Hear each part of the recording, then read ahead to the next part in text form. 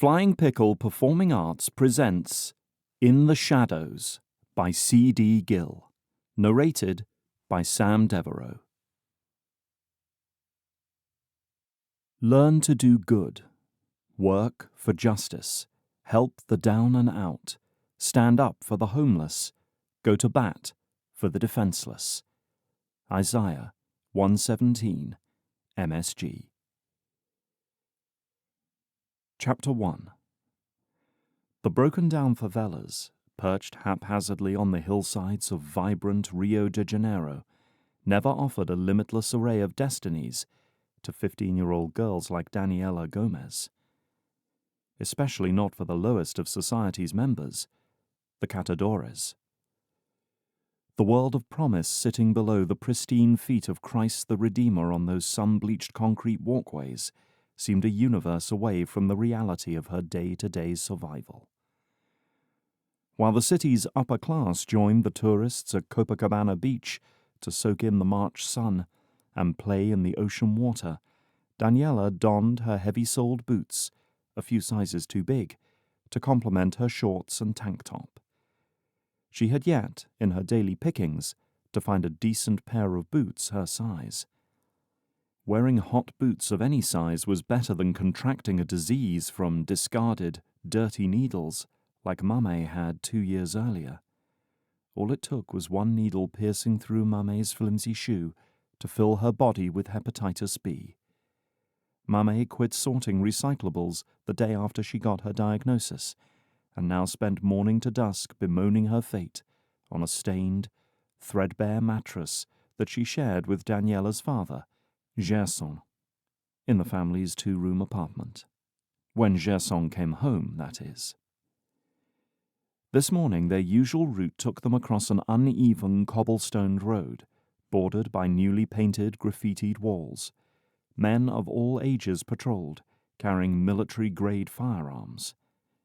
The business sector's green, orange, and blue walls portrayed a fun and carefree atmosphere. Outsiders either didn't know or chose to ignore the commonplace drug trafficking and constant corruption that tainted the streets, as often as rivers of blood carved paths through the dirt. Overhead cables sagged from window to window, weaving across alleys alongside clotheslines. Neighbors borrowed electricity from those who tapped into the paid electricity sources of the rich at the bottom of the hill. Brazilian flags and clothes of all sizes hung from posts and windows. They swayed in the occasional breeze that carried aromas from the bakery, taunting the pedestrians from 2 blocks away. It wasn't much, but it was home. As they walked to work, Daniela juggled and flipped the ever-present football at her feet. At the street corner, she bounced off Davi's outstretched arm, stopping without a sound. His face scrunched as his eyes stared into the sky. Distant shouts echoed off battered brick residences. Davi had an uncanny sense of danger, which Daniela no longer questioned. Correct or not, his caution was never self-centered. Davi peeked around the bullet-riddled cement wall. In her line of sight, stray dogs trotted through the streets looking for scraps. Old men on rusted bicycles carted obscenely large piles of wood behind them. Small children scampered around with cloth-strapped babies on their backs. All soldiered on, as if nothing were any different today than yesterday. There was a truth to the way they lived, and almost certainly a resignation. The only way to escape becoming a victim of fear was to avoid the open violence, to become immune. When Davi stepped into the intersection, Daniela followed, tucking her ball beneath her arm. A block away, a large crowd loitered outside the gated front entrance to a government building. They shouted and hurled whatever their hands could grasp at the building's soiled exterior. What now? As they approached the group, Daniela's boots snagged, plunging her forward. Davi grabbed her shoulder to keep her upright. Twisting to the side, she caught herself with her left hand in a puddle of brown goop. On her feet, she glanced behind her. A bag of trash lay in the street not far from another opened bag. In fact, Garbage littered the entire paved area around the protesters. Their angry feet smashed it into the road without a thought, as they shouted curses at government officials and their families, and chanted phrases like, "Stealing our jobs! Who are the thieves now?" and "Corrupt politicians are padding their own pockets while we can't eat." But 3 blocks down and 2 blocks over, the noise vanished. The hostility in the air dissipated like a cloud covering the sun. Entering the side gate of the waste management facility, they grabbed neon vests from a box and hurried inside. Cambridge sat in a broken chair nearby, sorting through a collection of books he'd salvaged already this morning. Mac, a grey-haired man with scars covering all of his visible skin, stood nearby, monologuing about the easier times when a legion of troops was at his disposal. Same stories every day. He hated his life, and he especially hated being a catador. Cambridge listened in silence to Mac. When he finished up his diatribe, Cambridge jumped in. "What are you grateful for today, Mac?" "Nothing. Not even the breath in my body." Mac spat through the toothless gaps. "Never seen you go to the doctor, Mac. I've known you 30 years. Not many people can say they haven't had a day of bad health in the past year, much less 30. Don't let good health be wasted on you." Mac snorted. Bad health would give me a day off of this hellhole. "You'd miss it." Cambridge waved to Davy and Daniela. Bah, Mac grumbled. He didn't like kids of any age, so Davy and Daniela were part of the lucky few Mac never complained to. Cambridge's life pursuit was very different to Mac. His book knowledge was free-flowing and meant to be shared. The books he saved from the landfills he lent to his reading friends in the favelas, so they could talk and learn together. "Did you have to detour today?" Cambridge called from his 3-legged chair as his fingertips soothed the ink-laden paper stacked on his lap. "No, but we probably should have. Why were there protesters throwing trash at the government building?" Davy asked. They donned their vests and followed Cambridge to the pile where they'd left off yesterday. "It's good news for us.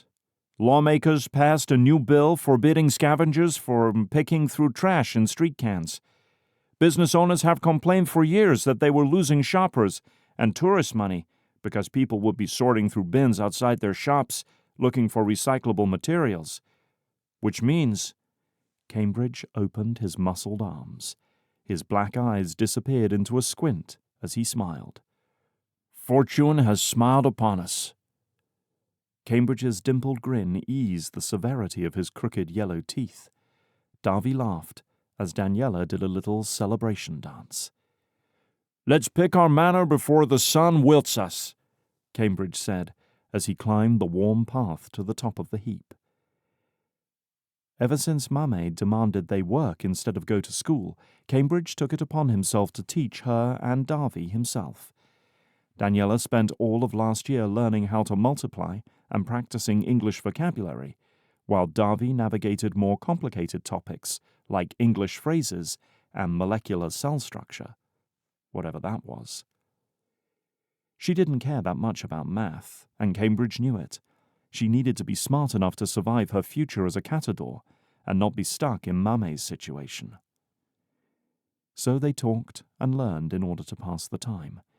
When Cambridge was positive he had imparted a sufficient amount of learning for the day, Davy and Cambridge discussed boring topics like politics, military strength, and men's sports, leaving her alone with her thoughts and dreams. Cambridge said knowledge chased away his darkness, and its hope empowered him. She believed him, because he lived out his hope. Mame hated Cambridge's perpetual sunshine. He had never let her wallow, which was why Daniela and Davy were drawn to him with a magnetic force all those years ago. "Life isn't worth living when you wake up feeling sorry for yourself every day," he said during a visit to Mame after she'd sputtered harsh words at him. Her venom seemed to slide off Cambridge like water off plastic. Daniela craved that kind of immunity. Davy called him de pelle grossa, thick-skinned. If knowledge and positivity could give her that gift, then she would stay a catador forever, simply to pick deposits from Cambridge's storehouse. As it was, criticism clung to her like the stench of decay, and gnawed at her spirit, no matter how much she tried to rid herself of it. She didn't begrudge others their privilege, though, because without it, she wouldn't survive. Without their obsession with perfection, her story would follow the path of so many of the helpless. The people who claimed that you can be anything never spent a lifetime filling their lungs with the rot-tainted air of a trash heap. They never competed with the thieves of the sky for food scraps, or swallowed mouthfuls of muddied water, praying to God it wasn't liquid deception. Somehow, even the soul reapers and garota de programa, call girls, counted themselves a class or two above the human ants. They didn't crawl over mounds of waste with the heat blazing like wildfire most days, and that made them better, in their eyes. They stopped to eat after 4 hours of sorting. Davy found an entire sack of unopened, unspoiled muffin packages. Even smashed, they were a treat. Davy stashed the rest in a woven potato sack near Cambridge's books, to be divided out later between them. Other catadors roamed the piles, but Daniela and Davy only shared their spoils with Cambridge, as he did for them. The others must have heard the good news, because laughter could be heard over the groans of the heavy machinery. Spontaneous songs broke out throughout the scorching afternoon. Usually, everyone would take a break for the hottest part of the day, but today was different. No one wanted to take this opportunity for granted, in case it turned out to be too good to last. Glean and sell, strong backs and empty pockets, a humble life lived with pride. Around dinner time, Cambridge sent them home with a book each, and their share of the scavenged food, which they ate as they walked. They stopped by their usual buyers to unload their day's finds and get paid. Then, with the money stashed in their boots, they ended their evening on the packed dirt they used for a football field. Daniela wiggled out of her boots and tucked her money in her bra. She was the only girl that played on this field each day. The others just came to watch. Though the women's football ban was lifted in 1979, girls still hadn't adopted the sport as easily as they had volleyball. Their loss. Nothing beat the feeling of cooling evening earth between your feet and a ball at your whim after a day in hot boots. A few smashed toes had inspired her to spend time perfecting her footwork, thus earning her the nickname Monstro Agile, light-footed monster. Every time she played, she pushed her tired body harder, to become stronger and faster and smarter, to see all angles. The boys had no mercy on her either. No one wanted the embarrassment of having been schooled by a girl.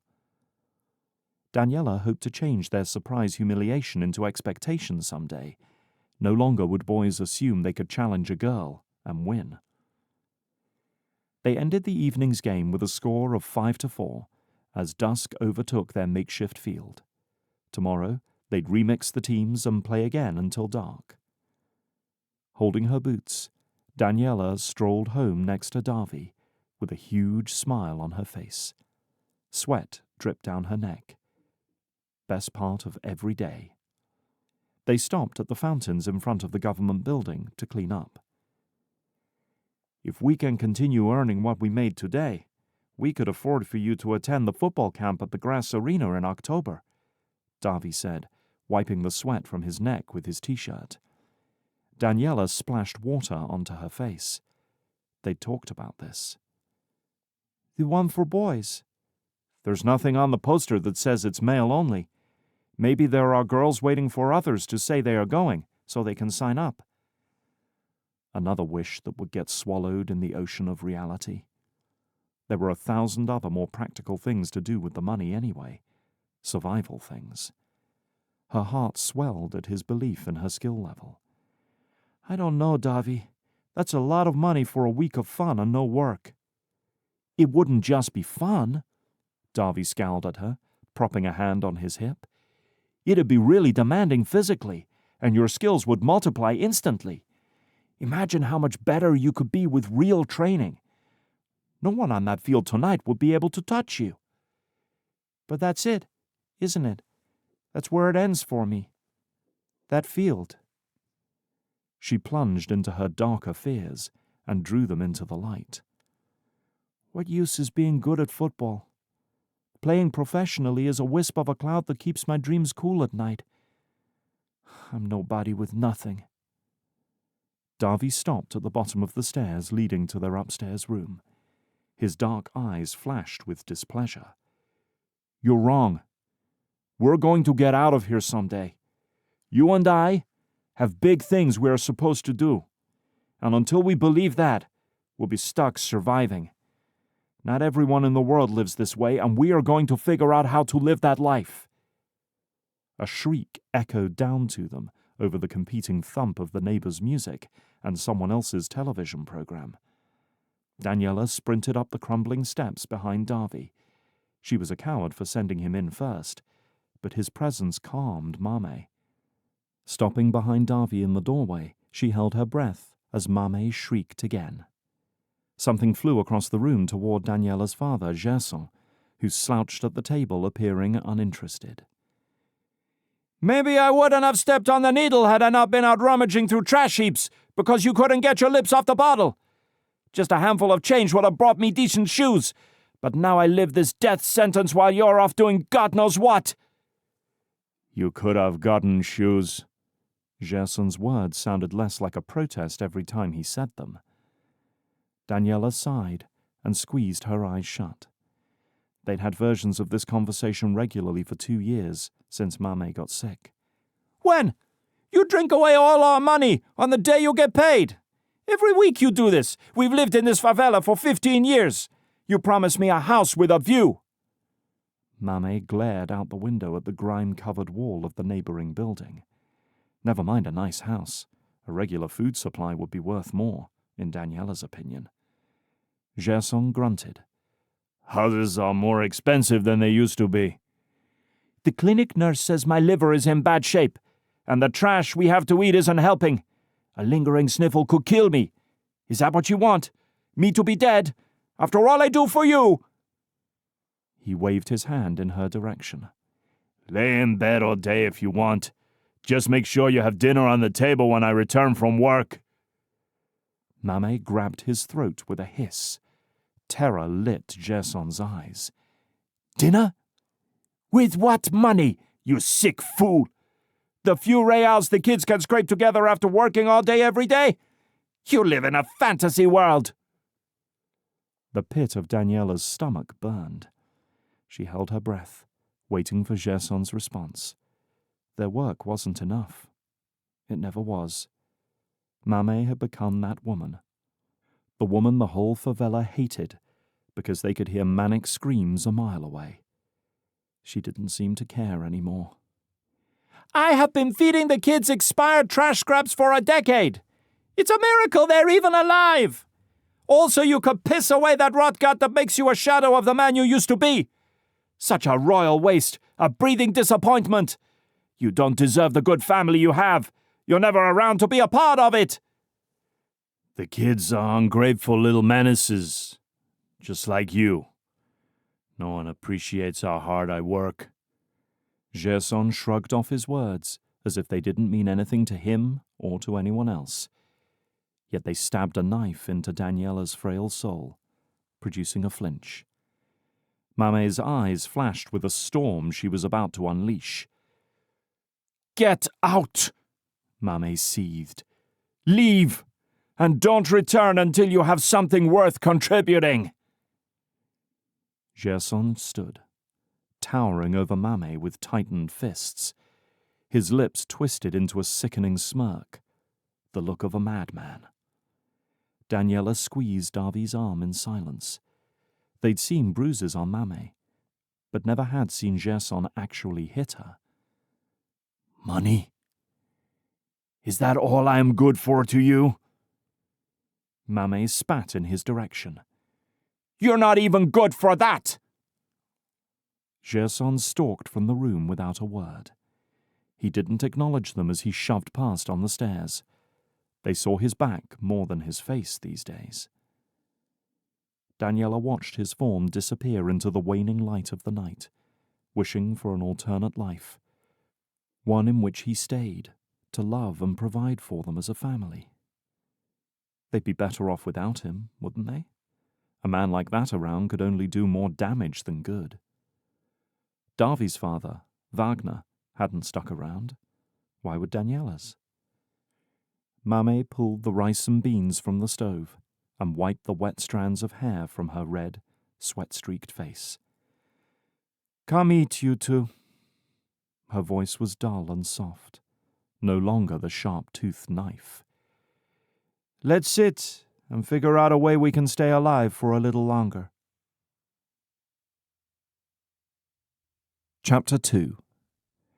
Ronaldo Cevere tugged his apartment door closed. Flimsy was too generous of a word to describe the lack of quality of his door. Locking up was only ceremonial in nature, an illusion that made him feel better after 28 years of caring. His habit made known his preference for privacy rather than a statement of wealth, which was ludicrous right outside the favelas. No one lived here if they had the money to live elsewhere. Unless that person had an impossibly strong motivating factor, as Ronaldo did. Ronaldo's morning routines followed the weather patterns. His sunshine days played out differently than his rainy days, which contrasted the cloudy days. Each change was structured to make his mornings equally as enjoyable by adding a defining element to the day, rather than bemoaning the unpredictable temperament of nature. Some habits, however, stayed the same day to day, like slipping into his favorite worn loafers before leaving his home and buying a newspaper from Sven at the corner stand for 25 reals. As usual, the paper told very little news of interest, and what it did say was politically correct, so as not to offend any one member of society with a statement of truth. God forbid someone have an opinion, but rather to reduce the population's expectations of the media's responsibilities. The stories evoked no happiness or sadness, but produced a sigh of long suffering in hopes the day would come that there would be a new story to feel deep in his soul. Instead, the papers squandered the valuable attention spans of the literate by dishing on the scum of the earth in one cheap piece of pulp and ink. He browsed the circular with an interest level garnered by the fact that he spent money to acquire it. The back page sported a lengthy column with names of local arrests and the related gangs. Police felt ambitious now and then, and raided a gang-controlled favela to give the unconcerned public and results-oriented politicians the illusion of taking control of what they never would tame without an all-out war. On a rare occasion, a politician's name would find its way onto the list of arrests, not because the leaders were above reproach, but because they paid to stay off the list, or the government tended to turn its head at the poor behavior of its own, always more forgiving to insiders than anyone else. That was a particular brand of favoritism that was far too common: gross corruption. 2 blocks down and 10 over, he dropped his paper next to a sleeping homeless man lying in a doorway with threadbare blankets covering his filthy body. It was Ronaldo's attempt at offering the paper the chance to do some good in the world, while doing some good himself. The man would use it to light a fire later if he could manage to sneak a light off someone. The man left the homeless shelter a block over in the early morning hours in order to sleep on the doorstep with his bowl out for change. Annoyance poked into the contentment of the sunny morning routine.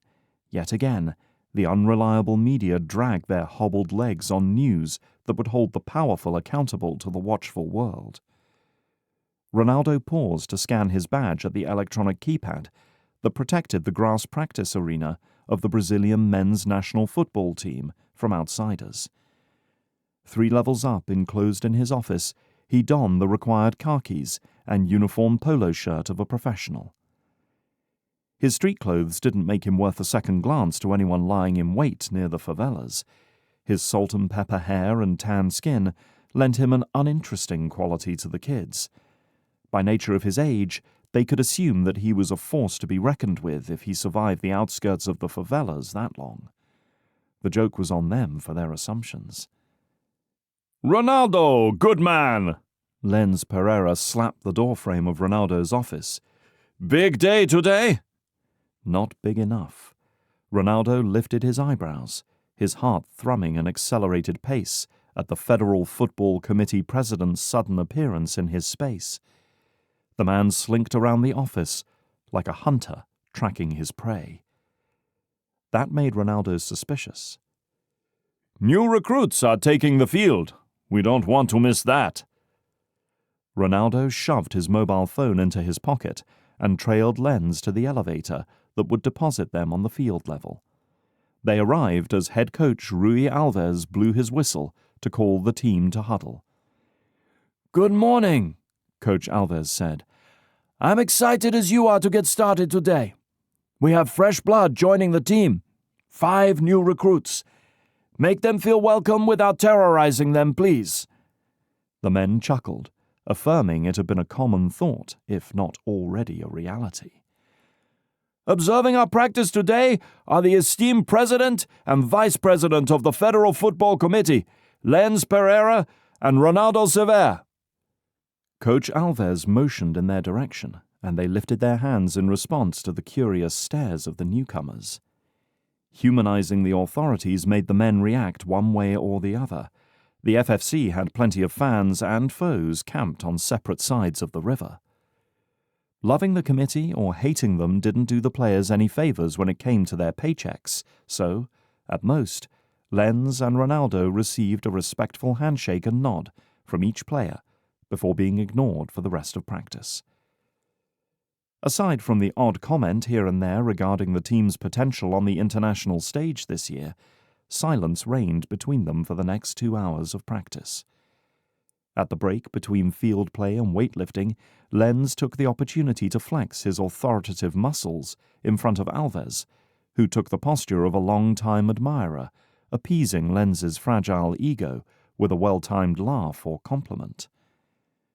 Ronaldo excused himself to find solace in the arms of his desk chair, where he buried himself in work until his computer chimed with a reminder of the evening's healthcare fundraising event. After calling for a driving service to pick him up, he slid into his tuxedo and shiny black shoes that he kept hanging in a garment bag on the back side of his office door.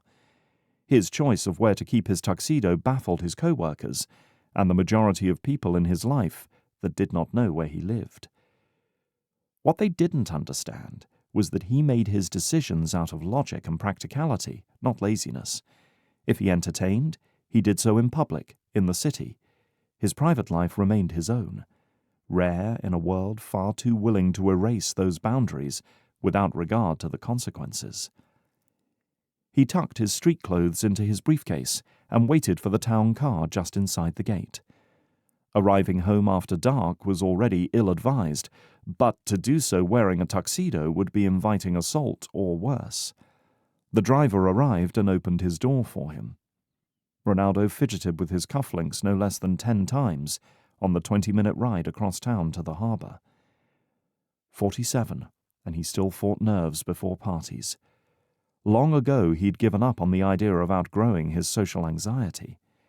Even now, he could hear his sister Mariana laughing at his jitters as she straightened his bow tie. She'd been gone for 20-odd years, and the heaviness of her violent death still weighed on his heart. The sharp pangs of grief had dulled to the ache of nostalgia and sadness long ago. Good memories disappeared faster than time, but the horror and shock of that night never left him. Harbourside, he exited the car onto the short red carpet the host charity, Saving Grace, laid out for the evening. An ocean breeze tousled his jacket, bringing with it a fresh inhale of beach scents and salt water. The tension fell from his shoulders. The ocean would always be there for his escape. Elegant music, accompanied by polite laughter, floated out the front door that was framed with little white lights. The party only started at this level of calm.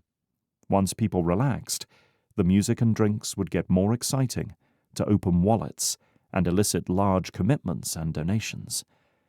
Brazilians knew how to party. There would be no shortage of food, dancing, and drinks.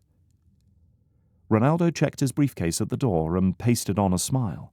This, as so much of what he did, was for Mariana. It had been her favorite charity.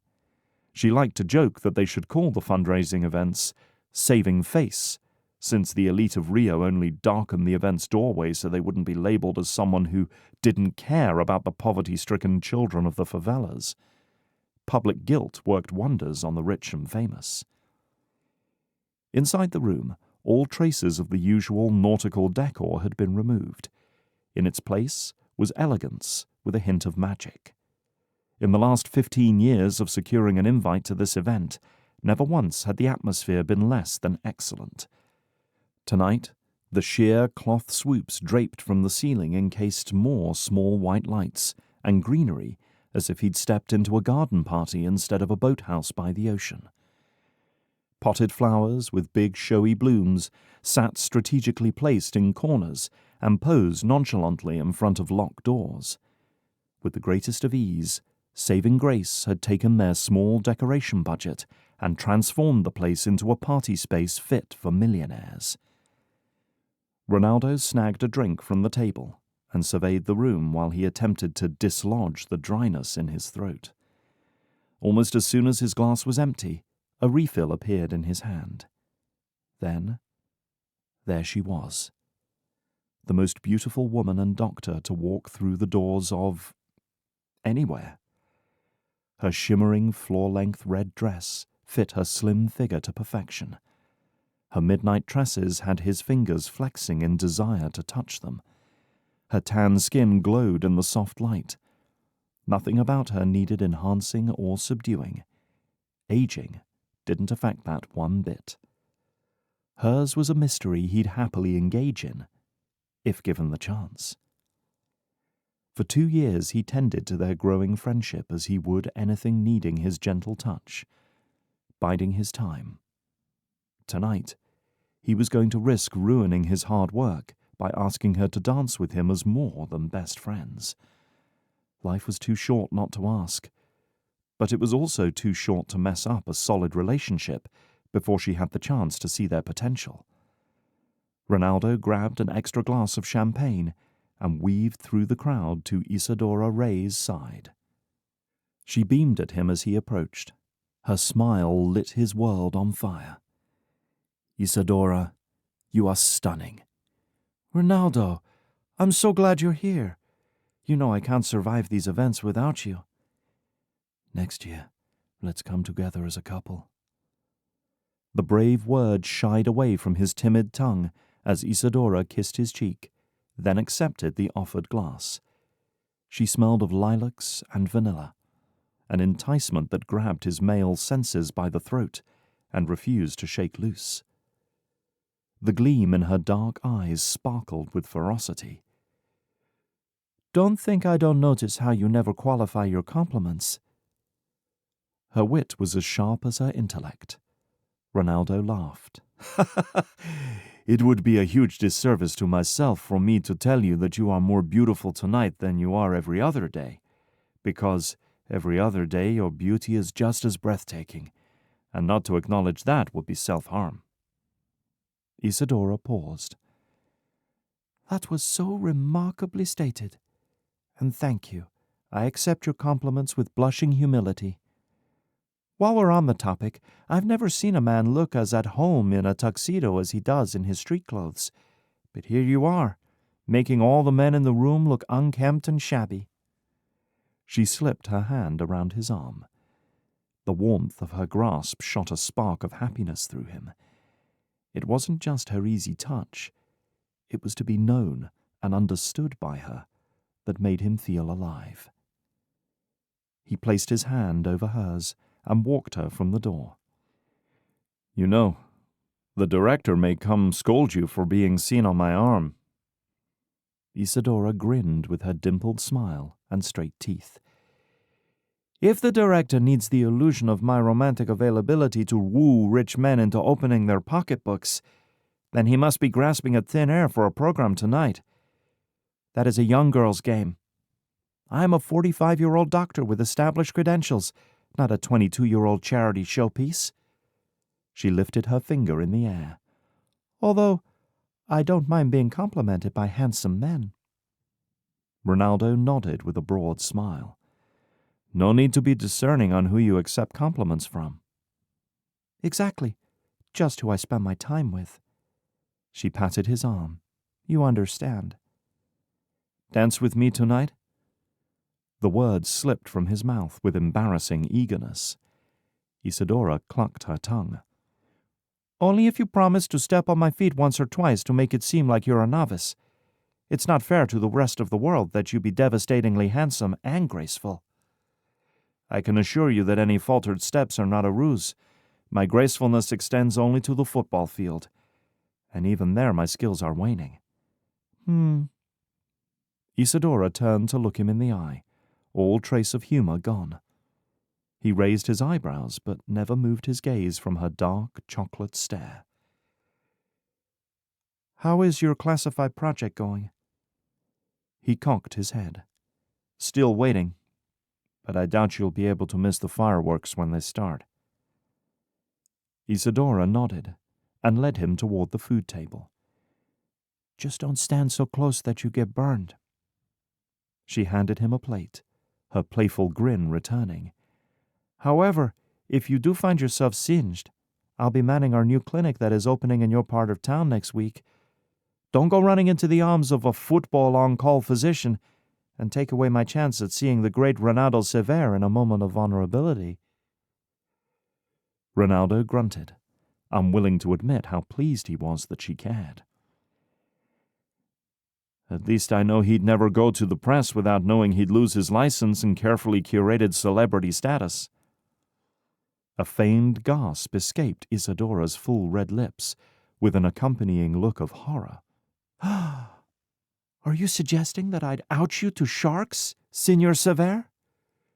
The very beasts who launch at me for practicing medicine in charity clinics? No, they don't deserve to snack on you. Isadora leaned in close to whisper in his ear. I am your biggest fan, Ronaldo. Don't ever forget that what you do to rid this world of corruption and promote health among poor women and children makes all of our lives better. She stepped away to load her plate with appetizers. Here was a woman not afraid to eat in public. Her confidence thrilled him. Once they left the serving table, she sauntered onto the deck, overlooking the water, and he followed. God help him, but he would always follow if she walked away. The waves competed with the increasing volume of the party.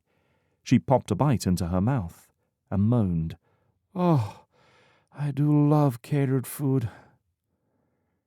Ronaldo stared at the water, envious of its ability to move past any obstacle in its way without great difficulty. It knew the secret to winning: unrelenting, unapologetic persistence. The same dynamic necessary to win a woman's love. He waited until they'd finished their plates and held out his hand. Ready to dance? She clutched his hand, and they didn't leave the dance floor all night, except to eat dinner and watch the program together. As the night ended with a slow song, she leaned her cool cheek against his heated one.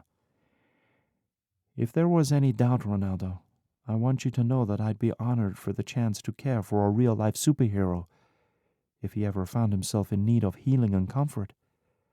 I take trust very seriously. He tugged Isadora closer, although there wasn't any daylight between their swaying forms. His hands cupped her waist as she buried his nose into her flower-scented hair. If I ever meet a superhero, I will send him your way. But in the meantime, I hope I'll be a good stand-in. I think you'll do just fine, Isadora whispered.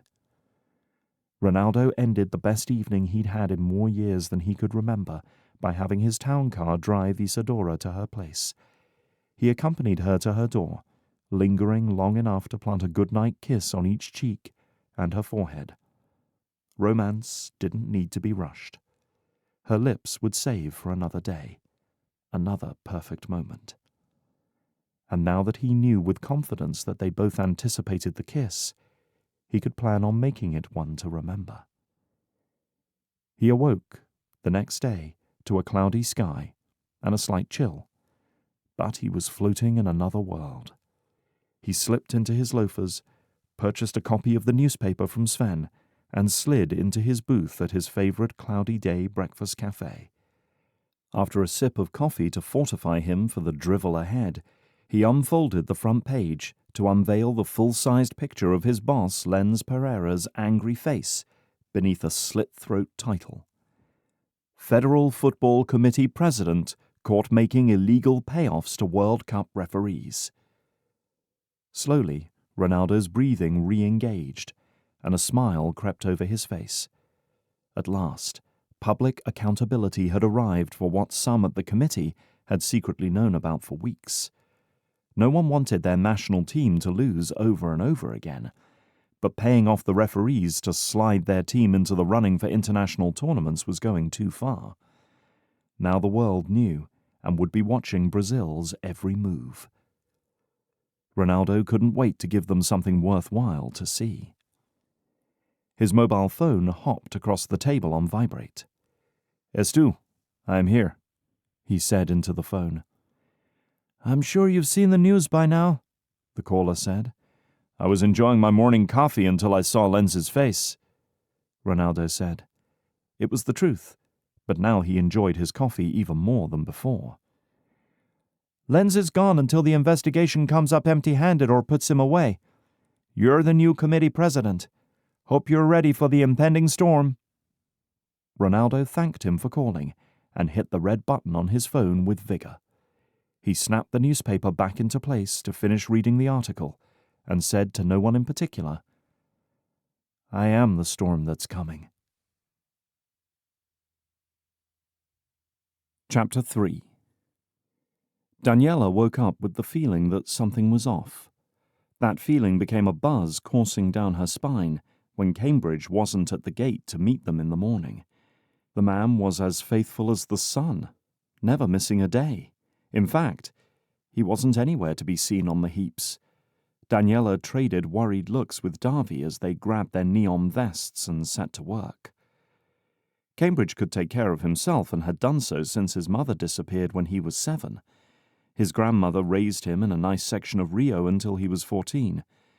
While she gave him the best she had, hers were the feeble efforts of an aging woman whose body and mind were not meant to sustain a young one. When his grandma died, Cambridge's aunt and uncle inherited her money, and Cambridge. The money was welcomed with open and eager hands. Cambridge was not.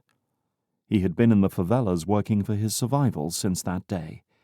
His teen years were one of the main reasons he was so concerned with Davy and Daniela's education. Daniela and Davy worked side by side, combing the hills for metals, plastics, and glass. They hadn't slowed their pace since that first day and had seen a remarkable income difference because of it, along with an increase in recyclables to gather. By no means were they making close to minimum wage, but the money allowed them to purchase a fresh pineapple and some vegetables for dinner at the local market 2 nights after Gerson left. Mame's eyes were round as footballs, pulling her briefly from her despondence. She couldn't believe they'd found a pineapple in the dump with no rot at all. Not one bad spot, no bugs, she had muttered over and over again. Daniela and Davy grinned, but had agreed not to tell Mame the details yet. The secrecy was Cambridge's idea. Admitting their good fortune would jinx them and bring in more workers who were suddenly willing to be seen as one of the shunned catadors in order to survive. A small influx of treasure hunters came anyway. They weren't familiar with the layout and how things worked, so they gathered at a strict disadvantage. The rest of the catadors didn't take to the newcomers, the temporary impostors, so no one felt much of a need to teach them anything except to stay out of the catador's way. To the newcomers' credit, They did keep to themselves, but with whining and loud complaining about the smell and the heat. Soon enough they would find out which water streams were drinkable and which were runoff from the mounds. After making that mistake, they'd never make it again. The thought brought a smirk to Daniela's face. Theirs wasn't a world where everyone survived, nor was the job as simple as everyone thought. With the little formal education that catadors received, people assumed they were ignorant and unskilled. Very few knew the skill it took to sort through tons of waste each day with a practiced eye, never bothering with imitation items that wouldn't bring a high value. Daniela wiped her forehead on the bottom of her tank top, but didn't rest. She hummed a song to push the worry away. When she stopped to take a breath, a bird whistle sounded twice in the distance. Davi's head popped up. He looked around and lifted his bag in acknowledgement. "Cambridge!" They picked their way down the hill, stopping every little bit to snag something for their collection. Off to the side of the gate, Cambridge organized his newest book editions in size order. Davi and Daniela crouched to sort through their bags as they waited for Cambridge to tell them why he whistled. "Just had a meeting with the facility managers," Cambridge said in a low voice.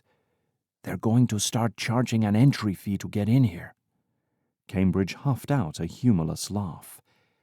"Pay? To get in here?" Davi stopped sorting. "Who would do that?" Cambridge motioned to the rest of the grounds, where catadors and trash hunters crawled over the heaps. "Newcomers over the past 2 weeks have inspired some ideas for revenue changes, apparently. With the new law in place, they see it less as doing us a favor and more of an opportunity for them to make money where they haven't before. If all these people know is trash, then they have no chance to decline the entrance fee. Businesses aren't leaping at the chance to hire catadors these days." Daniela finished and propped her hands on her hips. "So, what do we do? Pay the fee? Find another way to make money?" Davi shot her a glare. He assumed any time she mentioned another job that she was referring to what some of the other favela girls did to survive. No way was she going to be offering her body as a good. Davi would work without sleeping, so that wouldn't happen. "Well, I had a couple ideas." Cambridge tilted his hat and glanced at the sky. "We have about a week for the fees to take effect." "We could boycott," Davi said. "Could, but that hurts us worse than it does them. That's why the trash hunters threw a tantrum at the government building. We need options before we boycott, as well as a mountain-sized miracle." Cambridge scratched his head and looked off into the distance. "We need to canvass the area to find sources that will pay more for our goods. Then, once we have a good list of buyers, we need to find ways to extract the recyclables from their trash bins before they hit the facility." Davi cringed. "And with the trash hunting laws, that would be almost impossible." "Might be," Cambridge shrugged. "Or we need to be more respectful than the trash hunters. We ask business owners politely, clean up after ourselves, and be discreet. We make friends with janitors, back-end restaurant help, and garbage truck workers. Anyone and everyone with access to trash we talk to. At the end of the week, we make our decision. Do we stay on and pay the fee in hopes that we can earn back the money spent? Or do we boycott their greediness? No need for the rich to get richer and the poor to get poorer." "When do we have time to do that? If we're working all day until late, every storefront is closed. Not to mention we come in early before stores are open." Davi motioned for Cambridge and Daniela to follow him. "It's wasted time, Cambridge. We have an opportunity right now, and for the next week to gather as much as we possibly can. I say we use it to work around-the-clock shifts, especially while the others go home." He snapped his fingers. "We talk to our buyers as we sell them and let them know what's going on. If they're on our side, then maybe they can put pressure on the facility. No cheap resources for them means raising their prices, which could result in less business." Cambridge tapped his forehead and winked.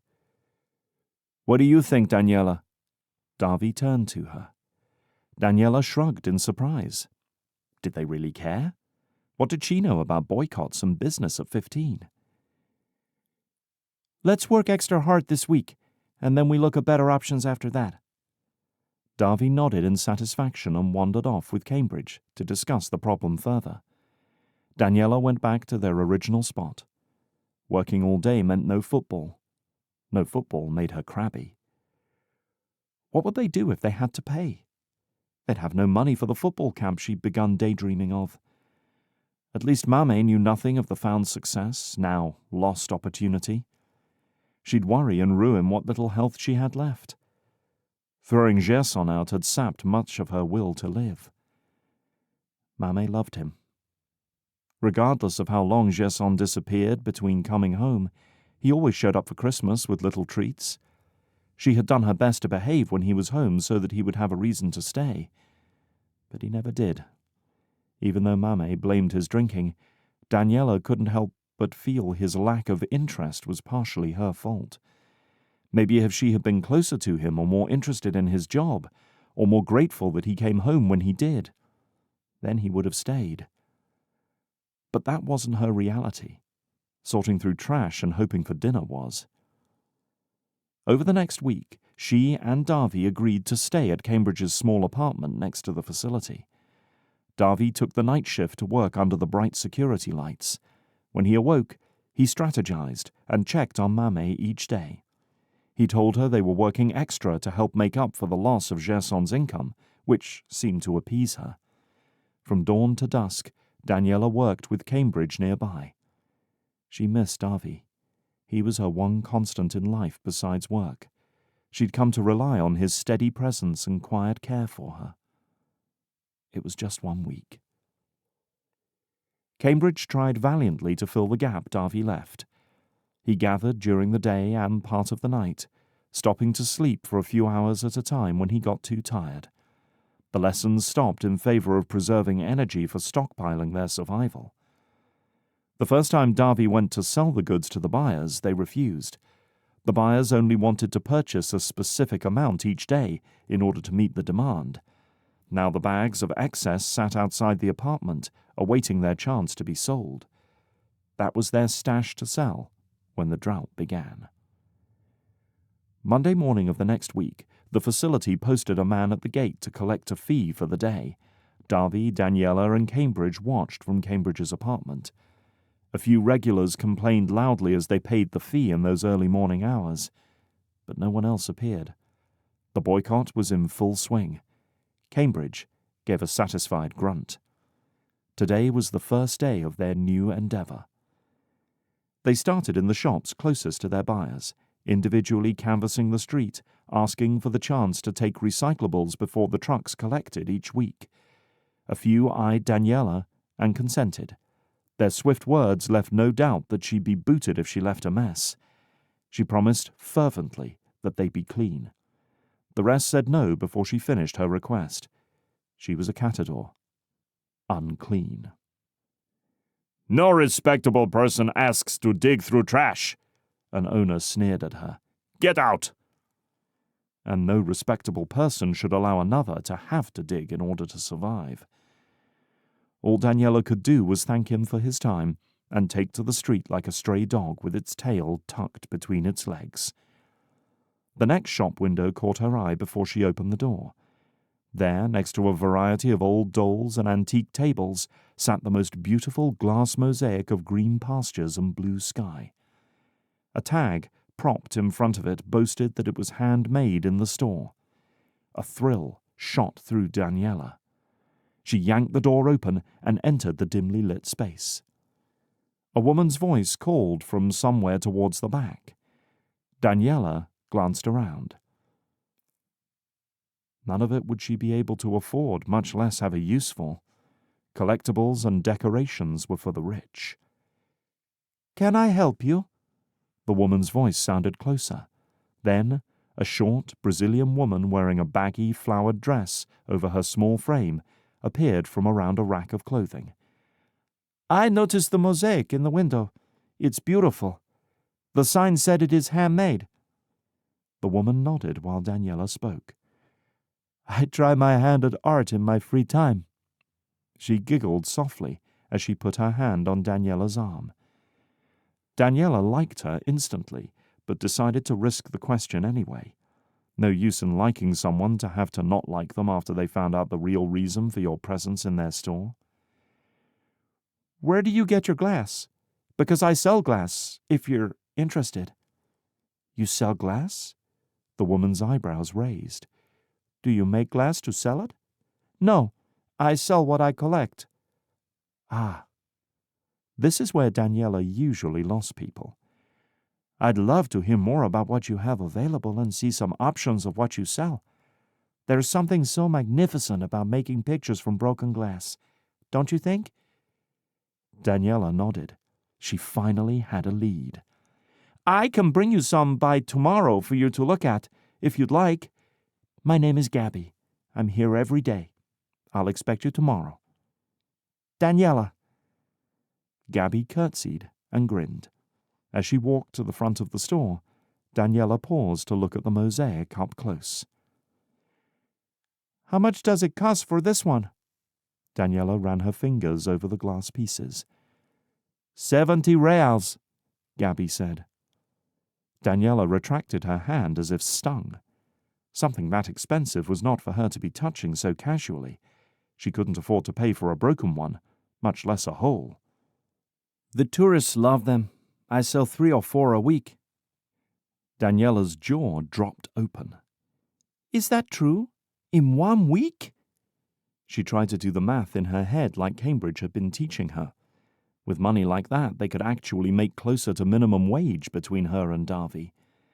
Gabby grinned. "It helps when you have beautiful glass to use. Come back tomorrow with some for me." Daniela nodded and waved as she exited onto the street. Cambridge strode toward her from further down the street. Daniela ran to him. "Where's Davy?" Cambridge's brow furrowed. He grabbed her shoulders. "He will be out in a minute. Is everything okay? Did someone hurt you?" Cambridge scanned her arms and hands. She pulled away from him as Davy came out of a store shaking his head. "Davy!" Davy's reaction was the same as Cambridge's, moment of panic. She waved away his concern. "Come with me!" She gripped his hand and tugged him towards Gabby's store window. Cambridge stayed beside them. Daniela stopped and motioned at the window. "What do you see?" Davy stared with his mouth open. "Old furniture? Overpriced items that no one needs, especially not us." He shook his head. "Daniela, what?" "That mosaic is made of glass pieces." "Yes, and it's beautiful," Davy said with a shrug. Daniela pulled him away from the store so Gabby wouldn't see or hear them from inside. "The store owner makes them by hand. Guess how much she sells them for?"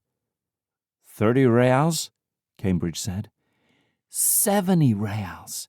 She sells 3 or 4 a week. Daniela paused. "That's 280 reals a week and 11.20 a month," Cambridge said. Air whistled through his teeth. Davy stared at his feet as he walked. Daniela wanted to smack his arm and tell him to think out loud.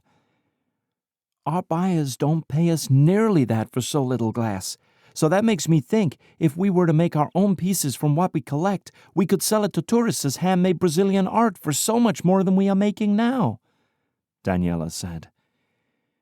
"It's unlikely that would work," Davy said. Daniela couldn't tell if his pessimism was born from logic or a distrust of good in the world. "But if it does, then we'll be so much better off than we were before." Why didn't he want to try it? She planted herself in front of him and grabbed his arms. "Listen to me, Davy. This is worth a try. At the end of our supply, we have nothing, right?" Davy blinked at her. Anger boiled inside her throat at his silence. She shook his arms. "Right? We have nothing." At that, he pursed his lips, then sighed. "Nothing." Her heart sank at the ripe dejection in his answer. He worked so hard for her and Mammy. She wrapped her arms around his shoulders and tucked her chin into his neck. I'm so sorry, Davi. I didn't mean it like that. Davi hugged her back. We'll try it. Just a few pieces to see how it works. Daniela nodded. She would find a way to make it work. If it worked for Gabby, it had to work for people like them. But then again, that's not usually how things happened in their world. Chapter 4.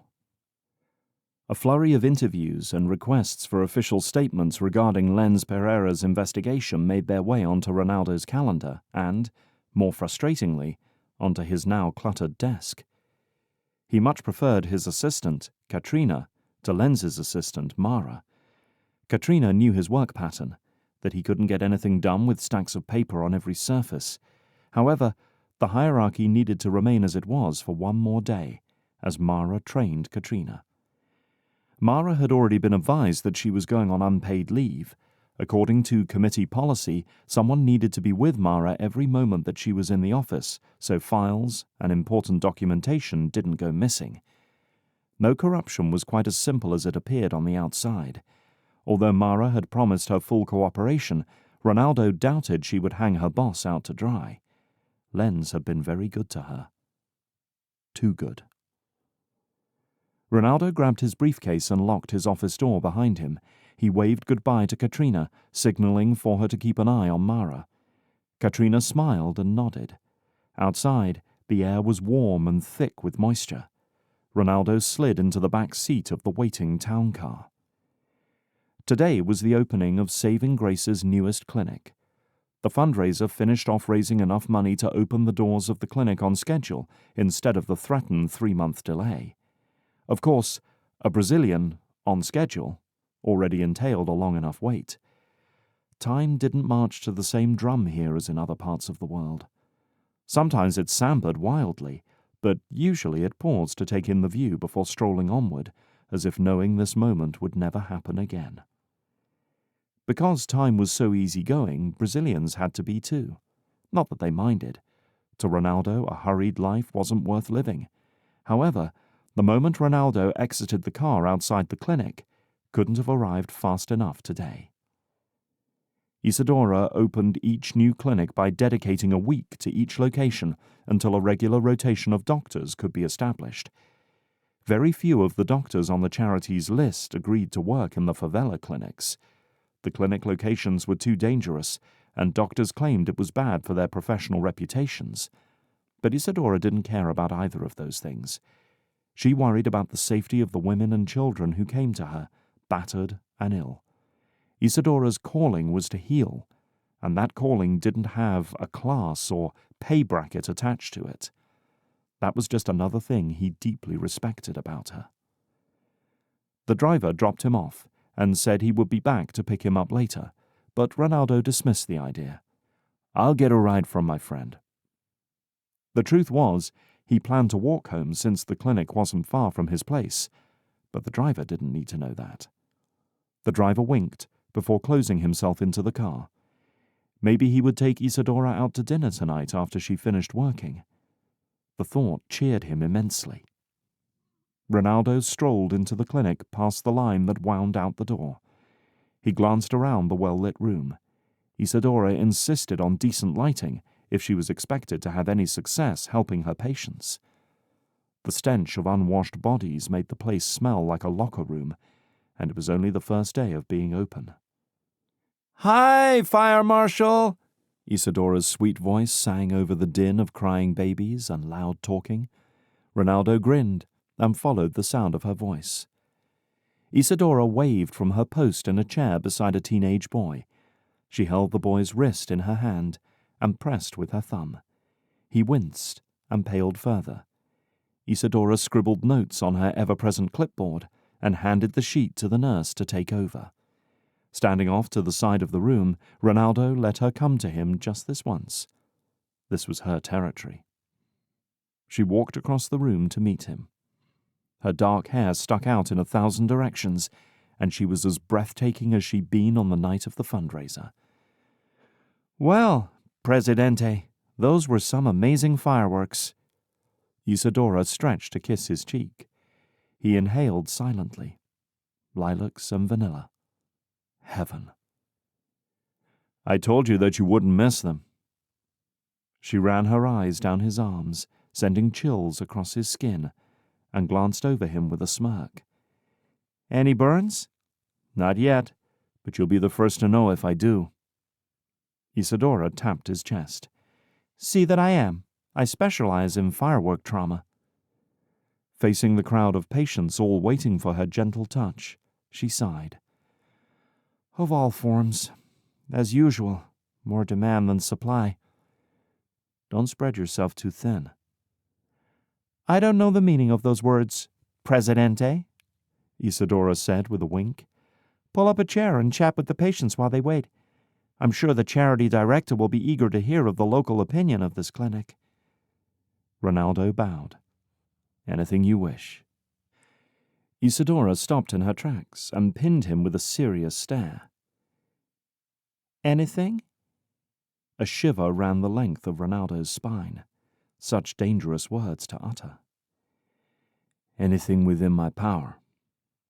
She paused as she reflected on those words, then tilted her head. I'll keep that in mind. The control she weaved over him commanded full use of his faculties. What was going on in that gorgeous head of hers when she said something like that? Could she see the sincerity in his eyes? He sighed as he debated whom he would talk to first. The director would have to wait on getting the local opinions on the clinic. He had more important things to talk about. Ronaldo grabbed a chair and set it between two patient chairs. Both were teenage girls waiting to see Isadora. Good afternoon, ladies. It's a beautiful day to be sitting in a chair, isn't it? Their wary eyes turned toward him, and then to each other. They giggled, and he was in. So, do you ladies play football? The girl on his left nodded. The one on his right shrugged. I need opinions from professional teenagers. You two look to be just that. Are you willing to give me those for free, or must I give you candy as payment? Ronaldo extracted 2 lollipops from his briefcase and held them out to the girls, not at all ashamed that he'd resorted to bribery before he had asked his questions. They giggled again and took the treat. Okay, you first. Ronaldo turned to the girl on his right, who had shrugged. Would you try out for an all-girls football team for teen girls your age? The girl was hesitant. I'm not very good, so probably not. I just like to play for fun. I don't get to play like the boys do. His heart hurt for her, but they were the words he had expected. When it came to leisure time and sports, girls didn't get the same privileges the boys had. But that was going to change someday, and Ronaldo wanted to be on the front lines of that fight. Not just for these girls, but for every single girl who never got the chance to pursue her love of a sport, or her love of anything, because of the social expectations set on her. This was for the girls like his sister, Mariana, who wouldn't have been in the wrong place if she had been allowed to play football like she really wanted. Turning to his left, he said, "What about you? Would you try out for a team if there were tryouts nearby?" She nodded, her eyes shining. That would be a lot of fun. Then I wouldn't have to keep playing with the boys. It'd be nice to have other girls to play with. "What position would you play?" Ronaldo asked. Front left or front center, she answered without hesitation, a clear sign that she knew her place on the field. Ronaldo loved her confidence. Here was a girl who had never been on a formal football team in her life, yet she knew where she fit in the scheme of the game. He could only imagine how many other girls felt the same way. Ronaldo stayed and chatted with both girls for a few minutes until a nurse interrupted them. Excusing himself from the teens, he found a mother with a young daughter sitting nearby. "May, welcome to the clinic," Ronaldo said as he sat on a bench beside her. She nodded her thanks and grabbed the hands of the child on her lap to keep her from scratching herself. Distrust shone clear in her brown eyes as she adjusted the child on her lap. This was a woman not used to trusting strange men. Her story couldn't be an easy one to hear, The child, however, had no such reservations and stared at him with open curiosity. Dark curls framed her dirt-smudged cheeks that had dimples for good measure. He extended 2 lollipops to the mother, unable to ask about her opinion of girls' football right off. It seemed too trite when she wore such pain in her eyes. Something about her distrust made him feel as if he could hurt her further by simply asking about the sport. "What do you think of the new clinic?" "It's close to where we live, and very nice." Ronaldo smiled. "Dr. Ray is the best doctor around. She really, really loves children. So I think you'll like her." The woman didn't return his smile. "I don't mean to be rude, but she doesn't need to like children for me to like her. I need her to tell us how to feel better so my children don't have to live on the streets with no one to care for them." "How old are your children?" "Tanara is 15. Kim is 8. And this is Eliana. She is 3. "What do they like to do?" The woman's lips quirked upward. Kim and Eliana play with their friends, and all the children follow Tanara around the neighborhood while the parents work. She thinks she'll be a teacher someday." She huffed, as if it were impossible.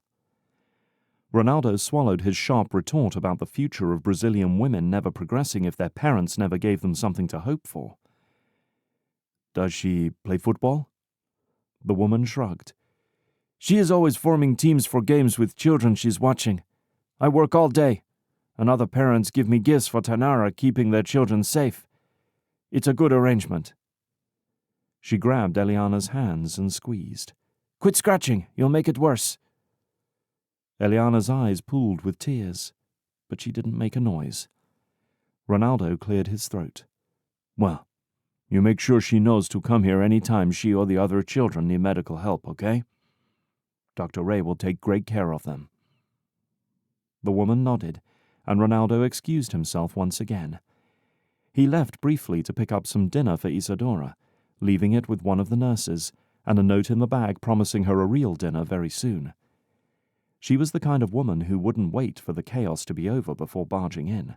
Her preference was to be right in the middle of it, to his great relief, because he had chaos in spades at the moment. A plan forming in his mind solidified into place as he strolled home. It was 3 parts insanity and 2 parts genius, if he could pull it off. If he couldn't, it was 100% a failed government-attempted program. All night, Ronaldo mulled over the idea. Back and forth he went, revisiting the plan from every angle he could conjure. The next morning, he was in his office waiting when Katrina came in for the day. She did a double take at him in his chair and leaned against his doorway. "How long have you been here?" "Early. Couldn't sleep. We have a lot to do, Katrina." She nodded as if she understood, but she didn't. Not yet. "I have an idea forming that I need budgetary numbers for. Do you have those on hand?" Her eyebrows rose, but she disappeared. The words couldn't have been that far off from what Lenz had spoken to Mara before he took her down the bumpy path to corruption. No doubt Katrina worried about his motives. She laid the sheets of paper in front of him. "I went over these with Mara yesterday before she left. This should be the balance of the books." "Good, good," Ronaldo murmured, running his fingers down the columns. "There. That might be enough." "Katrina, I'd like to visit the potential of creating a new revenue stream, but it is also going to require reworking our infrastructure a bit. Now, this is going to take a lot of energy, especially on my part, but—" He left her hanging to see how invested she was in what he said. Big change after exposed corruption wasn't always the best strategy. That he knew. Katrina leaned forward in her seat. He continued. "I want to create a league of FCC-sanctioned girls' football teams that feed into our national women's football team." Katrina scribbled on the notepad in her lap. Her writing seemed to last longer than what he'd actually said. "I'll donate my time to get a team started. We can charge fees for existing teams to join the league, and we'll need organizers. However, I want this to include all girls. So with that in mind, I'd like to set aside money in the budget for scholarships for girls from the favelas." To Katrina's credit, she didn't flinch, but stayed quiet, which made him highly suspicious of where her mind was taking this. He cleared his throat. "But first, I want to run a football camp for a week in 2 or 3 different favelas to give the girls there more of a foundation than they have. Most of them probably wouldn't have a prayer of competing against someone who had been playing their whole life, and their parents could afford to put them in a football league." The only answer was the gliding of Katrina's pen against paper. When she stopped writing, he opened his hands, willing her to say something. "When would you like to start the camp?" Katrina asked. "The advertising should get started before school starts again in February. We can advertise the favela camps for a week or 2, then hold our first camp in February, and then have tryouts the first part of March for the league." "Senor, do you think you can get budgetary approval for scholarships by these girls by then?"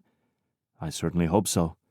We have an abundance of funds for the men's team, and every scholarship we have goes towards them.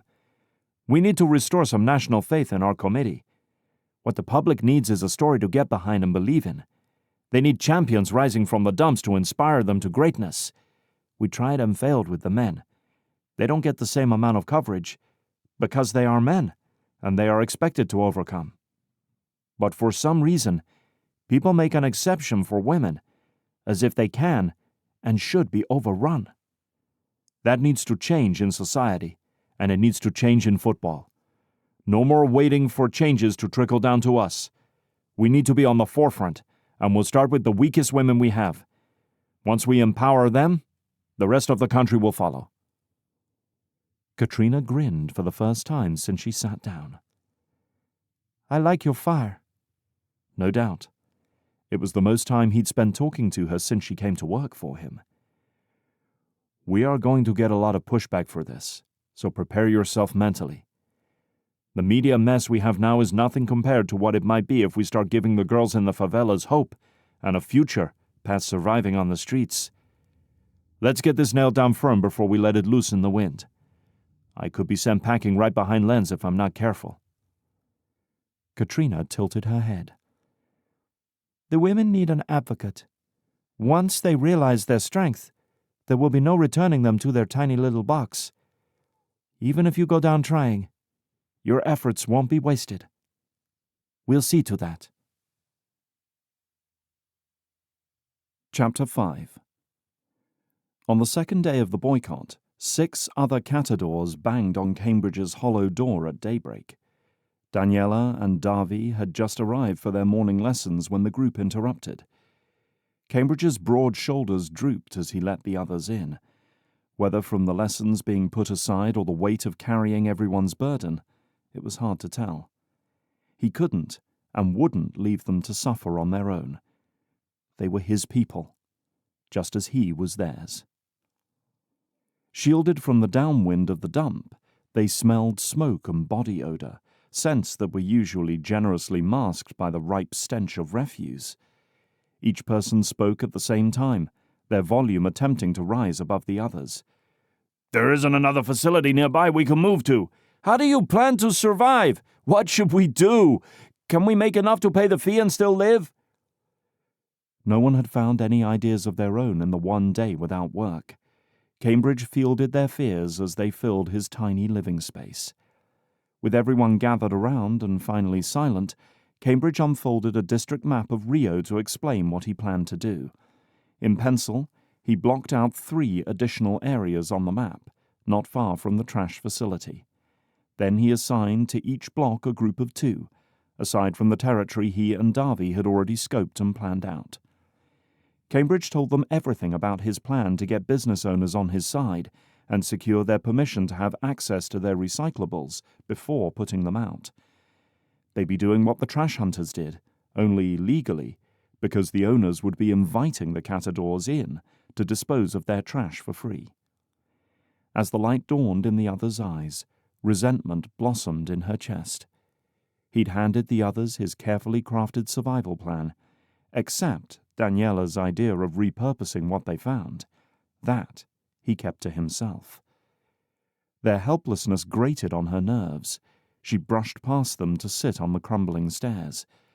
Couldn't they for once do something for themselves?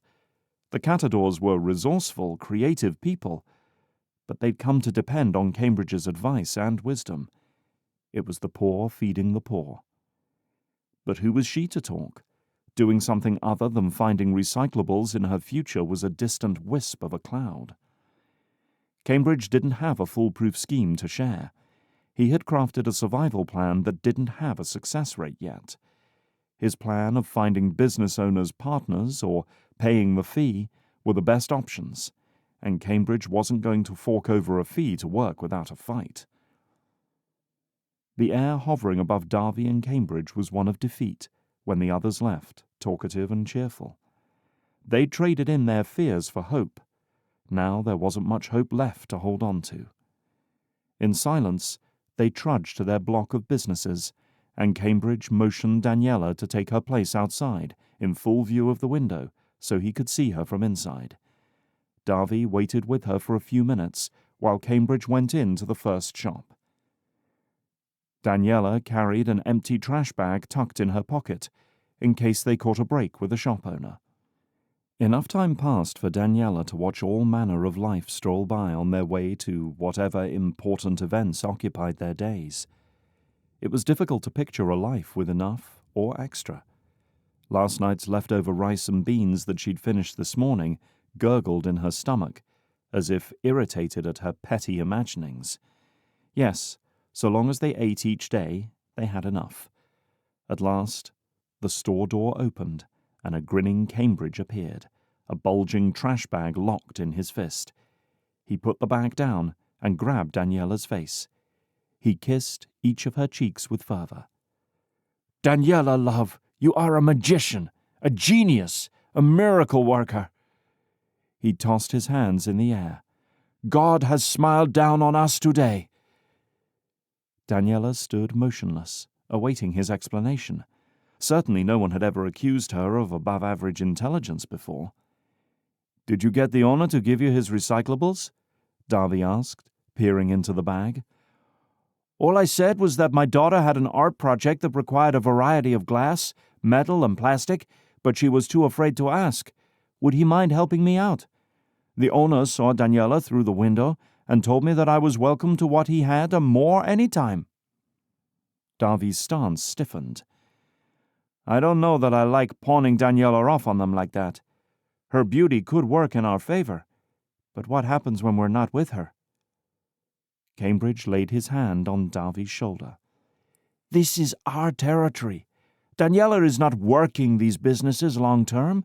Now, if she comes along while we talk to them, then we can make use of her presence. We both know that she'd be better off not coming here by herself. Okay?" "What?" Daniela stepped closer. "What do you mean I'm not working these businesses long term? What are you not telling me?" Now it was Cambridge's turn to look uneasy. "We had a couple different ideas for what you could do until you're old enough. But Darby and I both agree that leaving you to wander around these districts by yourself is dangerous." She huffed. They'd planned her future for her without telling her. "And those ideas are?" Darby motioned for them to walk. "We think you should develop a better relationship with that lady you met yesterday. She could teach you a few things about art. Sell her your glass, but then take the opportunity to learn from her. She's an intelligent businesswoman. If she doesn't hire you, she may teach you more than Mame ever could." Her heart dropped. "You want me to take girl lessons from this woman?" It wasn't a terrible idea, but it did feel as if they were ganging up on her, since the suggestion came from both men at the same time. "Yes and no," Darby said, his hand landing on her shoulder. "We want you to learn from her, so you can pass the information on to us. By nature of her being a female, Cambridge and I thought she might be a safe place to start. She's a business owner. She knows what sells to the tourists. Since you are young and female, you can ask her questions without her getting suspicious. Watch what she does to make her art, and tell us. Maybe we never sell our art at her storefront, but we will have gotten ideas from someone who uses recycled materials to make art every day." "So, what about the girl stuff?" Daniela crossed her arms. Darvy's brown cheeks tinted pink as he shrugged. "All I'm asking is that you take some time to observe her and see if she's a nice person who might help us. If she's not, we'll move on. If she is, then maybe she can be your friend." "How do you know she's not dangerous?" Daniela asked. "I asked about her. They say she was a nun." Cambridge shrugged. The glint in his eyes revealed the depth of his knowledge. Cambridge didn't participate in half measures. He had no use for a life like that. Daniela kicked her toes into the ground. She hated that they were probably right. "Nuns can be dangerous. Cambridge, you read everything you get your hands on. This one isn't. She's devoted to her love of God and her work. She caught a boy stealing from her last year, and instead of turning him over to the police, she let him keep the item as long as he worked for her a couple hours a day for a week. Daniela, she's a decent person." Of course, Darby would never let her walk into a situation with unknowns. Daniela let out a frustrated grunt. If she didn't know any better, she'd think they'd orchestrated this whole fee-paying business so they could get out of the heaps and into the streets. They seemed to know everything, and nothing she said could shake them.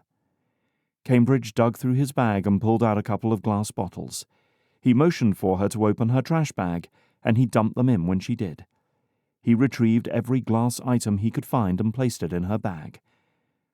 "Let's go sell some glass, and see if she'll let you stick around for a bit while Davy and I talk to others." "I don't need a babysitter," Daniela grumbled as they trudged towards Gabby's shop.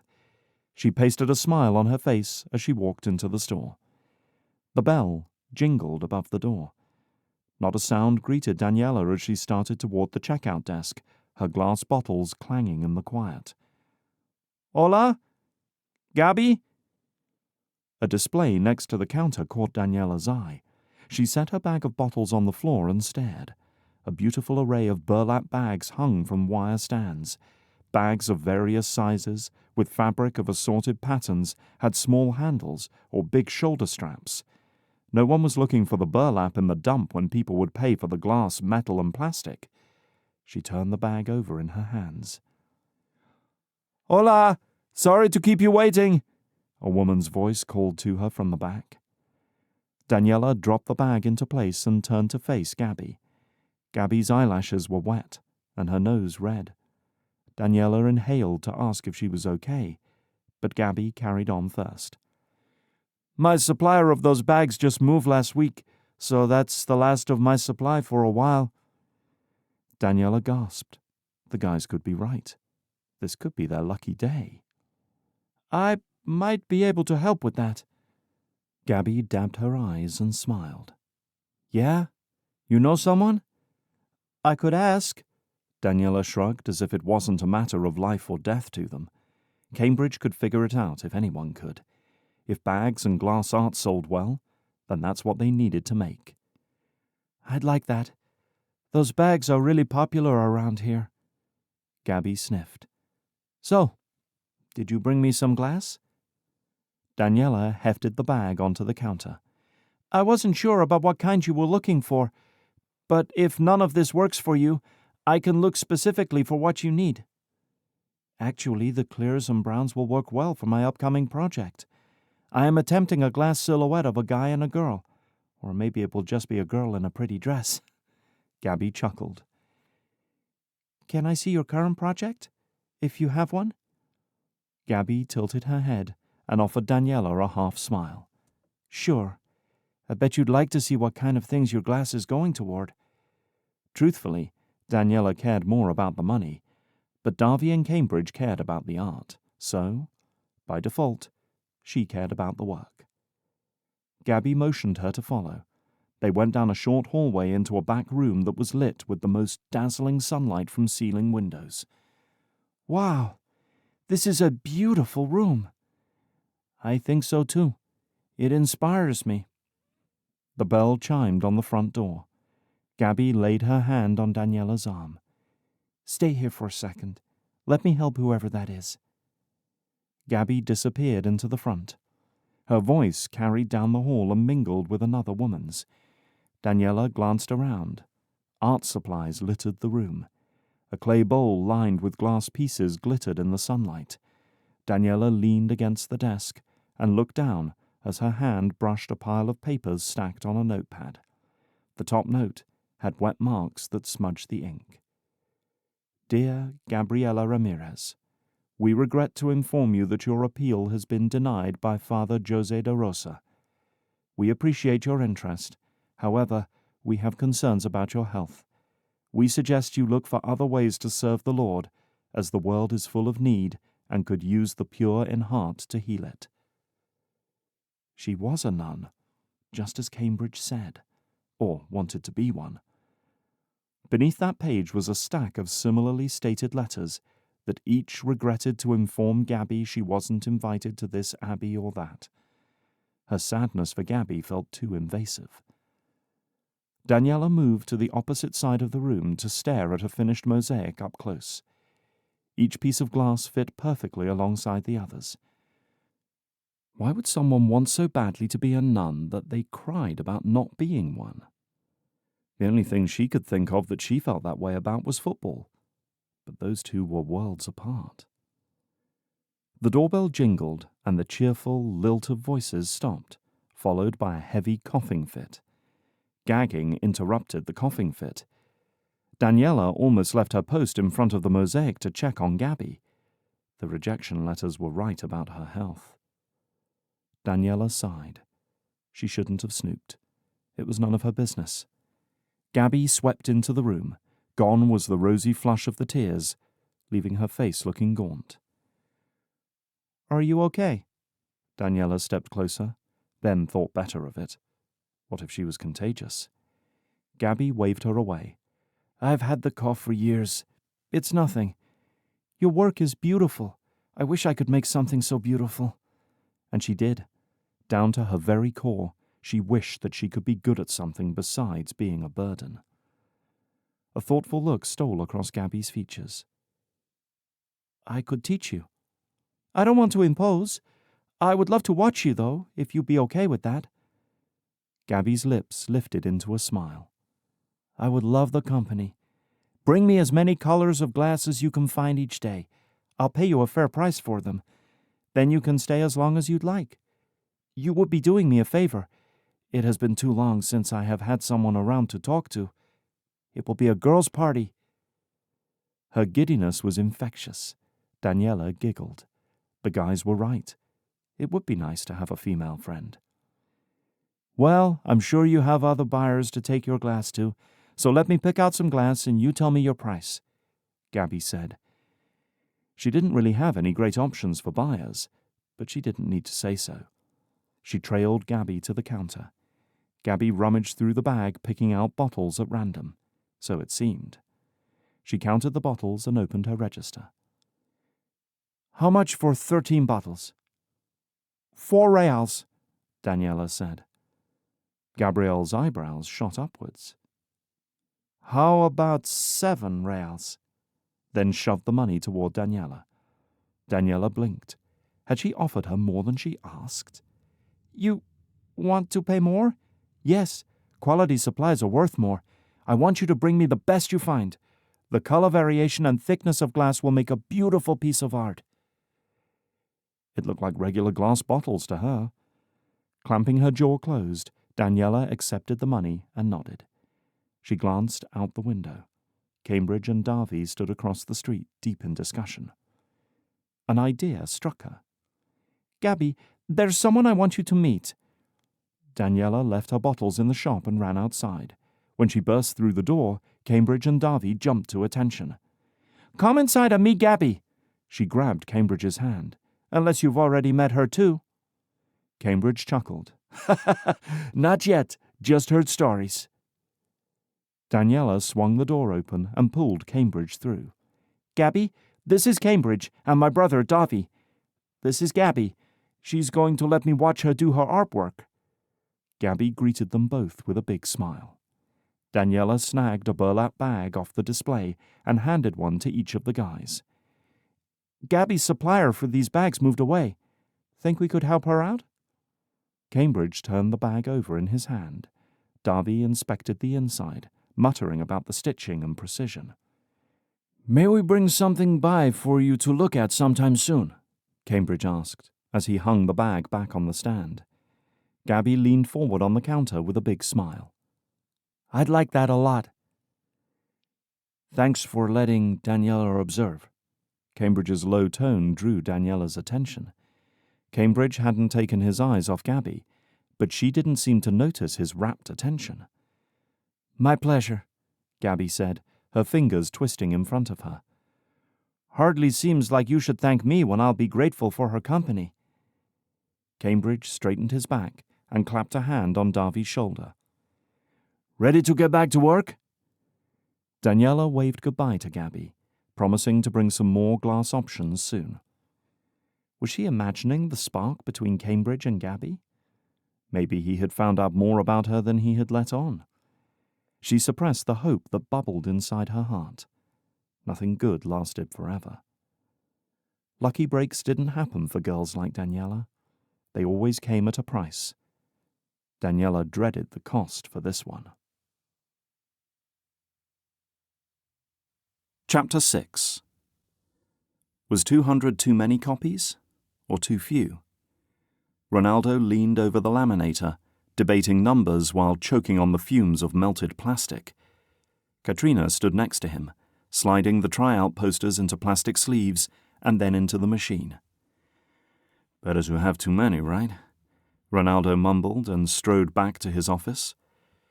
The minute he logged onto his computer, his video conferencing software chimed with an incoming call. He swung his door shut with his fingertips and answered the call as the door latched into place.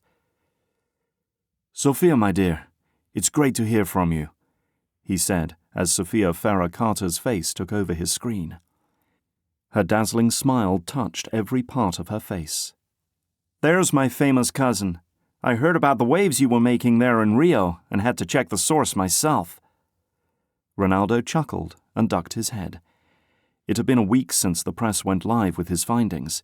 His family had been close-knit, like most Brazilian families, but Sophia was the cog that connected the wheel of his extended family. She spread the important news, but kept the big secrets.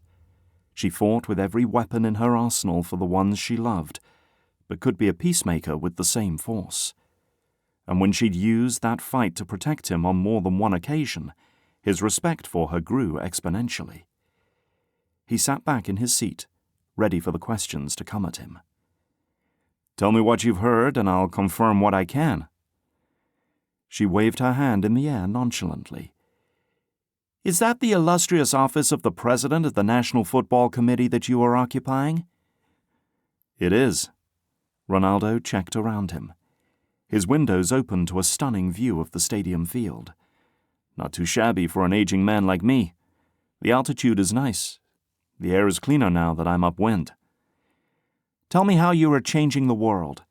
I know you wouldn't sit in that chair without having some giant aspirations for yourself." "You know me too well." He ran a hand through his short hair, which served as a reminder of how times had changed for him, even though Sophia looked like she never aged. "As a man of solid character, you make it easy for me. Your kind of men tend to be predictable in the best way, but unstoppable just the same." Ronaldo huffed at the praise. "I think you're confusing character with corruption. Corrupt men are harder to stop. Men with character tend to get shoved to the back of the line and stomped out like a dying ember. But I'm holding out hope that the good guys get a win this time." Sophia clucked her tongue. "I'll join you in that faith the good conquers evil." Her words soothed a rough spot in his heart. The case against corruption needed another win after too long of a drought. "My biggest plans are for the girls and women's teams. Our national team has good players, but we can do better. If we spend the time developing these girls from their youth onward, we'll find ourselves on an equal playing field with the top international contenders.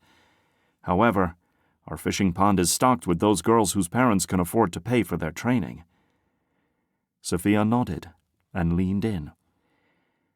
doesn't always mean talent as much as it means money. You want to strike gold in the uncharted territory of the lower class. If anyone's going to go after it, it should be top dogs, don't you think? Truth is that those girls probably spend more time with a ball at their feet than anyone else. It's brilliant. How are you going to do it? Ronaldo barked out a laugh. Ha! I'd like to think the board would see the investment as a valuable community tool and redirect some of the men's scholarships to the girls, but doubtful. I'm on a dozen boards that are blind to that kind of thing. Sophia lowered her reading glasses on her nose as she wrote something on a pad of paper. Exactly. I need to find a way to approach them with numbers instead of charity. If we could get a small percentage of vulnerable girls off those streets and onto the football fields, I think our country would see a vast improvement in rights for women and children, and a decreasing number of child prostitutes and trafficking. It's not just about football. It's about... Mariana. You sounded just like her right then. Sophia grinned, her words soft. So many years surrounding a beautiful soul, Ronaldo. I think you've done her proud. She would love this. She'd be beating me over the head for not getting here sooner. He scrubbed his hands over his face. If she hadn't been trying to get girls off the street that day, Soph, she wouldn't have been there for the shooting. It's as simple as that. No one is safe. Especially not women and children. The police only make matters worse. Things can't go on like this any longer. The silence lasted a heartbeat before Sophia jumped in. What if our corporation sponsored a couple of girls to go to training? How much money would we be talking? Ronaldo's jaw went slack. International sponsorships. That was genius. Really? It would cost the price of equipment for her and a part of the facility rental, if we had to pay for it. We're still working on getting deals in place and securing fields to use. I will need to get back to you on the numbers, but I would imagine that a couple hundred reals would go a long way for quite a few girls. Sophia pushed her glasses on her head and typed away, mumbling about the exchange rate and international charity laws. I will talk to our lawyers and make sure we are good to donate internationally. In the meantime, you should look into setting up a charity for these scholarships, so businesses like ours have a solid place to put their money, instead of floating it to the Brazilian National Football Committee. That would look pretty suspicious, I imagine. Ronaldo's mind reeled. If Sophia's company was willing to donate, how many other organizations abroad would follow their lead and invest in the girls of Brazil? I'll get my assistant on that now. I'll give you better figures when we have everything set up. Have her reach out to my finance department, and we'll get you what you need. That would be a dream come true. I'll make sure we have signs and logos on the fields. Don't bother. Put our name on a website if you want, but I want every cent of our money going to help those girls. And you. In fact, Xander's company is doing very well with teaching the homeless to repurpose recycled material and make money. This will be right up his alley. Find a few girls whose stories I can tell him and his board, and I'll pitch it to them immediately. Everyone had a story. Finding someone willing to tell him hers would be the hardest part. When he ended the call with Sophia, the fire of excitement burning in his chest grew into a beach bonfire. This could really happen for him. For them. The girls of Brazil might actually have a fighting chance, if he could get everything together. He called Katrina over the phone intercom and sent her chasing after information for establishing a charity for the football scholarships. She had already enlisted the help of other trustworthy assistants who would keep their mouths closed about this massive undertaking until it was time to let it out. Meanwhile, he had posters to hang so girls would know to come to the tryouts. By lunchtime, 4 professional coaches jumped on board with his plan, agreeing to head up training and tryouts. He'd make more calls tomorrow. In his best dreams, he had coaches, intervention staff, medical and psychologists, and food donations on hand at every meetup. Football was a sport, but he wanted the field to be a safe haven, a place to hide from the despicable circumstances surrounding the girls. He wanted to see that each one of those had at least one decent meal for the day. And to get there, his team needed to consist of adults who saw the girls as children instead of problems from the favela. Was he crazy to hope they found him? His experimental tryout was the one closest to his home.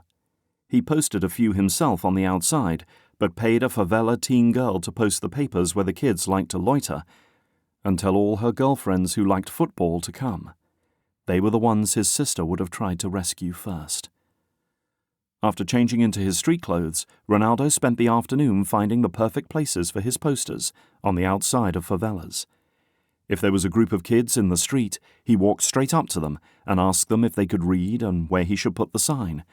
The boys got excited when they saw the football, until he told them it was for girls only. "Girls playing football?" A tall boy scrunched his nose. "It'll be like watching mice fight over scraps." "You'll have to hold their babies," another boy said, causing the other boys to erupt in laughter. His heart sank at the words.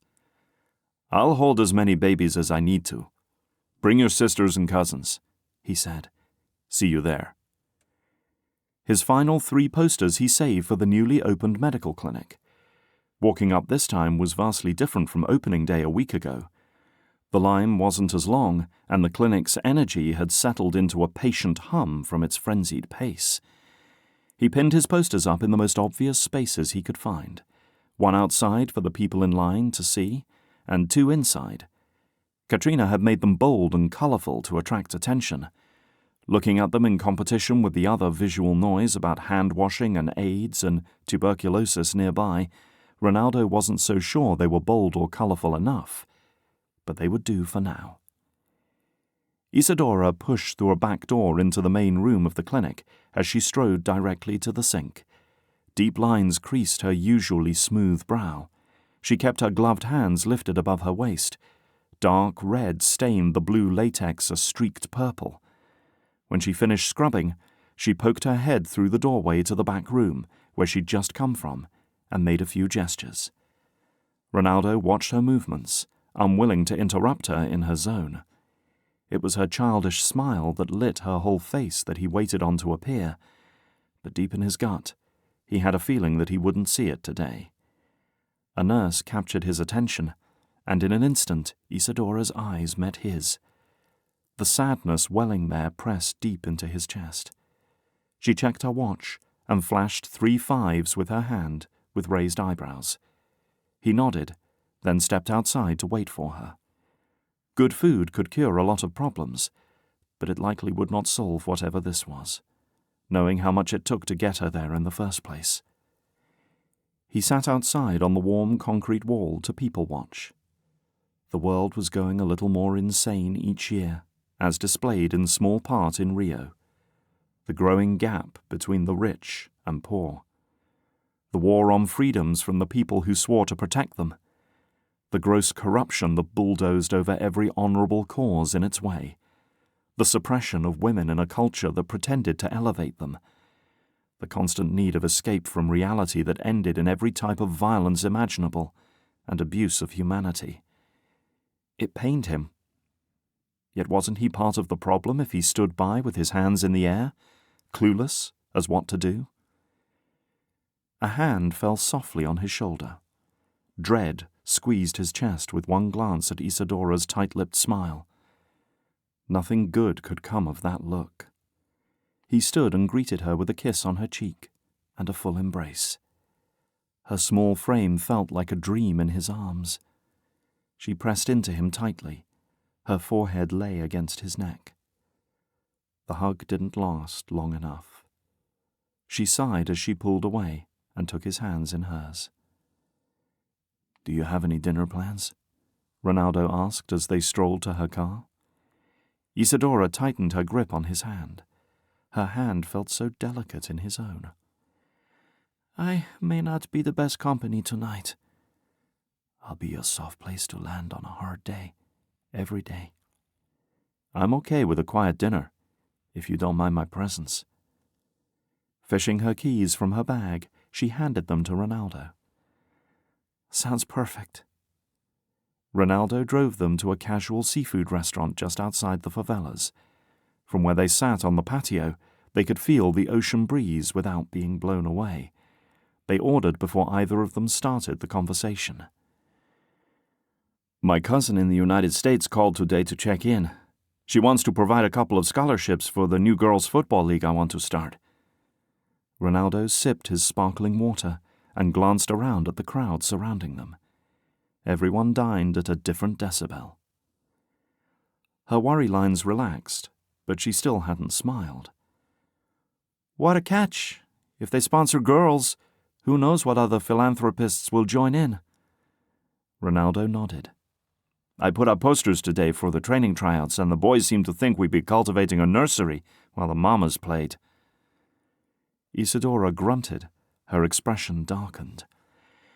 I'll be sure my staff talks to every eligible girl we see to let them know. Don't want the girls disqualifying themselves before they get a chance to find out they are exactly who you are looking for. Ronaldo shifted in his seat, debating the wisdom of continuing the conversation, or letting the silence rule like he had promised when he invited her out. Isadora decided for him. I delivered a child with microcephaly today. 3rd this week at that clinic. Isadora tapped on her phone and showed him a picture of the baby. The child had a tiny, misshapen skull, covered in patches of dark hair. Isadora scrolled and showed him a comparison shot between the microcephalic child and a baby with an average head. The difference in size was astounding.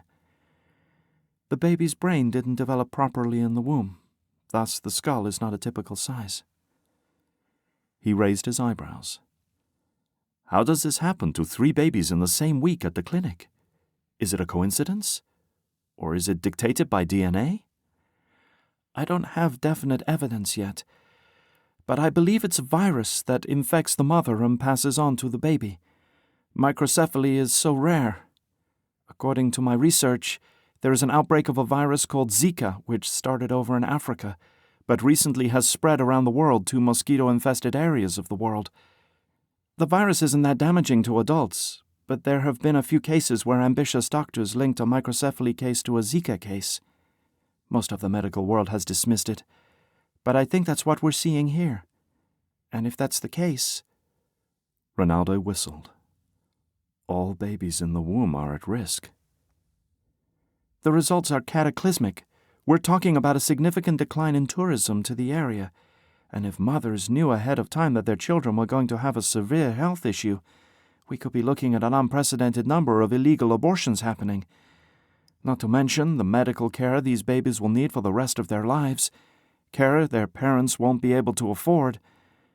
So now we're talking about infantile death, orphans in the system, and an unpredictable national crisis, all from a virus that often doesn't display symptoms in the mother. His arms ached to pull her against him, to soothe the fear discoloring the heavy weight of the world she carried so boldly. Isadora exhaled hard and sat back in her chair. I'm planning to run this up the chain, but I'm not sure who will actually listen. Their food arrived, interrupting her thoughts. When the waiter left, she started in again. And on top of that mountain of stress, at the general hospital this week I did a cesarean section on a woman who had a phantom pregnancy.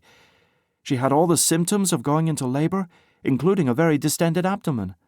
No one ran an ultrasound on her before taking her back, so I cut into her abdomen, only to find there was literally nothing in her uterus. Never in my life have I heard of that. It's very disillusioning. You know how much I disdain the press in general, but they ran the story I sent them about the payoffs. Getting attention like that worked in my favor, although it was a gamble. If the authorities don't listen about the virus, take it to the general public. They have a right to know what is happening. Even in the face of widespread panic? Ronaldo shrugged. I don't know. Maybe the government would listen to the citizens if they demanded answers. A medical problem only gets acknowledged when it affects the lives of the well-off. Otherwise, it's the poor people's problem.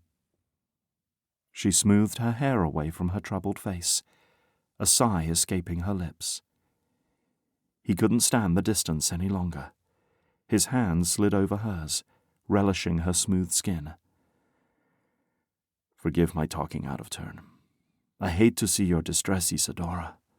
You fight for these mothers and babies every day. You're in the trenches with them.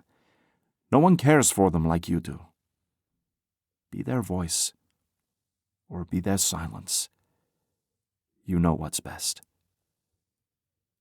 His plate sat partially touched, but his appetite was quickly vanishing. Isadora wiped the corners of her mouth, feminine to her very essence. She met his eye and offered him a small smile. It's never about doing the right thing. That choice is easy. The distress comes from not being heard. Chapter 7. Gabby welcomed Daniela into the shop as the morning's light stole into the sky. The sales of their goods from 2 days ago allowed Davy and Cambridge to pay the fee one time yesterday to get inside the facility and search for the materials they needed for projects. Daniela stood outside the fence to catch bag after bag that they heaved over. As a favor to Cambridge, the guards manning the entrance looked the other way when Davy or Cambridge approached the fence. The materials they launched at her garnered no interest of the other pickers, who strictly sought out the recyclables. In fact, the others laughed at them when Cambridge made up a story of why he collected the burlap. Let them laugh. Selling products in Gabby's storefront could change their lives. When Gabby opened the door for Daniela, she gasped, "My goodness, what's all this?" Daniela had brought a sampling of various colors of bottles, 4 woven doormats made from plastic bags, a 3-tiered hanging planter woven from old clothes that she had carefully washed and dried, and 2 small planks of wood with bits of metal and wire bent into hooks for jewelry or bags. It looked like polished pieces of trash to her, but she sent up a prayer that Gabby wouldn't see it that way. Daniela scrunched her nose. Trash was on the tip of her tongue, but they'd worked very hard over the past day to get this ready. Cambridge thought you might be interested in a few additional items to offer tourists who love work from the locals. Gabby sorted through the items without a word, her expression neutral. It's too much. I can tell. I'll take it home with me. The humiliation stomped at her heart. Being poor never bothered her before. Everyone around here rode the same kind of boat she did. Anyone who bragged thought their dirty was less dirty than everyone else's. "Don't you dare!" Gabby's high-pitched scoldings stopped the words tumbling from her careless tongue. "We'll put these up for sale and see who's interested. When they sell, I'll order more." When? Any fear of refusal from Gabby dissipated. Gabby thought these items might sell. No, would sell. It was madness and hope in one solid plea for survival. They were catadors, which was unlikely to be forgotten. But Cambridge seemed to think they could bid for more, and, if they were denied, the status quo wouldn't change. If their attempts were accepted... Gabby floated around the sales floor, snagging items on her way to the front window display. "We'll display them in the locally sourced window. I'll make sure to mention them to anyone coming in." She stuck a yellow sticker on the back of each item and winked at Daniela. "So I remember which items are yours. Now, come on back and let's get to work making more magic to sell." As soon as she stepped into the back room, Gabby hung an apron around Daniela's neck and settled some glasses over her eyes before donning her own. She tugged on a pair of thick gloves. A solid thump accompanied the sound of smashing glass. Daniela sidestepped to peer over Gabby's shoulder. "I'm breaking the glass to get it ready for laying out the design. Each glass piece will be a little different and catch the light in its own way. Part of the beauty." Thump. The hammer and resulting rattle of the table buried the rest of her words under its quivering. She talked softly as she arranged the glass pieces on another small plate of glass, surrounded by a picture frame, dropping bits of sound wisdom offhandedly. "The tourists like small things they can take back in their suitcases. The smaller the art, the better chance they think they can get it home without it breaking." Those were things she would have never thought of. She hadn't travelled outside of her city. Daniela needed to remember these tips. She found a pen and paper nearby, scribbling as fiercely as she could. Big, is bad. Breakable is very bad. Use a strong bonding agent that is clear. Creating art on small canvases takes more creativity. Gabby went on, but Daniela couldn't write that fast. If Cambridge had his way, learning the art of what Gabby was doing would become second nature to her. A buzzer chimed in the distance. Gabby finished the piece she had her finger on, then pulled away. A smile lit her face. "Breakfast is ready. Care to join me?" Oh, she definitely did. Every day for the next 2 weeks, except on Sundays, Daniela sat quietly beside Gabby, watching, anticipating, discussing, analyzing, experimenting. The breakfast breaks were the sweetest times. They talked about sports, family, religion, fears, art. Never once did Gabby complain about Daniela eating her food with no payment or reciprocation. In fact, she thanked her every day for her company and the thoughtful conversation. Like Gabby valued her. Like she mattered in the world. It pained her to admit it, but Darby and Cambridge couldn't have insisted she get to know a better person. Not because Gabby was rich and famous, but because she was the kindest, most patient person Daniela had ever met. Even on her bad days, when her nose was running and her eyes swollen from a night of tears, she hugged Daniela and told her she was talented, quick, and funny. It wasn't an "I love you," but her words chipped away at Daniela's distant facade. When Gabby handed her the money from their first few sales, she asked what Daniela would buy. "Fresh food at the market," Daniela said without thinking. Her answer didn't faze Gabby. Instead, she celebrated and insisted Daniela tell her all about their meal the next day. If Daniela was honest, she walked away from the store dreading the moment when reality hit, and she returned to the dumps to pick trash. This change had been so refreshing. The next day, as Daniela finished the gluing on a project she'd started that morning, Gabby called into the back room. "Darvy's here." His low tones mixed with Gabby's soft laugh in the front room. When she came around the corner, her stomach sank when Darby shifted on his feet and gave her a quick one-sided quirk, the kind he offered in front of people to put on a solid front. She smoothed her curls into a thick ponytail off her neck as they left Gabby's. The usual Rio heat couldn't touch the anxiety scorching her inside. She scrunched her nose at him when he checked his surroundings for the 3rd time in 30 seconds. "You're as skittish as a wild dog. What's wrong?" He shoved his hands into his short pockets and smiled. "I have a surprise for you." "Is it something illegal?" Daniela's loud whisper was meant to be a joke, but she did have serious questions. He glanced at the sky, a long suffering sigh bleeding from his lips. "No, it's better than that." They climbed the steep hill and down the other side. They'd explored most every part of the favelas as kids, running through mazes of streets, adding children to their numbers as they played. But they hadn't had a reason to be in this part for a very long time.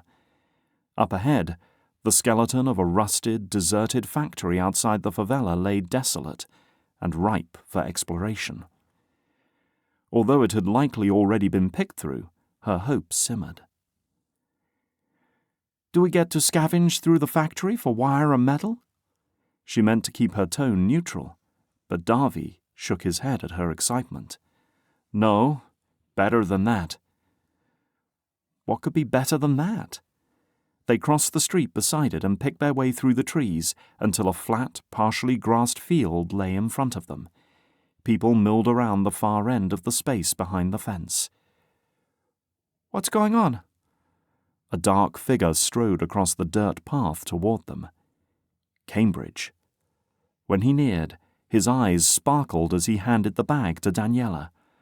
Darby wasn't talking, and Cambridge had said nothing. She opened the bag, preparing to beg for an explanation. The contents stole her breath away. Tall socks, shin guards, football cleats, Whose are these? And what are they for? She'd never worn any before. Only in her dreams did she see herself running the length of a crisp green field, sporting Brazil's green and yellow uniform. And maybe orange cleats, so Davy could see her from the stands. Yours now. Try them on. It's the best I could do. Davy swallowed. The flash of disappointment on his face, lasting less than a heartbeat, said he would have done way better if he could have. That was her brother, always wanting to exceed her expectations. She plopped to the ground to pull on the shin guards and socks. Her fingers skated gently over the surfaces. They weren't new by any stretch of the word. But they were hers. And to answer your question, you're going to join the group across the field. It's tryouts for a new girls' football camp that starts in 15 minutes. Her hands froze halfway through putting on her first cleat. 1,000 questions raced toward the tip of her tongue at the same time, but the first word that escaped was, "Girls?" In bewilderment, she twisted to check out the other side of the field. Cambridge and Davy laughed. She'd not found any other girls in their area willing to play, much less to elbow their way into a crowd of ego-nursing boys with raging hormones, roaming hands, and unpredictable temperaments.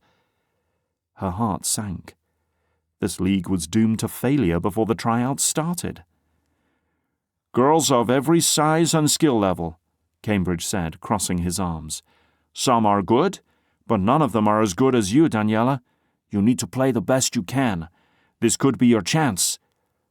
He stepped in closer, his voice low. "Not to intimidate you, but I heard the man running this tryout is the new president of the FCC. Daniela rose slowly. Shock reverberated through her. The president? Here? She lifted her eyes to Davy's. The intensity there reaffirmed what she'd already expected. He knew. Of course he did. He wouldn't waste time on her trying out for a hobby league. For years he'd promised that he would help her achieve her football goals, whatever the cost. Cambridge bent over her shoes, pressing his finger into the toe area. They were too big, but certainly better than playing barefoot if everyone else had cleats. He tapped her ankle for her to lift her foot and untied her shoes. When he had them off, he slipped a couple of thin cloths into the toe. "Try this." She stuffed her feet back in, wrapping the laces around the shoe before knotting them at the top. She jogged in place. No movement. A grin stole across her face. "How long have you guys known about this?" Davy shrugged and walked toward the group. "We've passed a poster about it every day for the past 2 weeks, now that we're doing pickup rounds each morning. If the only good that comes of this extortion from the trash facility is that you make it to football camp, then I think it's been worth it." A lot of hassle and heartache just for a chance. If she never tried, she'd never know if her dream was silly or possible, right? They accompanied her to the coned-off area and both kissed her cheek. "Show them what you've got, Danny girl." Her legs balked as reality hit her. Here she was, a catador, pretending to blend in with the rest of society. Surely the other girls would know as soon as they saw her. She wanted to hide, but playing football was her dream. A man wearing a ball cap stood to the side of the field with a clipboard in his hands. The line of girls in front of him seemed to indicate that he would have answers for her. When she reached the front of the line, the creases next to his eyes and the grey hair poking from beneath his cap gave her a better guess at his age. And when his light brown eyes appraised her, she attempted to wet her lips with an equally as dry tongue. "Daniela Gomes, senor," she said. Many more words and her voice would have shaken. He smiled, and she liked him instantly. "Thank you for coming to tryouts, Daniela. You can call me Coach for today." He winked. "What's your age?" 15. He scribbled on the paper. "Do you live nearby?" She nodded. "Just on the hill above the high-rises." "Good, good. Go ahead and grab a ball and take a few shots on goal. We'll get started in a few minutes." The next 2 hours disappeared in a blur of ball handling, technique discussion, and penalty kick practice. Nothing very challenging, but brand new information. When she played with the boys, they didn't play by the official rules that Coach was teaching them today. They had their own set, and they defended them with as much passion as they played with. Only 8 girls, ranging from 13 to 17, ran around the field with her. Most seemed like they were only passably interested in playing the game. As Coach separated them out, 5-on-4, for scrimmage, Daniela tripped over her shoes for the 20th time. With a grunt, she tossed the shoes to the side of the field. She'd play better barefoot. Boys hung on a chain-link fence and heckled them as the younger kids kicked their own version of footballs around. Davy and Cambridge watched silently, arms crossed. Coach put Daniela as a forward, on the team with 4 players. As soon as the whistle blew, she was on the ball, taking it from her opponent with very little effort. She dribbled past 2 girls and looked for a teammate to pass to, but no one was next to her. It was her and the goalkeeper, so she shot to the left and scored. A cheer went up from the fences. Her teammates gave her high fives. As they lined up to kick off again, she sneaked a glance at Coach, his face unreadable. The boys she played with hated when she hogged the ball. He was a coach. He probably hated it even more. She'd dial it back. This time she snagged the ball that her opponent kicked away in front of her. Daniela shouted for her team to rush the goal. She passed the ball out of the danger area, but her teammate lost it in a head-to-head. Daniela hustled back and recovered the ball, this time sprinting up the right-hand side. Even from far out, she saw the opening and took it, planting the ball firmly in the back of the net. The whistle blew, and Coach called them over. "Good playing today, girls. Be here the same time tomorrow. Spread the word tonight. Let's fill this field for the rest of the week." They nodded and headed in separate directions. Daniela made a beeline for Davy. He hugged her, despite her sweat. Thank God Coach hadn't chosen the hottest part of the day for tryouts. They walked back to Cambridge's place to finish out the day making items for Daniela to take to Gabby in the morning. That evening, they sauntered home each with a can of guarana in hand. She wasn't quite ready for the day to be over. "This morning, when you came to get me, was the tryout the only reason you were acting so jumpy?" The question had burned in the back of her mind all day, but she hadn't had a good chance to ask him without Cambridge around. His delayed response set her on edge again. "I have a lot on my mind recently, Danny." "More than work?" "I don't want to worry you with the thoughts in my head when you have a shot at catching the eye of an important man." "Davy, if you don't tell me, I'll assume the worst, and that will really distract me from my chance at succeeding." He grunted. "Chakal approached me 2 days ago." His words were soft and aimed at her ear. She stopped. "Why? What does he want with you?" They'd avoided the undesired attention of the resident gang leader by being catadors, but that didn't mean they didn't know who he was. Everyone knew him. He was the current head of their favela and the unofficial mayor of their housing sector. All the rent money went to him, until someone got money hungry and went after his position. And someone always did. But they hadn't survived it. Davy's jaw flexed.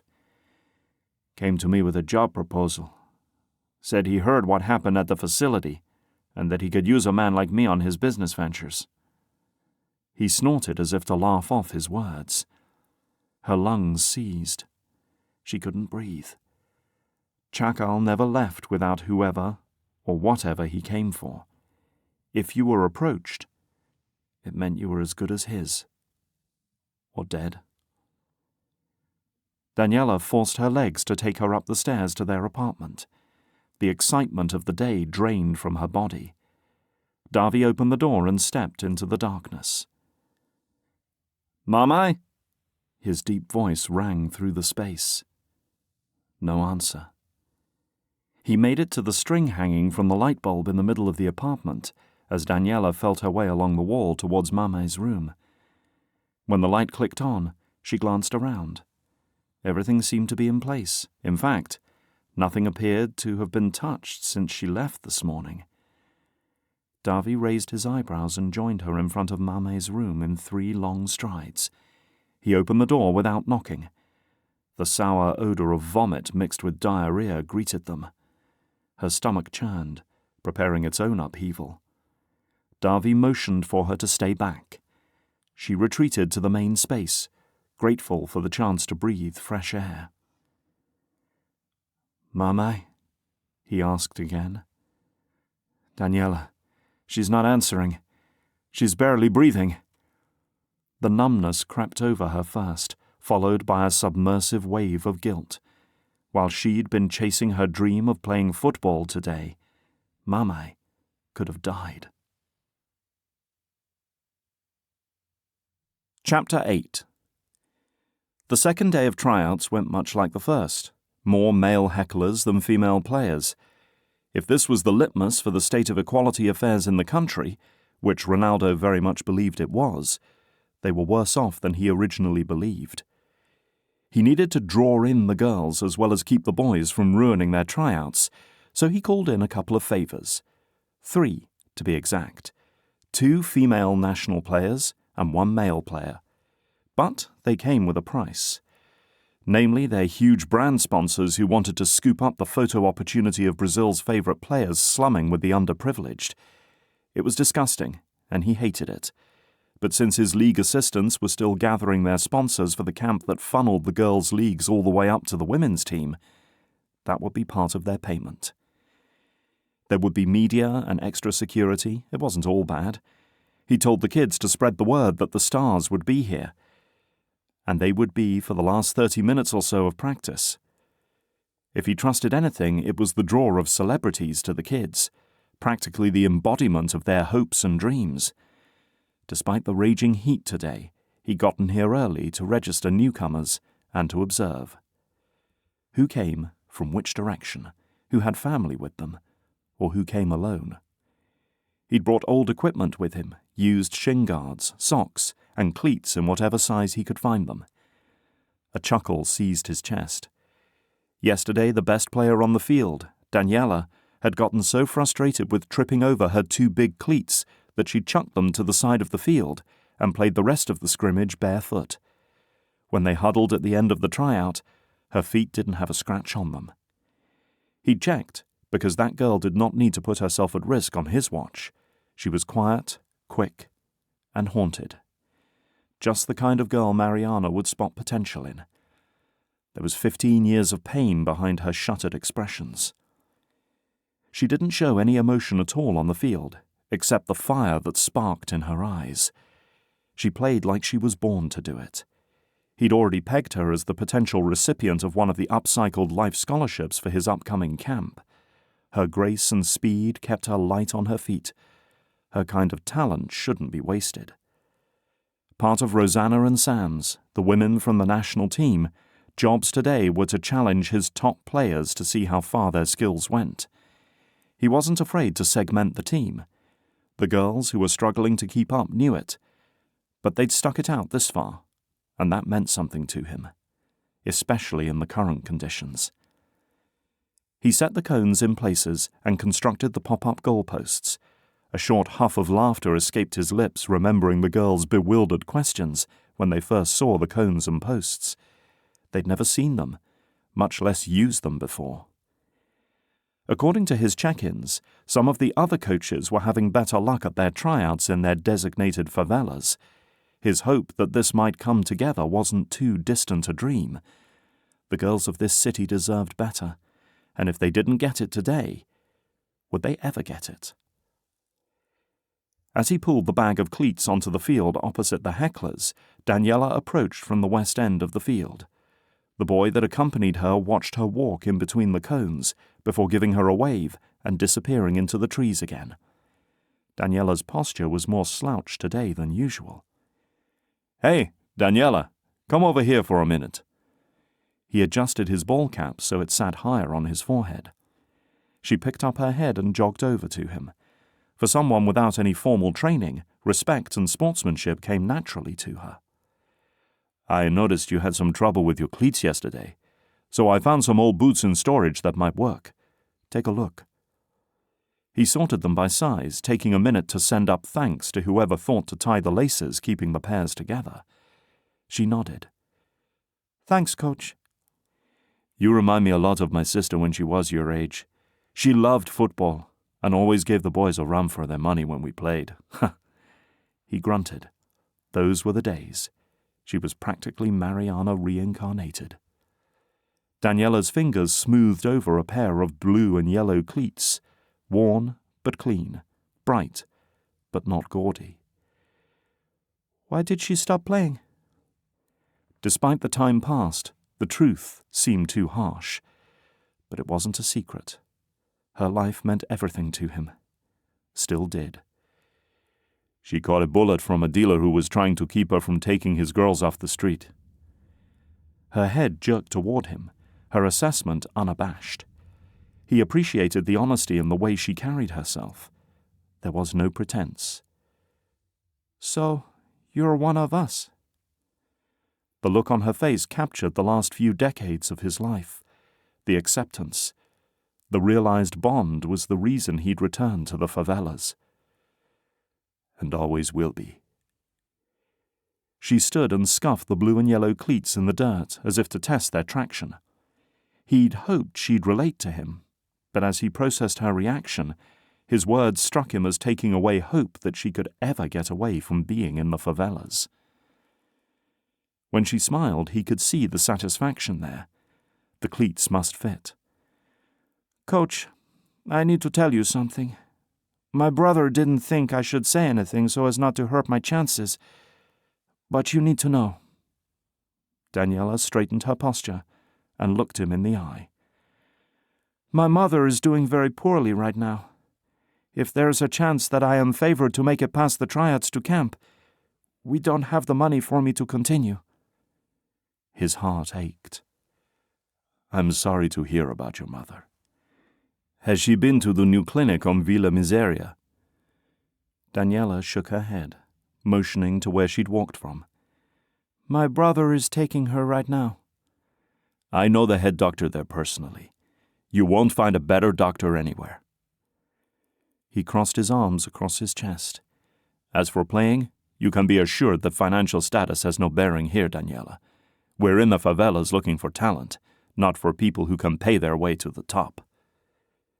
She nodded at him, but didn't look that convinced. He snagged a ball and passed it to her. "What's your dream?" "To play football on the national team." Her return pass skipped along the dirt. "What else?" The silence lingered between them. "To see my brother get the schooling he wants. To get out of the favelas and no longer be catadores. To sell the art we are making from the trash and use it for good." "All right, Mariana, I hear you. She'll get one of the scholarships." To his left, a stream of people breached the field. Their laughter and noise carried on the gentle breeze. His pulse thrummed with anticipation. He needed a crowd today, partly for his ego, but mostly so that the girls who wanted to could find their purpose off the street, to use their bodies in the way they wanted to. He flipped the ball into the air, forcing Daniela to chest trap it and bring it to the ground. "I need to oversee check-in. Run a passing drill until I'm ready, okay?" She juggled the ball as he jogged to the check-in point. He marked off a couple of players already registered and spent the next 30 minutes registering new girls. His assistants showed up right on time to help conduct the chaos. With the line of girls now on the field, he tucked his clipboard under his arm and made his way toward the crowd of kids on the sidelines. His whistle shrieked above their noise. "I want you to be on your best behavior today. Our special guests will be here soon. If I have trouble with any of you, I'll send you home and you won't get to see the guests. Are we clear?" The boys and younger girls nodded their consent. Almost as soon as he stepped away, they exploded into giggles. As he stalked out to start tryouts, a teenage girl in shorts and a t-shirt gripped the fence a good distance from where the crowd stood. The dirt on her face didn't hide the longing, as her eyes never left the girls running drills on the field with his assistants. She was clearly on the wrong side of the fence. He diverted his course. As he got closer, the reason for her distance was strapped to the front of her with little tan limbs sticking out a colourful wrap. He cleared his throat as she backed away from the fence. "Sister, do you play football?" He motioned for her to step forward, praying she wouldn't bolt to the safety of the trees before they could talk. "I did." A sad smile captured her features. So she was a mama now. He took a deep breath. "I'll hold the baby. You come play."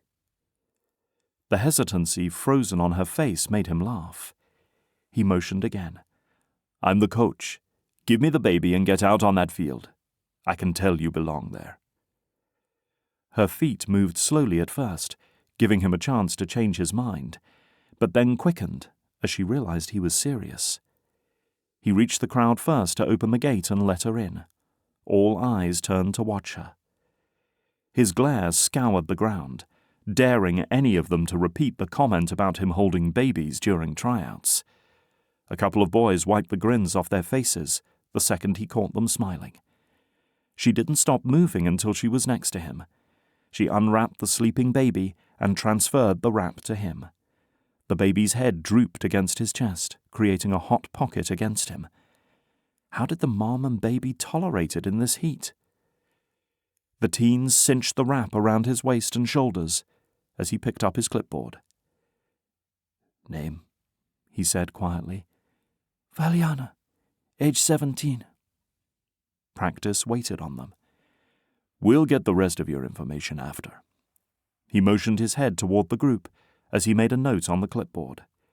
She ran off with her sandals flapping against her feet and a huge smile on her face. As for her baby, the pink bows in her dark hair tugged hard on his heartstrings. He'd missed his chance to have this. He'd been so focused on avenging his sister's death, not a woman in the world could have yanked those blinders off him. But Valiana didn't have to miss her chance at changing her future because of this child's presence in the world. He might be the only one in her life telling her that, but he wouldn't be the last. Babies and dreams could coexist. It was hard, but not impossible. She had a future, if she wanted one. As he conducted the tryout, he believed that more and more. She was solid, with a firm foot and bulldozing speed. Most girls scrambled to get out of her way as she charged. Except Daniela. He pressed his clipboard to his lips to hide his smile. Valiana stuttered when challenged. Daniela swiped the ball from her feet like a dog snagging food off an unmonitored plate and headed the opposite direction. With a loud growl, Valiana took off after her. They were fire and ice on the field together. These tryouts got a whole lot more interesting. With the match-up between Daniela and Valiana, the other girls accelerated their performances. With one minor tweak, the team members settled into their teams and gave the audience something to watch. Nevertheless, the moment the audience's energy level changed, he knew the professionals had arrived. They showed up early because they knew the drill. Autographs, pictures, talking to kids, getting coach instructions took time he wasn't willing to give away from the practice he'd scheduled. Daniela took advantage of the distractions and powered down the field to score a goal. By the time the other team's defenders shook off their stargazing haze, there was no stopping Daniela's advance. They protested her easy goal. He blew the whistle, which resulted in the losing team running a couple of laps. When they circled back in front of him, he smiled at his varied group of players. Every shape and size had joined in today, and it did his heart wonders to see it. "That's the best performance I've seen from you ladies yet. Good work." They smiled at his compliments. "We're going to break into 3 groups. Each group is going to rotate working with a professional player on certain skills, and then we're going to put the pros to the test." The girls bounced with excitement despite the heat and exhaustion. He left the dispersion to his assistants as he welcomed and filled the national players in on what he needed. The next hour they put the girls through their paces. By the time they left, he had 3 lists of the top players who should join the football camp. The lists were impersonal and based strictly on their professional assessments of skill. Objectivity was always hard to come by. After practice ended, he walked home with the leftover cleats and a bag of cones over his shoulder, like a football-themed Papa Noel. He dropped the bags off in his apartment and headed to the clinic. The pep talks he gave himself warned him not to get used to Isadora being so accessible. His fall would be long and hard when he said goodbye to their daily meetings. The sizzle of pleasure through him at seeing her raven hair and golden eyes had become an addiction he hoped to never give up. The second he stepped foot in her clinic, a nurse pulled him into Isadora's office to wait. He paced the length of the room, preferring to be exploring the clinic over staring at grey cinder-block walls. A faint alarm sounded in his head at the speed in which he'd been rushed into an office. No, Isadora would have alerted him to any problems. He checked his phone. No messages. The desk in the corner held an old computer, but nothing personal. Another reminder of her temporary presence at this clinic. The door clicked open. Isadora slipped in, closing the door behind her. She slipped off her doctor's jacket, exposing a white tank top and tan shoulders. He swallowed hard. She's so beautiful it hurts. When her eyes met his, a heat flared between them. He covered the distance in 2 strides and cupped her head in his hands. Without asking permission, he moved his lips over hers, gently claiming her until she responded with more urgency, pushing him further from his carefully guarded control. His hands moved to her shoulders, down her arms to her waist, as he savored the feel of her soft skin against his hands. Her weight moved him back a step or two. His back bumped into the wall, but all he could focus on was her silky lips, tasting like passion and sweetness against his. His pulse hammering in his ears grounded his high, and had him breaking the kiss with an unsaid apology and labored breathing. "You smell like heat and, She stopped to sniff again. "Lavender-scented baby powder?" The alarm in her expression asked so many questions that he couldn't help but laugh out loud. His hands smoothed her along her back.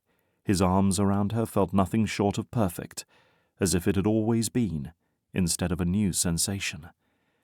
This was what he'd been missing all these years of stuffing the distraction into an unvisited compartment, deep in his soul. A smirk stole across his face. "I made good on my promise today and found a solid player out of it." Isadora's lips parted, so red and perfectly formed. He inched towards her, to kiss her again. Her hand pressed firmly against his chest, stopping his progress. "You? The impervious Ronaldo Cevere? Holding a baby during practice for one of your players?" Her tone pitched into a squeak. The laugh that sprang from her sounded as if it came from the depths of her belly. She whipped her mobile phone from her pocket, her thumbs tapping wildly against the screen. "Please tell me someone captured photo evidence of this." Within a minute, Isadora gasped. "Oh, Ronaldo, that is the sweetest thing I have ever seen." Her hand fanned her face. What on earth was she looking at? He sidestepped to peer over her shoulder. There, on her screen, was a picture of him in his ball cap, holding his clipboard, giving instructions to one of the girls, with the baby nestled against him. "Who was that? Traitor." His grunt held no sincerity. It wasn't a bad look on him. Isadora slid the phone back into her pocket. "It pays to be friends with your assistants sometimes." Her hands went around his waist, pulling their torsos together. "I'm not sure anything you do from now on could be more attractive than seeing you carrying a baby against you while you coach. It thrills me that you have such a soft side to you." His lips lifted in a grin. The pleasure of having her arms wrapped around him made him feel that he could do no wrong. "Will you be my—" His mind scrambled for a label that wouldn't make him sound archaic or too hip. There were none. "Will you be my girlfriend?" A huge smile captured Isadora's full lips. He couldn't stop himself from kissing them. When they pulled apart, Isadora laid her forehead against his cheek. "It would be my privilege, Ronaldo." A knock on her office door forced a sigh from her. "Duty calls," Ronaldo murmured. She tightened her grip on his sides. "I'm off at 8. Want to do dinner?" "Yes, and if you're game, I could use your help matching girls with sponsors. I have to have a candidate and a backup for each organization, and I delegated to Katrina tomorrow, but I'd rather have a hand in the future of these girls." Isadora nodded. "I can't wait. After that, you can help me draft my letter to the government officials about Zika." "Oh, Isadora, one of my players' mother came to you today. Daniela Gomes is the girl's name.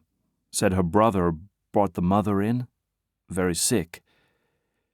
The sadness that stole over Isadora's features took the air from his lungs. He'd seen it a time or two before. If anyone held on to hope too long, it was Isadora. Perpetual sunshine. So when that look came around, it meant one thing. That bad. Isadora shrugged into her white doctor's jacket. Her eyes, trained on him, hid none of the pain she felt. "It's Hep B, contracted from a dirty needle which hasn't cleared her system like it usually does in adults. But now she has a bad case of pneumonia to compact to her already poor health. It's fatal." The prognosis turned his stomach. "Did they say where she contracted hepatitis? Was she using needles in the home?" "They're catadors, Ronaldo. It's a very serious hazard of the job." He kissed her cheek and watched her walk away, already measuring the future impact on Daniela's career and her dreams. He had a say where her future was concerned, and he never left potential unpolished. Chapter 9. Daniela didn't get involved in petty gossip, not when it helped her, nor when it hurt her. But this was getting out of hand. Today was the last day of tryouts. Coach announced this morning that they'd have the list of who made it to camp and who won which scholarships after the practice was over. His words of, "There's still time to win or lose a spot on the list, so do your best," had brought the sharks out. The girls threw careless words around as deliberately as limbs. What they lacked in skill, they made up for in dirty schemes. And someone had it out for Valiana. Based on the conversation she'd heard so far, Valiana was the niece of the former FFC president, the mistress of the coach's brother, a rich girl trying to snag a scholarship from the poor people, and an unfit mom who splashed alcohol into her baby's mouth to keep her from crying. None of it had any merit, but Daniela kept her eye on Valiana to watch for signs that she'd heard the rumors. Valiana was a fiery competitor, but Daniela liked her. She had honest talent with a temper and a sweet side to match. Sure, her mood swung back and forth like tree branches in a heavy storm, but when the competition was done, she was friendly and complimentary, so she'd attempted to ignore the negativity. Daniela even walked away thoroughly disgusted when she heard one of her teammates saying they should break the diva's legs. But when that teammate shoved Valiana over the outstretched leg of another teammate when the ball was on the other end of the field, Daniela lost her ability to ignore the drama. "Are you trying to seriously injure her, you jackals?" Daniela flicked her wrist as if to scatter them to the wind. She squatted next to a curled-up Valiana. "You've had it out for her the whole day. For what? Because you think your meanness will force her to give up a spot at camp?" Her loud words drew an audience, but she didn't care. Coach and his assistants jogged over from their spots on the sidelines. "You think the coach can't see the difference between honest-to-God talent and spiteful playing? She's done nothing but come here and play her hardest, which is more than some of you have done. Wipe the target off her back and her reputation. Stop the poisonous schemes. We are sisters out here, all of us. There's no space for petty games when we have so much to prove. Coach didn't have to set up tryouts here. If you keep up that behavior, he might never do it again, and you'd be responsible. Is that what you want?" They had the sense to look chastised, probably to make her speech stop. Daniela gave Valiana's hands a strong yank, bringing her to her feet.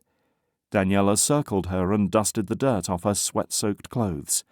The girls mumbled their apologies and stalked past the onlookers. Vultures. She started after them. "Stay a moment, Daniela." Coach's abrupt command pumped her heart rate to frantic.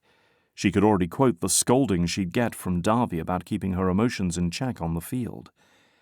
His words of wisdom came after she lost her cool from a particularly bad taunting while playing with the boys. "Let's get that ball back in play," Coach called after the girls. He turned to Valiana, his assessing gaze taking inventory. "Are you injured?" Valiana flashed a quick smile at him. "Just my pride." He patted her on the shoulder, a rare display of affection from him. She jogged off to join her team. His focus turned to Daniela, his expression stoic and unreadable. More than anything, she longed to squirm and apologize for the quickness of her tongue, but it didn't feel like he was waiting for an explanation.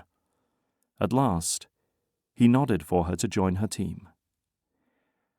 "I respect your passion for the game and your respect for your fellow players. Your kindness is very much appreciated. Don't be surprised when you earn friends and enemies for sticking up for the defenseless. Choose your battles wisely."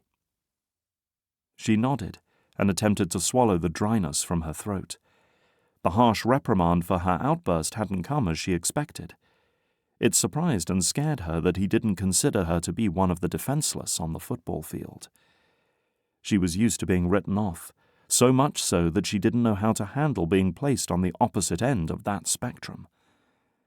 They finished out the tryouts with ease.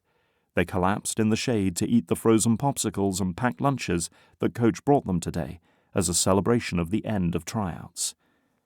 Midweek, the number of girls had doubled in size, and now 24 sweaty but happy girls sat under the tree. Daniela stripped her cleats and shin guards off.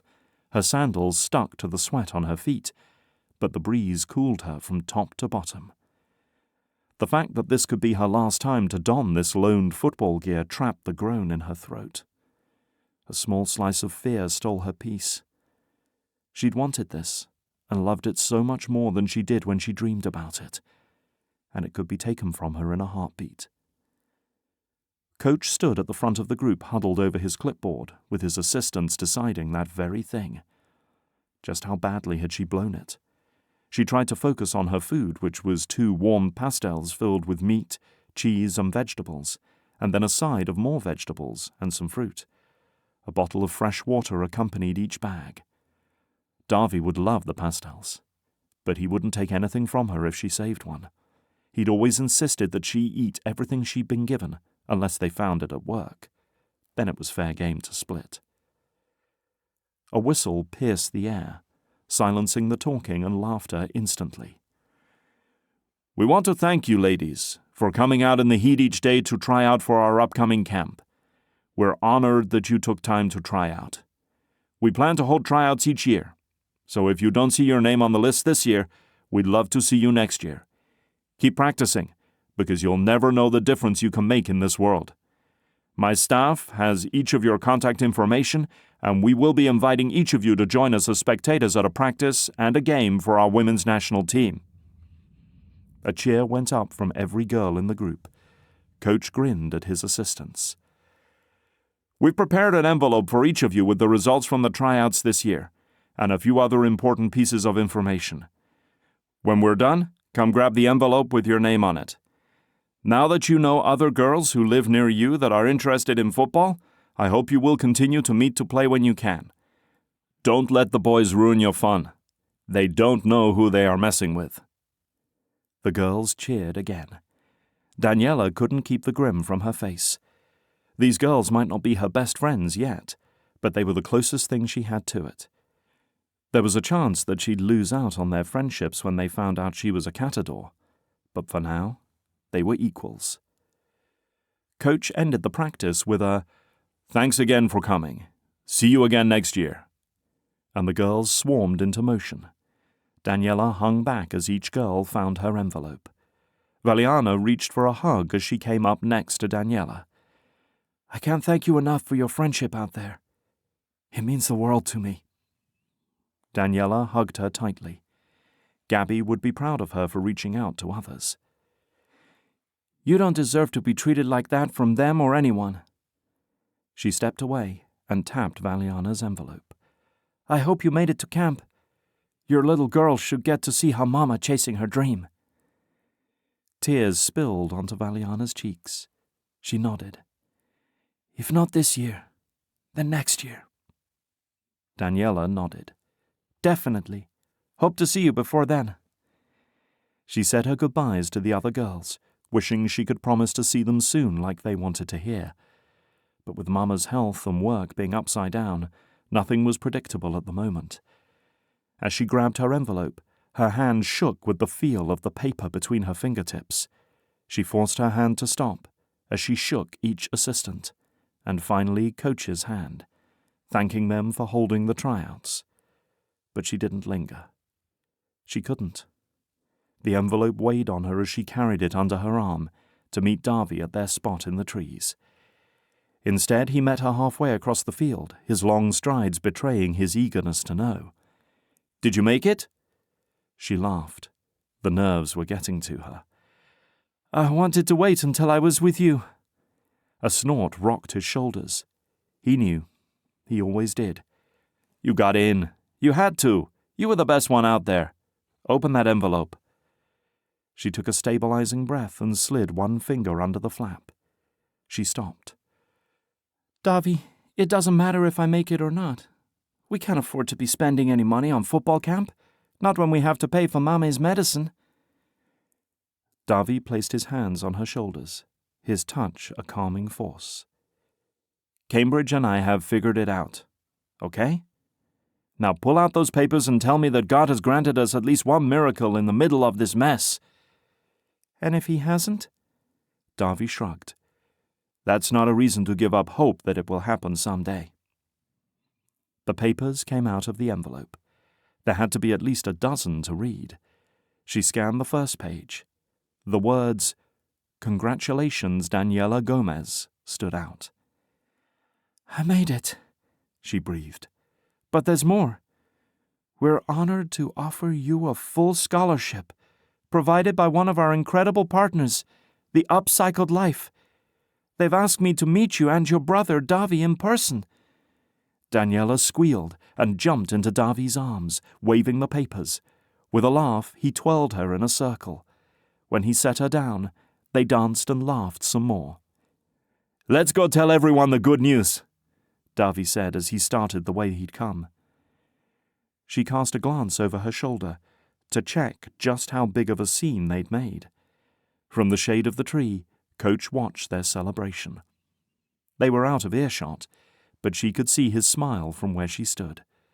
He stepped out of the shade with a bag of supplies in each hand. She waved. In return, his full hand lifted to touch the rim of his cap. The favelas owned his past. He knew, at least in part, how much that scholarship would change her life. The tear slipped down her cheek where, minutes ago, sweat had taken the same path. As she jogged to catch up with Davy, the reality knocked into her. Football camp. Davy, how am I going to do work and camp at the same time? We can't afford for me to be at camp and not earning money for food. It isn't enough that I'm just not costing us money. His pace slowed to allow her to match his stride. We're going to be fine. I have it planned out. I knew you'd get in. His happy smile thrilled her. Life hadn't given him much to smile about. I'll need to tell Gabby that I can't come in, and you'll have to stop by to drop off the goods and collect the money, not to mention collecting supplies and caring for Mame. Are you sure me going to camp isn't too much? Of course I'm sure, he grunted. Listen, I was going to wait to tell you this until after we celebrated. But you should probably know everything now, otherwise I'll never talk you into going to camp. Her nerves went on high alert, bracing for the impact she could feel coming. He steered them off to a low cement wall on a side street. His hand sought hers, bringing it between his. That was never good. He sighed. Mame is not going to recover. The doctor said Mame's organs are shutting down. Not going to recover. The original diagnosing nurse said people could live with Hep B for decades, but she'd also said adult bodies typically cleared the virus within 6 months. That hadn't happened for Mame either. But the medicine is to keep her from feeling the horrible pain that comes with death. The doctor at the clinic gave us the medicine for free, said our best option was to keep her comfortable for the remainder of her time on Earth. If we were richer, a liver transplant would keep her alive longer, but that's an impossibility for us. His words bore a hole straight through her heart. Why did the devastating crevice between life and death always seem to be bridged with money, the commodity they had none of? Why couldn't it be heat, or sun, or sweat, or ocean water? They had those in bucketfuls. Resignation came in place of the sorrow. Were you waiting until she died to tell me? He walked her to and from tryouts this week, without a word of Mame's real condition. Just until tryouts finished, if she made it that long. I didn't want that hurting your focus. There it was. Protecting her from the bad was his number one priority. And for some strange reason, she felt loved instead of hurt. What else have you not told me? We're not going to be able to stay in our apartment. The rent collector stopped me on my way out with Mame. He said that Gerson hasn't sent 1 centavo for rent.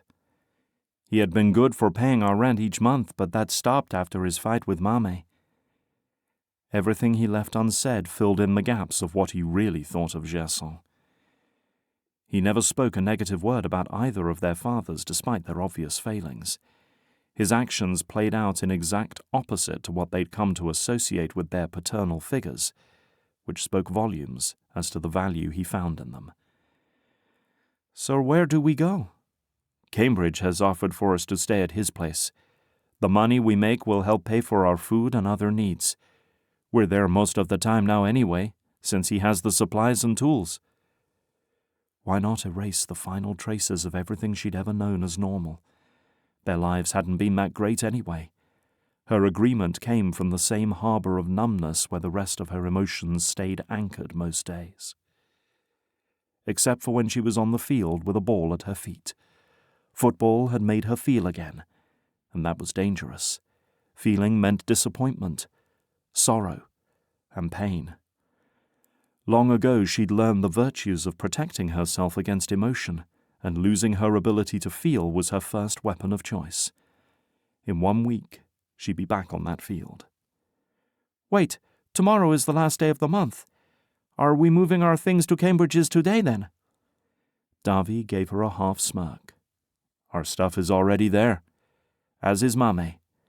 I needed someone to watch her while you and I were occupied this week, so Cambridge has been working, feeding her when she'll eat and supplying her pain medication every few hours. He's been through hell with her this week, but he's never complained.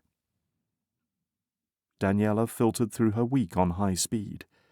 She hadn't seen or heard Mame recently. She'd attributed it to her leaving early in the morning and getting home late, but it's because Davy hadn't told her he moved Mame. Her free hand wiped the sweat from her face and jumped from the top of the wall onto the road, tugging Davy down after her. They needed to get on the other side of the street where they could feel the ocean breeze. You've been carrying this on your own. That's not how I want our lives to be lived, with you shouldering every burden and insisting I go after my dreams. You get to chase yours too. Davy pulled her into a side hug. I am. You should see the size of Cambridge's library. People are throwing away knowledge in this country like it is yesterday's newspapers, which means that I learn for free what others have paid thousands of reals to learn. You should see the prices on the back of some of his books. It's obscene. She smiled as she debated whether or not to let him divert her from the topic. When I get the money, you go to school and be one of the ones to spend obscene amounts of money on knowledge, understand? Davy laughed. Agreed. They passed through the doorway into Cambridge's apartment. An old radio, His pride and joy fizzed in the corner, between playing pop hits from the 80s, when life was more whole and love more certain. As Davy strolled to the food cabinets on the far side of the room, Daniela went to peek in on Mame.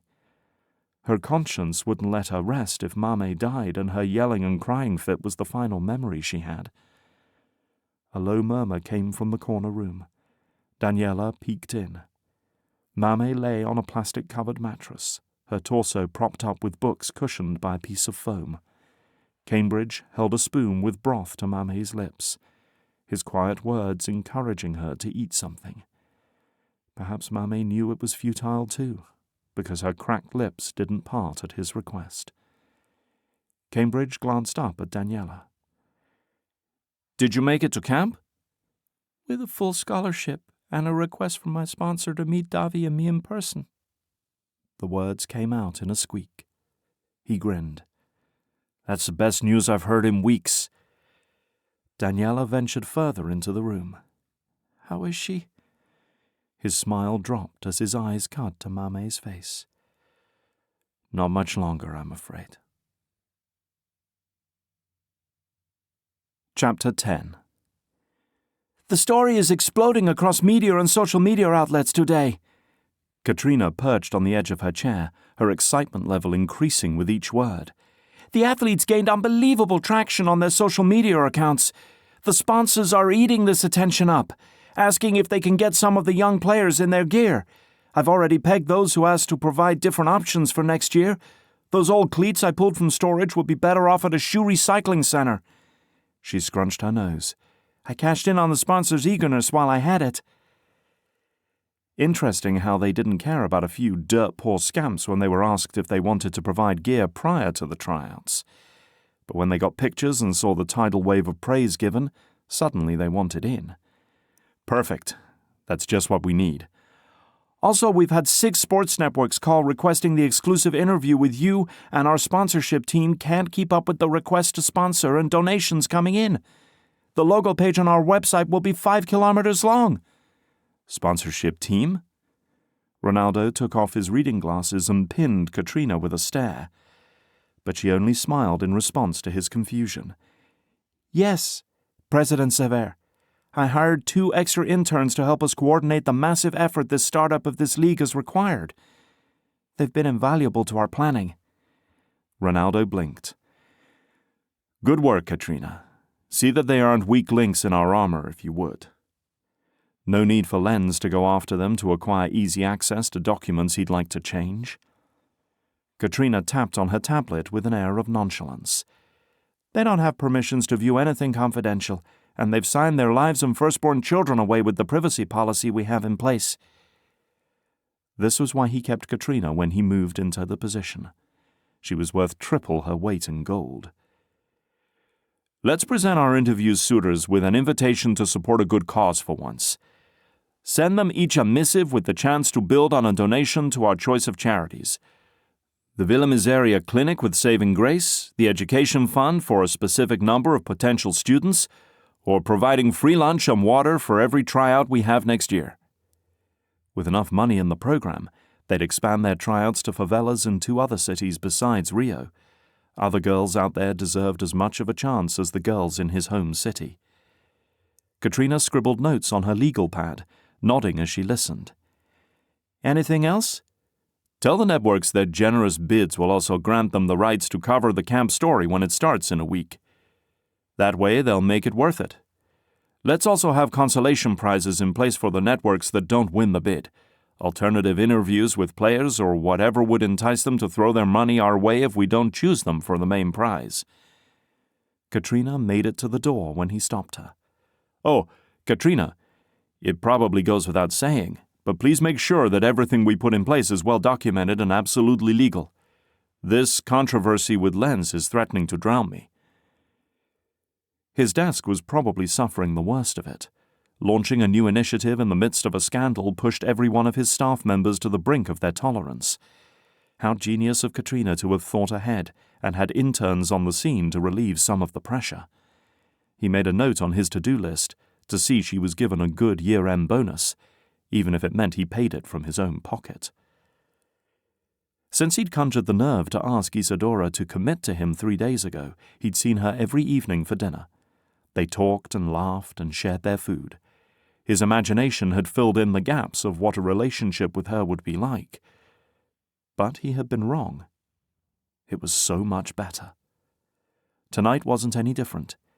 Isadora had a medical awards banquet to attend where who's who of Brazilian medicine gathered each year. Normally she went solo and slipped out early, but tonight she'd asked him to accompany her, and, God help him, he would never turn down the chance to see her stunning figure in a perfectly tailored gown. Scrubs suited her temperament, but a fancy gown electrified her radiant glow.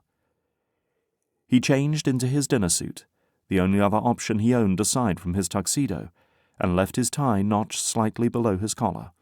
Cinching it this early would start the evening off too restricted for his liking. His town car picked him up and drove him through the stop-and-go traffic to the Belmond Copacabana Palace. A man with his position could dine on others' tabs for an entire month straight if he wished. It was a perk and an obligation that accompanied his position, a duty he'd never envied Len's. The invitations came in with the tide, it seemed. Len's rarely turned one down, wishing to constantly be in the public eye. Ronaldo had no such inclinations. Insisting on being so visible made Len's believe he was beyond questioning, too far past scrutiny. His penchant for the finer things added to Ronaldo's suspicion about unauthorized transactions. Of course, when he looked into it, the answers weren't plain as day. Mara had been smart. She dusted the tracks off the trail, but didn't manage to erase the scent completely. Nevertheless, when it came to being by Isadora's side, her needing him, he would go out every night without question. The medical types weren't his usual crowd. All the grandstanding and gory topics tossed around with little thought for the weak-stomached stretched his social graces to their very limit. He fortified himself with some liquid tolerance at the hotel bar, his eye on the door. The hum of appreciation that filled his throat when she walked through the door earned him a glance from his neighbors. But they didn't matter. He weaved through the tables and met her with a brief kiss in the lobby. Her warm gaze melted his pent-up anxieties as her hand slipped the drink from his and lifted it to her lips.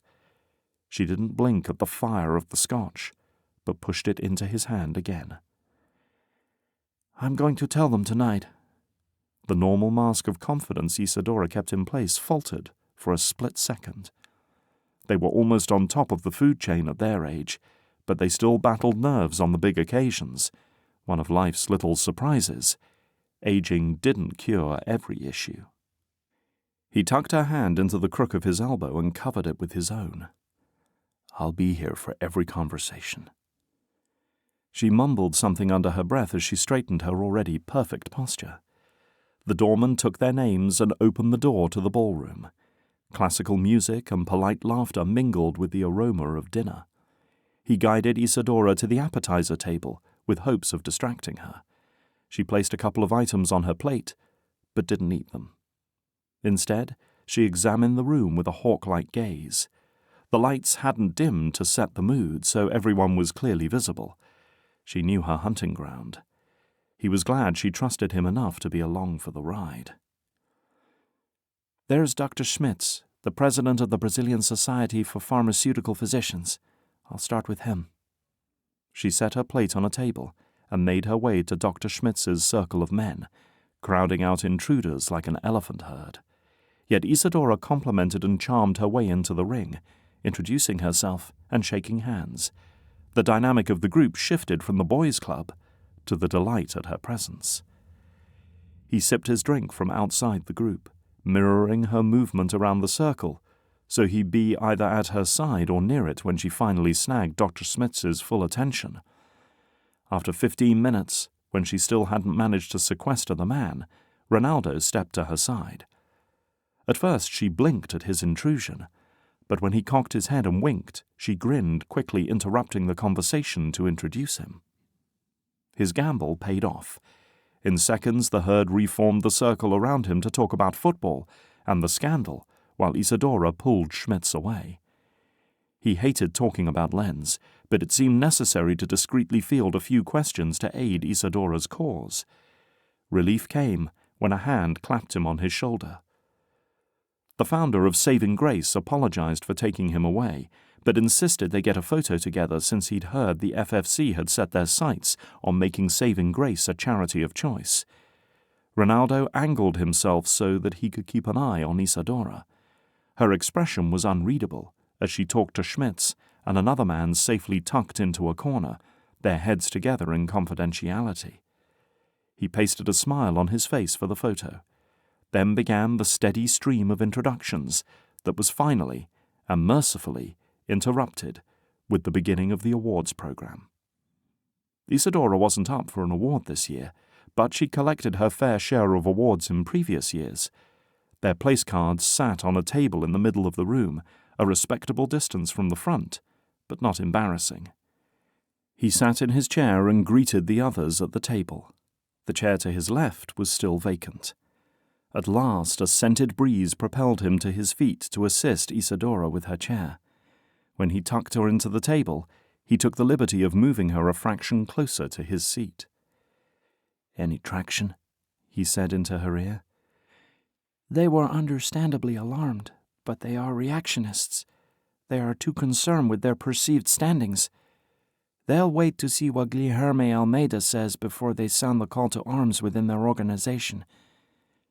As dinner was served, they joined the conversation at their table, exchanging the occasional brush of the hand in quiet reassurance. After the presentation of the awards and the resulting tyranny of droning speeches, Isadora slipped out the door to snag the Minister of Health. It took the stealth of a ninja to avoid a woman on a mission. He'd just received his requested mug of coffee when a waiter bent over his shoulder. "Senor Cevere, Dr. Ray has asked you to meet her at the front entrance." Coffee untouched, he strode toward the door, saying his goodbyes and shaking hands so as not to look too concerned. But he was. Outside of the clinic and hospital, Isadora didn't send staff to do her bidding. When he reached the front door, another man told him she asked if he would wait in her car out front. His eyebrows lifted as he exited the hotel. A red Audi A5 with the top down sat running in front of the hotel. The valets passionately discussed its finer points until he placed his hand on the passenger door. Was this really Isadora's car? How did she get her hands on a convertible A5? He might not own a vehicle, but as a man he wasn't immune to their magnetic pull. Tucking his hands into his pockets, he strolled a few meters for a better view of the beach. The wind carried the fragrances of beach food vendors, salt, and whispers of change. Where was she? Turning on his heel, he strode toward the car as Isadora, clad in white shorts, a peach tank top, sandals, and a hat, exited the hotel, looking every bit a tourist. Her toned tan legs looked 5 meters long in those shorts. A bellboy followed close behind with her dress cradled in his arms.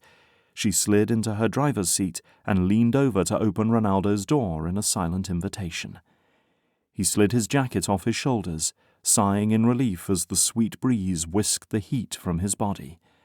His right hand tugged at his tie, while his left hand eased the buttons beneath it open. He laid the suit and tie in the trunk alongside her dress and closed it before hopping into the passenger's seat. A strange current of energy vibrated through him, as if he were about to do something dangerous or illicit. Instead, Isadora pressed the gas pedal, and they flew from the parking lot like a sprinter off the block. A local rock radio station filled the silence at the stoplights as they headed south, then west along Avenida Lucio Costa, away from the suffocating crowd. A foreign peace settled over him. She was taking the lead tonight, and seemed happy to do so. The wind whipped her hair from her perfect updo and plastered it to her serene face. This Isadora, so comfortable with herself, no appearance, pretenses, or pressing need to speak when she had nothing to say, was without question the woman who made his blood run a little redder and a lot hotter. Despite their proximity, he couldn't get a read on her emotions, except to think her encounter with the minister hadn't gone as she desired. The ache that her fears came true formed deep in his chest. She pulled off into a wooded area, weaved through a quiet town over a bridge, and finally stopped the car off the side of the road on Restinga de Marambaya. She hopped out of the car, dropped her hat onto her seat, and trotted down a sandy bank until she reached the beach. He watched for signs of distress from his vantage point at the top of the bank. When she waded into the water, he shucked off his socks and shoes and followed her down. She didn't bring him here so she could be left alone. If she'd wanted that, she'd have left him at the hotel. No, this was an invitation into her hidden life, the one she'd agreed to let him be a part of when he asked to date her. The white sand cradled his feet with a residual warmth from the day's heat. Isadora stood in the waves up to her knees. He waded in behind her and wrapped his arms around her waist. His cheek pressed against her ear. Her back melted against his chest. The tension drained from her body. The water tugged on his suit trousers, protesting the drag they created. He tightened his grip as peace anchored his heart. There was nowhere else in the world he'd rather be. He didn't dare tell her after such a stressful evening. With a sigh, she twisted in his arms and looped her hands behind his neck. Fresh air mingled with her perfume in the most enticing aroma he'd ever smelled. Her body, flush against his, swayed in slow rhythm. The sand disappeared beneath one foot as they shifted to the other. "You're my dream come true. Do you know that?" Isadora murmured against his ear. In his younger years, he might have made a funny remark to deflect the intensity of the moment, or brushed past her compliment with the firmly rooted false bravado. Instead, he absorbed her words, letting them linger in the vulnerable parts of his inner man. "I need you to be strong for me, Ronaldo." His name was a purr off her lips. "All the strength I have is yours." "I'm questioning my sanity on this, but I think I'm the person to take this fight to the world. These families and babies deserve better, and all Almeida could do was try to hide his fear behind his mountain of an ego, as he threatened my license if I pursue a path sure to swallow those you wish to defend with Brazilian chaos and worldwide panic. The only thing I can counsel you to do is what I did myself. Gather the evidence until it's so substantial that, when presented to the world, it does the damning for you. Names, faces, test results, blood samples. They can't be manufactured. And when that's done, you find the most sympathetic audience and start there. It's not foolproof, but if you're going to take a fall for something, it might as well be for the truth." He swung her into a dip, her hair hovering right above the waves. His breath caught in his throat. "And I'd be vastly remiss if I didn't take this chance to tell you how stunning you are, inside and out. Irresistible. I'm the luckiest man." A real smile stole across her lips as he brought her back to standing. "I should bring you to the middle of nowhere more often." His fingers caressed her chin. "Middle of nowhere sounds perfect to me, as long as I'm with you." They kissed as the darkness stole a bit more of the sky. "I'll see you home, and call a town car to come get me." She looked like she was going to argue, but there wasn't a chance in a million that he was going to let Isadora drive him home to the edge of the favelas at night. Not that she knew where he lived. Yet. For some reason, he wanted to keep that information for another time, when there wasn't so much turmoil and anxiety at the forefront of their minds. Although with the way things were headed, a break didn't appear to be coming any time soon. Chapter 11. Daniela spent her week off working at Gabby's during store hours, collecting recyclables from their partner businesses in the evenings, and tending to Mame while the guys gathered supplies and produced more items to sell.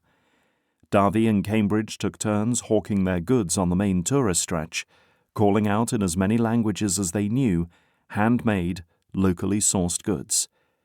They'd found remarkable success, so long as they avoided the police who patrolled, looking for proof of the extortionately priced vendor permits. Since moving into Cambridge's place, the distribution of money had become easy. With Darby's full agreement, Cambridge took the brunt of creating the goods that Darby sourced from his days in the recycling facility. It was on principle that Cambridge, the perceived leader of the catadors, stayed away from paying the facility fees, since the idea of a strike came from his mouth in the first place. In the dark, on the brink of sleep, Daniela's mind buzzed with the week. Yesterday Mame begged her to give her all the pain pills and let her end it. Daniela shivered in her bed. That seemed a kinder way to let her go. What would Darby say? Instead of asking him, she listened to Darby whispering that Cambridge's knees and back limited his quickness on the mound these days. When Darby saw he could collect almost triple what Cambridge could bring in a day, he stepped in to volunteer for the job permanently. Any thought of being a burden to Cambridge fled her mind. Her role in the house came naturally to her.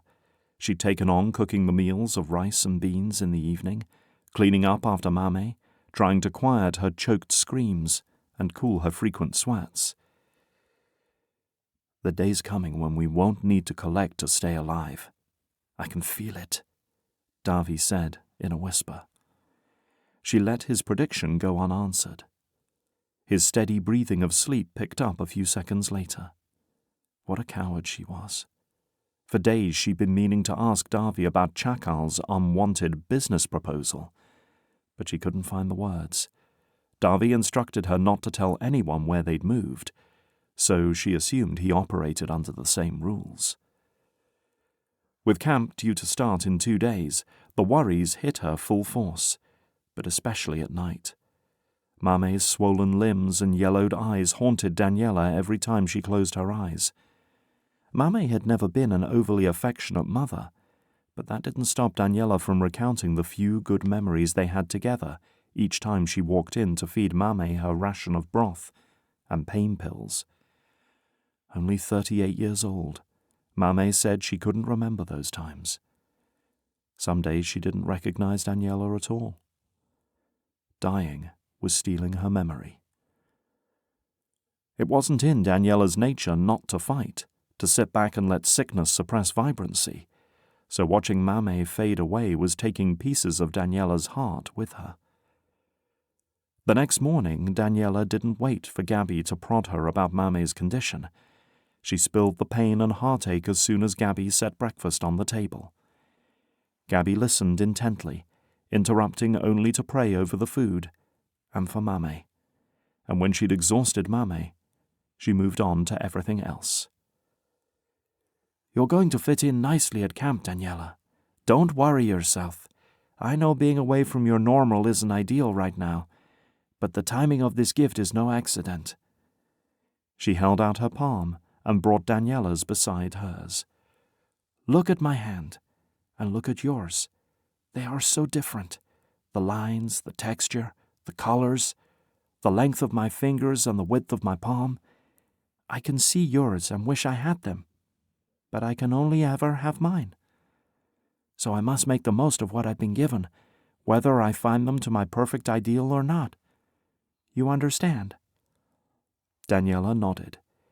Gabby's words felt like a prism catching sunbeams, deflecting light into the dark corners of her constant worry. She didn't scold or talk down. She taught with sensitivity and grace. If anyone deserved to serve God in the way they longed to most, it was Gabby. Cambridge is bringing new goods to sell this afternoon when he comes to pick me up. A twinge of disappointment trickled through Daniela when Gabby didn't react to her mention of Cambridge. Gabby's hands wrapped around her mug of tea. Is he treating you respectfully at home? She swallowed at the implication of Gabby's words. Her defense of Cambridge was on the tip of her tongue, that he would never touch her in an unacceptable way. But Darby taught her over the years that it was the people she least expected who were the most dangerous predators. He does treat me with respect. Our living with him has been an easy adjustment. Davy and I shared a room in our other apartment too, and Cambridge sleeps in the main living area with all the supplies and tools. He says it's to protect our livelihood, but it's really because he gave Mame his room." She paused, but then decided to meddle. "He's a really good man." Gabby smiled. "God knows our world needs as many of those as we can get." The timer buzzed in their work area. Leisure time was over. As Gabby readied the registers, Daniela straightened items on shelves, arranging and rearranging. After Gabby unlocked the doors, they made quick work of opening boxes of new shipments. Gabby left a final small box for Daniela to open as she organized clothing according to size. The box opened to a smaller box, and that box to a smaller box. "What is going on?" Gabby laughed as she watched from beside the clothes rack. "I got you a congratulations gift." Daniela stopped her progress through the boxes and stared at Gabby. "You bought something new? For me?" "Open it." Gabby crossed over to her, nesting all the boxes inside each other again, as Daniela opened the small rectangular box in her hands. When she slid it open, a shiny gold necklace lay perfectly across the box. In the middle were 3 small flat pendants of a cross, a football ball, and a heart. Her jaw tingled as her eyes watered. "I know you can't wear it during games, but I thought it could remind you of your first loves as you find yourself on a new Daniela didn't wait for her to finish before throwing her arms around Gabby's small waist. The surprise had settled into a humbled awe. "No one has ever given me anything this expensive or beautiful before. How can I repay you?" Gabby giggled. "By wearing it as often as you'd like. It's a gift, an object to represent what really matters. So don't hide it away because you're afraid of breaking it or losing it." Funny how she was thinking of doing just that. Never had she owned something so precious or valuable. Gabby unhooked the necklace from its fasteners and draped it around Daniela's neck, securing it at the back. Daniela faced the mirror, her fingers grazing the gold against her bronzed skin. It looked so foreign and out of place on her, but her unease spurred a kind of hope, a joy that perhaps one day she'd be the type of girl to look at home in a simple necklace, without it screaming how much of an imposter she was for wearing it. She floated through the rest of the day. When the doorbell jingled over Cambridge's head, she checked the clock. Hours had passed in what felt like minutes. She hurried around the desk to unload the goods from Cambridge's arms. "Garota, where did you get that necklace?" His whisper was as harsh as his gaze, which was glued to her neckline. "You must put it back." She laid her hand over it as she'd been doing most of the day. "It's a gift from Gabby. She bought it for me to celebrate my making it into camp. It's a small token of love for Daniela to take with her wherever she goes." Gabby winked at Daniela and took the final items from Cambridge's arms. His frown eased into an easy smile. "That was very kind of you, Signora. I am very sorry, Daniela, for coming to a negative conclusion so quickly." She shrugged. "I've never had a necklace before. You had every right to question it." "Daniela, why don't you set up the window display? You're so good at it. I'll get the payments for today from Cambridge," Gabby said. Cambridge hesitated, then followed Gabby to the counter. They spoke in hushed tones, with Gabby emitting an occasional full-body laugh. It was Daniela's favorite laugh of Gabby's. It meant she was genuinely humored and at ease with the company she was in. Daniela sneaked glances at the two. Cambridge leaned over the counter, a huge smile on his face. Gabby sat perched on the stool within arm's reach, also smiling. Perhaps her casual comments about Cambridge's good character found their mark when she wasn't looking. After letting them talk for a few minutes, Daniela finished fussing with the window display and edged closer. But they talked of their experiences with formal learning, nothing secretive. Gabby left her stool and wrapped Daniela in a big hug. "You're going to be so wonderful at camp tomorrow. I can't wait to hear all about it when you finish." Daniela grinned. Strange how Gabby had quickly become such an important part of her life. Cambridge scooped the money off the counter and shoved it in his pocket. Gabby waved them off from inside her shop. As usual, they'd made 4 stops by businesses to pick up the recycling, and then sell to their buyers what they couldn't take home and use as supplies. On the way out of the buyer's shop, a shout of her name halted her steps. "Child, you respond to me when I call your name." Daniela turned to see Gerson stumbling toward them, a bottle in his hand. She'd never seen him in this part of town before. "I thought that was you, but seeing the trash man confirmed it." Gerson snorted. Cambridge eyed Gerson with a cool stare. "What do you want, Gerson?" Gerson stepped forward and grabbed for Daniela but missed. Cambridge moved between them. "I want to see my daughter, is all. I have that right, don't I? I want to know if she's alive after her mother ran me off with hateful words." Daniela longed to tell him of her success on the football field, the very thing he'd curled his lip at when he found out she loved to play. Cambridge answered for her. "She's doing fine, but we need to get going." Gerson swayed. "What? Are you doing her like you did her mother?" Cambridge's hands balled into fists, and he rose to his full height, towering far above Gerson's short frame. "I have never inappropriately touched either of them. You will never speak of Patricia or Daniela like that again. You know nothing of their good character." Daniela inched away from the men, waiting for a telltale sign from Gerson that he was about to swing a fist. Cambridge backed up.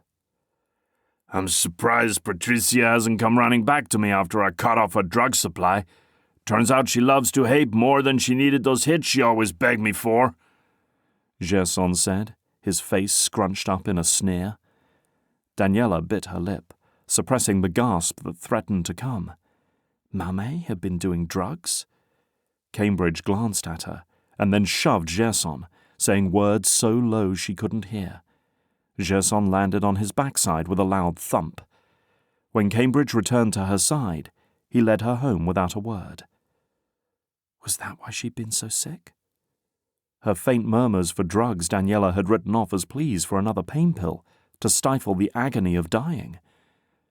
Her compassion had been misplaced. At home, Daniela marched to the stove and immediately set to making dinner. She should have checked on Mame, but she couldn't face her yet. The anger welling inside her slowed her pace, although she could have made the meal blindfolded. She heard Darby's footsteps approaching before he settled against the wall not far from where she stood. He stood there, with his hands in his short pockets, watching her. "Did you know Mame was doing drugs? Is that why you moved her here? Is she even sick?" "You promised no more secrets," she huffed, frustrated that she was mad about this in the first place. Darby should have told her a week ago. "I suspected she was doing drugs a few times, but she always seemed sober when we got home and I never found evidence. That night we found her sick. I found a few used needles in her room when I went in to check on her. I thought maybe she'd overdose, so I moved her here to detox.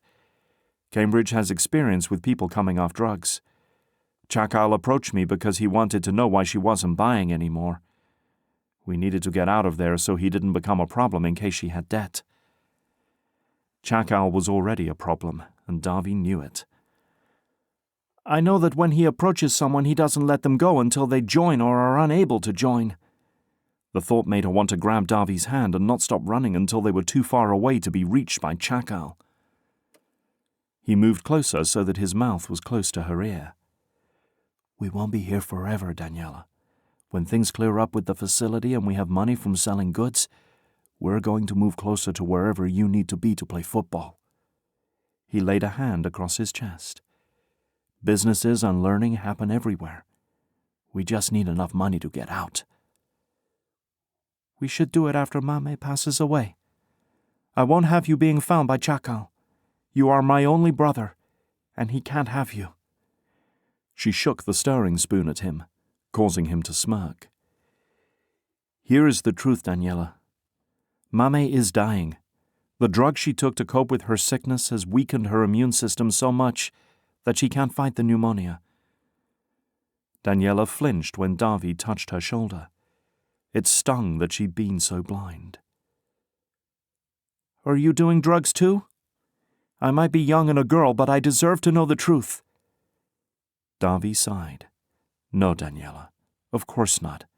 And I didn't keep the truth about drugs from you because of either of those things.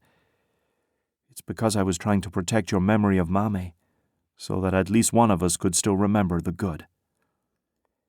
His face was so sincere that it made her ache inside. "I accept your apology." "No more secrets, I promise." He hugged her shoulders, pressing her to his side. "Now, tell me what Gerson said to you." Daniela grinned. "You should have seen his face when Cambridge pushed him. It was like he never expected Cambridge to stand up to him." Davi laughed. "And I think Cambridge likes Gabby, and she likes him from the looks of their talk today." Davi's eyebrows lifted. "Trying to play matchmaker? Cambridge will fall." He paused, his eyes on her necklace. "Beautiful necklace. Where'd you get it?" She unclipped it from around her neck and handed it to him. "A gift from Gabby." He smoothed a thumb over the pendants. "She's been a godsend. Maybe I'll push Cambridge to find out if he plans to keep visiting Gabby while you're away. We'll need someone to drop off the goods and pick up the money from the sales." Matchmaking was contagious. The next morning, Daniela woke early. She checked on Mame, kissed her cheek, and squeezed her hand. How much longer would Mame have to suffer with her labored breathing? She grabbed her second-hand cleats and shin guards and met the guys outside, where they planned out their day each morning. "To survive, you must be strategic, Daniela," Cambridge said. Davi stood when she exited, his smile making his eyes sparkle. "You ready for your first day?" "I think so. I have my paperwork and my gear." She shrugged. "Anything I'm forgetting?" He reached down and pulled a brown paper bag from beside his stool. "Breakfast, to give you a good start to the camp day." For the second time in as many days, her heart swelled at the truly generous people she had in her life. "A bun and a couple of pieces of fruit," he said as she peeked inside the bag. She bounced on her tiptoes and planted a kiss on his cheek. "You are too good to me. Thank you. You two be careful while I'm gone today. Don't let trouble find you." Cambridge offered her a salute, and Davi just smirked. He walked her to the bus station at the meeting point at the bottom of the favelas. "I'll be here to get you when the bus comes back this evening, okay?" Daniela nodded. She knew her way back, but Davi would never agree to it. She ate her breakfast, and they made small talk as a handful of other girls arrived looking bleary-eyed at the hour.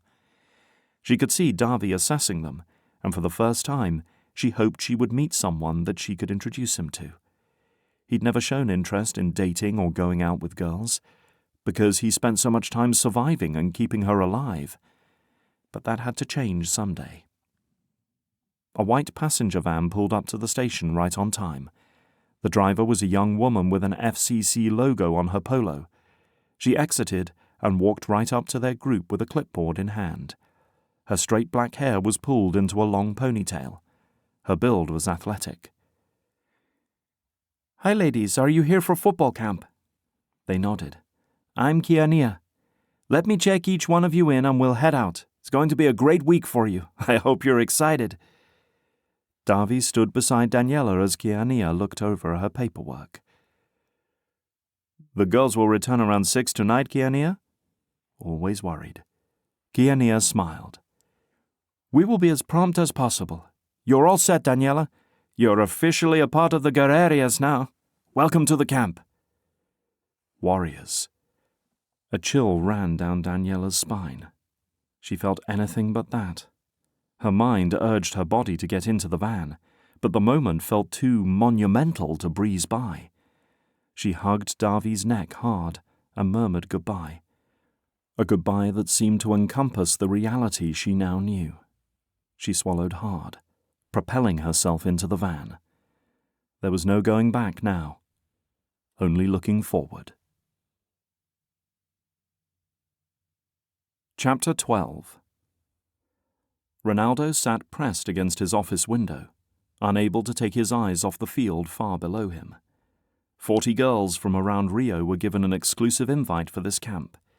This was a tryout of sorts for an under-20, U20 team that fed into the women's national team that played in the Olympics or the Women's World Cup.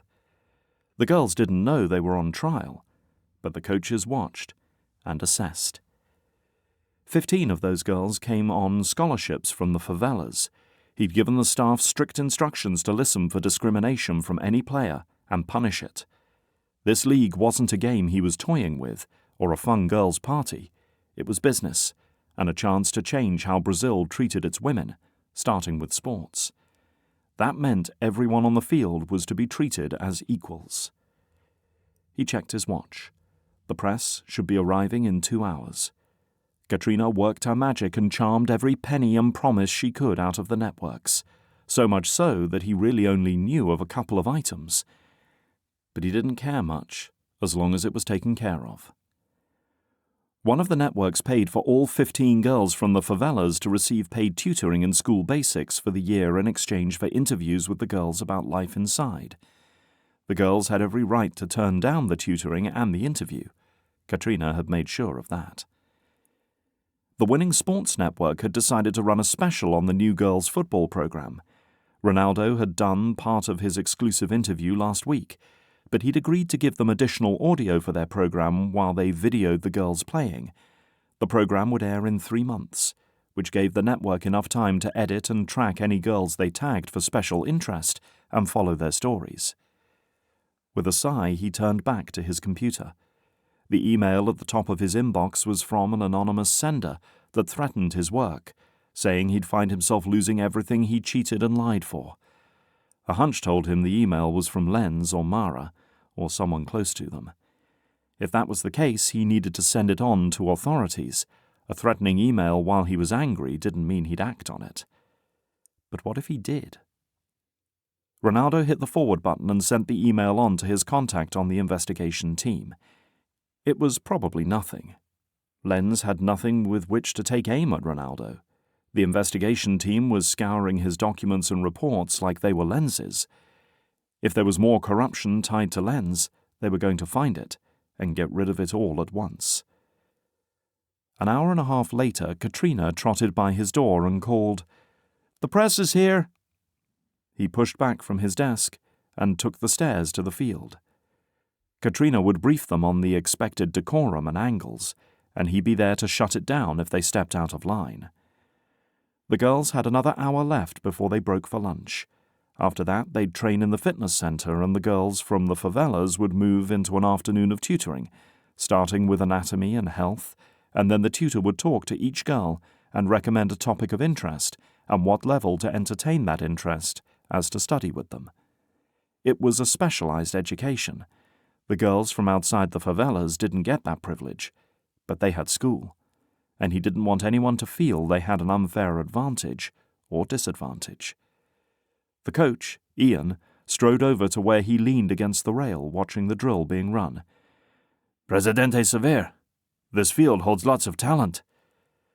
Ronaldo nodded. Ian Fragi was one of the up-and-coming coaches from the collegiate level and had sat right seat to the men's national team coach Alves on many games at a national level. But unlike Alves, Fragi loved the game regardless of who he coached. Alves sneered at the women's teams, calling them subpar and a shadow of what the men were. That was a worldwide sentiment, unfortunately. "I have a good feeling about these girls. When the coach Leal comes to visit at the end of the week, he's going to have a lot to take into account," Ronaldo said. Coach Leal led their women's national teams to medal in the last 3 world tournaments, 2 Olympics, and 1 World Cup. "A few obviously have no formal training, but they are quick learners. Thankfully, they are young enough that we can break bad habits easier now. Valiana jogged past them and waved. Hey, Coach! Ian glanced over at Ronaldo with raised eyebrows. She's one of yours? Ronaldo nodded. Not only had her scholarship paid for her camp, but it also paid for safe, reliable childcare for her baby while she was at camp. Her sponsor had been overjoyed to know that they were giving 2 girls hope for a future, especially since team moms were at risk of getting lost in the crowd. On Wednesday, 2 days later, Ronaldo checked in again, as he had every day. He watched for an hour.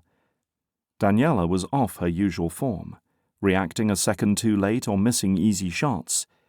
He flagged down one of the field assistants and asked to be called when camp broke for lunch. Ronaldo finished his initial task list and got rid of a stack of papers from his desk in the time it took an assistant to buzz him about lunch break. He took the stairs once again to the field level, but then scanned his badge to allow him access to a side hall that led to the inside of the stadium where the players ate, worked out, and let off steam. The girls already sat with their lunches in front of them. As he suspected, Daniela didn't engage the others much, so it was no difficulty to catch her eye and motion her toward a table out of earshot of the other girls. She gathered her lunch and met him there as he sat with his own bagged lunch. A bonus of being the one in charge. "How are things going for you, Daniela?" He sunk his teeth into a sandwich, satisfied that the girls were getting decent food after working so hard on the field each day. "I'm really happy to be here at camp, Coach. This is better than my best dream." "Mine too, most days. How is your mother doing?" Daniela's smile wavered. "Failing fast. We have to crush her pain pills into her water now to get them in her." "Is that the main thing on your mind today? You seem distracted on the field." When her shoulders sagged, he scrambled. "We all have those days, Daniela. Don't be upset about it. I just want to make sure everything was all right with you." "I've been off today, Coach. I know I have." She sighed, picking at her food wrappers. He held his breath, afraid to breathe and scare away the thoughts on the tip of her tongue. "I've told you before that my brother and I are catadors. We're fighting against really powerful people who want to charge us to do a job no one else wants to do. We get paid for the recyclables we pull out, but only from buyers who may or may not want what we have. Then to hear my own father assume I was a whore, and the fact that Mame wouldn't be dying right now if she hadn't killed her organs with drugs. My father wasted money on alcohol, but she wasn't any better, using drugs like she did. Yet she still blamed him. I blamed him for our severe poverty and Mame's illness. And Davi's done everything in his power to make sure I get the chance to pursue this." She scrubbed her face with her hands. "The guilt about everything going on and the fear that I'm going to really mess up this dream has been weighing heavy on my mind. My future and Davi's counts on me succeeding here." Ronaldo dusted the crumbs from his hands. He doubted she had spoken that many words at one time in her time of being at camp this week. Judging by the slight embarrassment on her face, he suspected maybe ever. "Daniela, did you know I first joined on Brazil's national team when I was 19? She shook her head. "It was so many years ago now. I was a nobody from the wrong part of town who dared to show up to open tryouts for the national team one day, with the other guys who had shiny new cleats and a history of playing in leagues. The coach that day saw some talent buried deep inside me." He lowered his voice. "And I mean deep." Daniela smiled. That felt like a sizable victory. "I sat on the bench for 2 years before I ever set foot on the field for a game. But the coach worked with me, pushed me to the edge of making me want to quit, and then helped me fall in love with the game all over again. Meanwhile, my family was struggling to stay alive. The guilt I felt that I wasn't contributing to the family funds like I had since I was 10 riddled my soul. But I never felt more alive than I did when I was playing football. I couldn't imagine a life without it." At that, Daniela nodded. "I feel the same." "My dad used to ask me when I was going to quit messing around and see that survival meant working hard. Ronaldo grunted. He didn't see what I was doing as preparing for my future. He saw me playing a silly sport and shirking responsibility. It especially annoyed him that I did all that and still sat on the bench. But the next year, Coach started me almost every game. I made money my parents only dreamed of, and I sent them what I could to try to get them out. Then he didn't care so much whether you played football all day or not, Daniela said. Ronaldo chuckled. No, he suddenly became very supportive. They decided to move from the favelas and get a house in a respectable neighborhood. One night, while I was out celebrating a tough win with my team, my sister Mariana was gunned down by a gang leader in the favelas they were about to move from. Daniela sat frozen, with wide eyes, not moving. The what-ifs and the I-should-haves plagued me for years, and eventually I had to face the fact that Mariana supported my dream like it was her own. She wouldn't have wanted me to be or do anything different than I was doing, and I shouldn't have wanted her to do anything else than what she was doing that night, which was trying to save some girls from the gang they were involved in. Daniela still hadn't moved, but her scrunched brow told him she was still tracking. What I'm trying to say, Daniela, is that there is plenty of space for guilt and fear in your life if you let it, because you'll make mistakes in front of everyone you love, and maybe even while the whole world is watching, or at least your whole world. And those times you did the wrong thing, or said something foolish, or tried to be someone you weren't, they will come back to haunt you in your moments of peace. But you can't let them win. If you do, that's when you will actually risk losing your dream. But that knowledge has to go from here. He tapped his forehead, then his chest, to here in your own time. Daniela shook her head. Don't let them sign me off yet, Coach. I'll do better tomorrow. I know you will. In the meantime, I'm going to get in touch with a special friend of mine named Tiago. He specializes in art that gets attention, and I think he could be a huge benefit to your Catador cause. Ronaldo paused. The introduction is strictly private, though. Understood? Understood, senor. So Tiago will make some art where the facility leaders could see it, and they'll start listening to us. She looked skeptical. Ronaldo grinned. Something like that. This relationship was going to be fun to watch. Quirky and nimble Tiago was the most brilliant social change artist in Brazil, but he did most of his work anonymously, in case there was any grounds for legal repercussions. Some art didn't come close to describing Tiago's mural masterpieces that he left on unsuspecting surfaces, and the man loved a good cause like most men loved a chilled beer. As Daniela moved from lunch to afternoon tutoring, Ronaldo made his way upstairs, his chest lighter than it had been in too long. The tryouts and the camp felt right, like his interaction with Daniela was just a small ripple of the seismic activity taking place beneath his feet. Inside his office, he closed the door and picked up his phone. Tiago was very picky about who he let have his phone number. He suspected everyone of malicious deceit and treated them as potential whistleblowers on his art operations. His day job kept him well compensated and out of the public art world, so no one would suspect him. The phone line rang twice and then stopped. Senor Cevere, to what do I owe this honor? Old friend, I have a project you may be interested in. The work would be for cantadores in the favelas of Euclides da Rocha. Tiago clucked. Poor area, lots of crime. Who is the target? A recycling facility is taking advantage of the poorest of the poor, and I think you could get their attention in a way they haven't been able to yet. Of course I can. Tiago excelled at humble arrogance.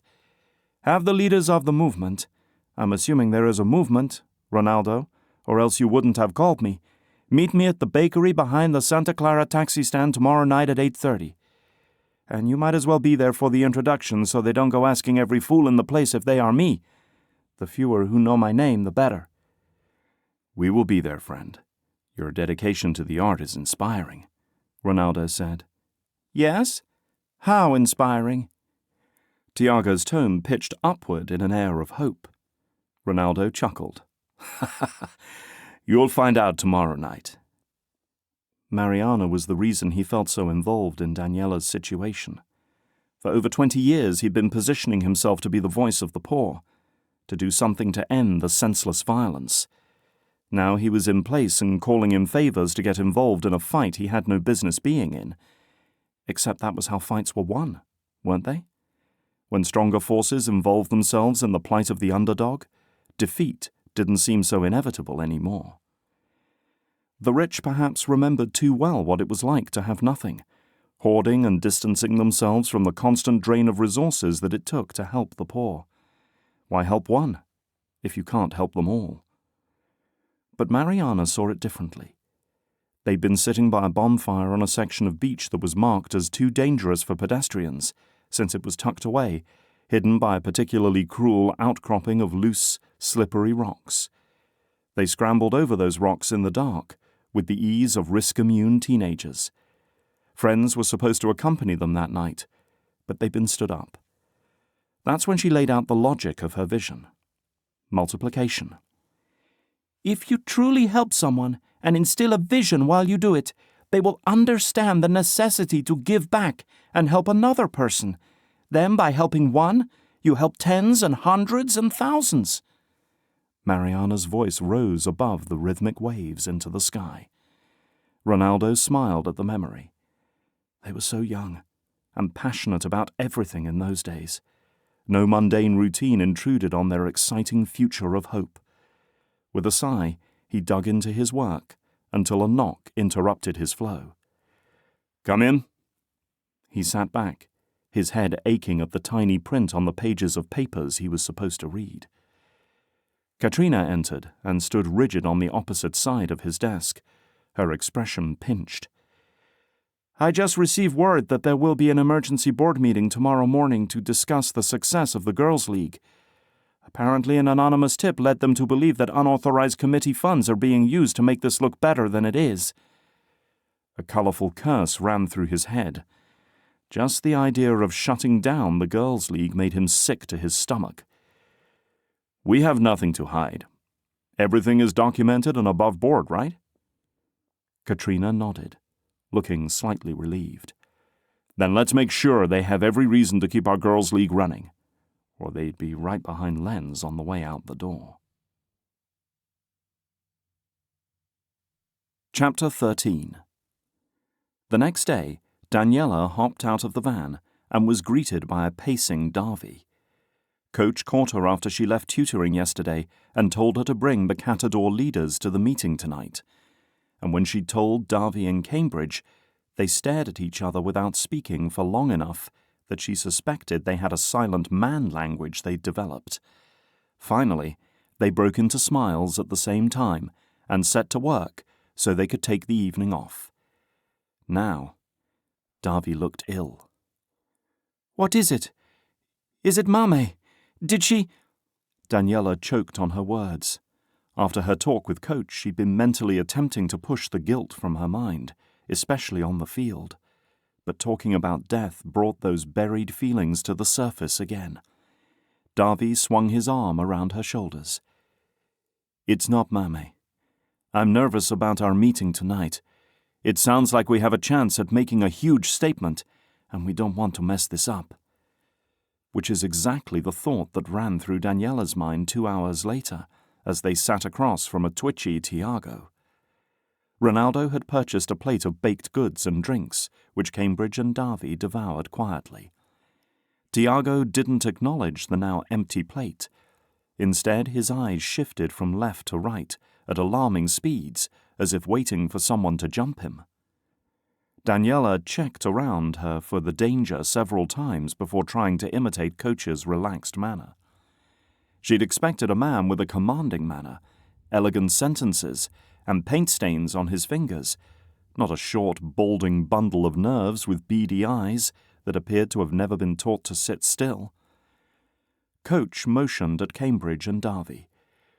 Why don't you guys start with what's happening? Don't leave any details out, Tiago said as he slid his chair closer to the table and leaned in over his pad of paper with a pen.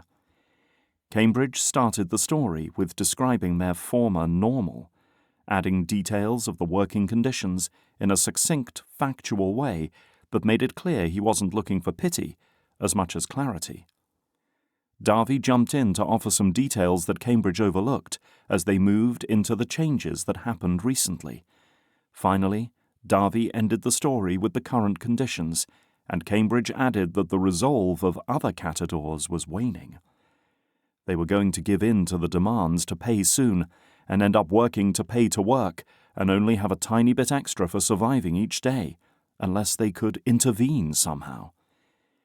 Tiago doodled and made occasional notes on the side of the page as they talked. He didn't answer for a long time after they stopped talking, just focused completely on his paper. Coach took up the questioning about long-term plans. Daniela couldn't take her gaze off Tiago, hunched so close to his notepad. His focus kept him from constantly assessing the room. What was he doing over there? At last he slapped the notepad on the table with great flourish and slid it to Cambridge. "This!" Daniela craned her neck to see what was on the paper. Gnarled and baby hands poked through a gate holding reals to a stoic guard in front of a trash heap. "The colors, of course, will be bold and symbolic, and the art could be up to 3 stories tall on the side of a building," Tiago said. Cambridge sat back against his chair with a huff. "You want to put this on the side of the recycling facility?" Tiago laughed, a snort, high-pitched combination that sounded like a dying bird. No. That would be too secluded and far too easy for them to remove since they own the building. No, I'd put it on one of those eyesore apartment walls that are ugly and huge and that everyone on the highway and on the beach at Copacabana can see. I know the owner of the one I am thinking and could easily get permission since he owes me a favor." Tiago's eyes were on Coach, who nodded and said, "The more visibility the better. And if we can tip the right media off about the story behind it, the recycling facility leadership won't be able to ignore the public protest." "How long will this take to produce, Tiago?" Darby asked. A scowl formed on his lips at Darby's use of his name, but he didn't address it. "Many hours of my free time, but I will give the art the time it deserves. Brilliance and accuracy take up most of my time, and when it is done, you will know. The whole city will know." Daniela raised her eyebrows when Darby looked her way. He gave her a slight nod and a smile.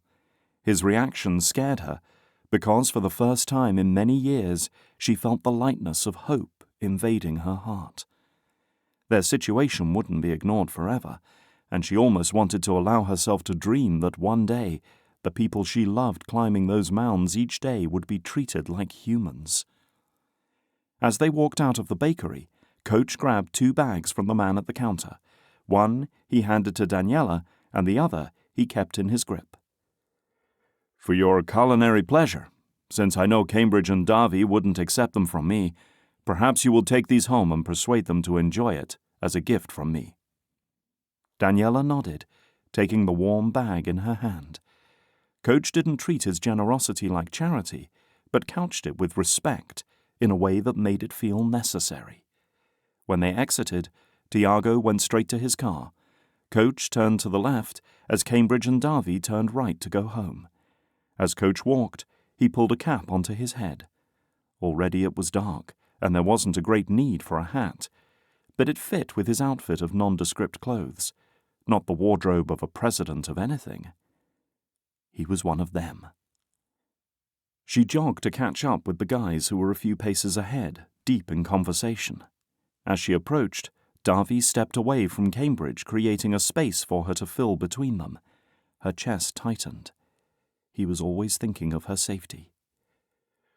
"Without a doubt, this will be our biggest chance to make a statement to the world about who we are and how we want to be treated. A show of that degree shouldn't be planned for a small-time effect. No, we should visualize a world impact so we are prepared." Cambridge's fist connected with his other hand. The streets were fairly quiet tonight. A few groups of older teens and young adults stood illuminated by the occasional orange street lamp. They passed around joints and laughed at each other. Were they truly happy with their life? Was this what Coach's sister had been doing when the bullets caught her? Cambridge ducked into his home first, as was the habit, and clicked on a light. They'd been gone less than an hour, but the air seemed still. Davy felt it too, because he motioned for her to stay near the door. Cambridge reappeared from the rooms with slumped shoulders. "She's dead." Daniela swallowed against the tightening in her throat. Davy strode to Mame's room, then walked back out slowly, dragging a hand over his face. "Mame asked me that morning I took her to the clinic not to spend any money on a funeral for her. But we still need to take her back so they can give her a death certificate. I think we should donate her body to science and education. Should we carry her on the mattress to the clinic tonight so we're not parading through the streets in the morning with her?" Davy asked. "If we want to avoid suspicion as to why we aren't following tradition with this death, then yes, it'd be better for us to go under the cover of night," Cambridge said. The community would find out. They always knew everything. If someone saw you, it was guaranteed that others would hear about it soon. The bonus was that they didn't know Cambridge's neighbors like they knew theirs. A tingle started behind Daniela's eyes and crept down to her nose. She swallowed hard and tried to distract herself with clearing a path for the guys to walk across. Cambridge's feet came into view just as she finished.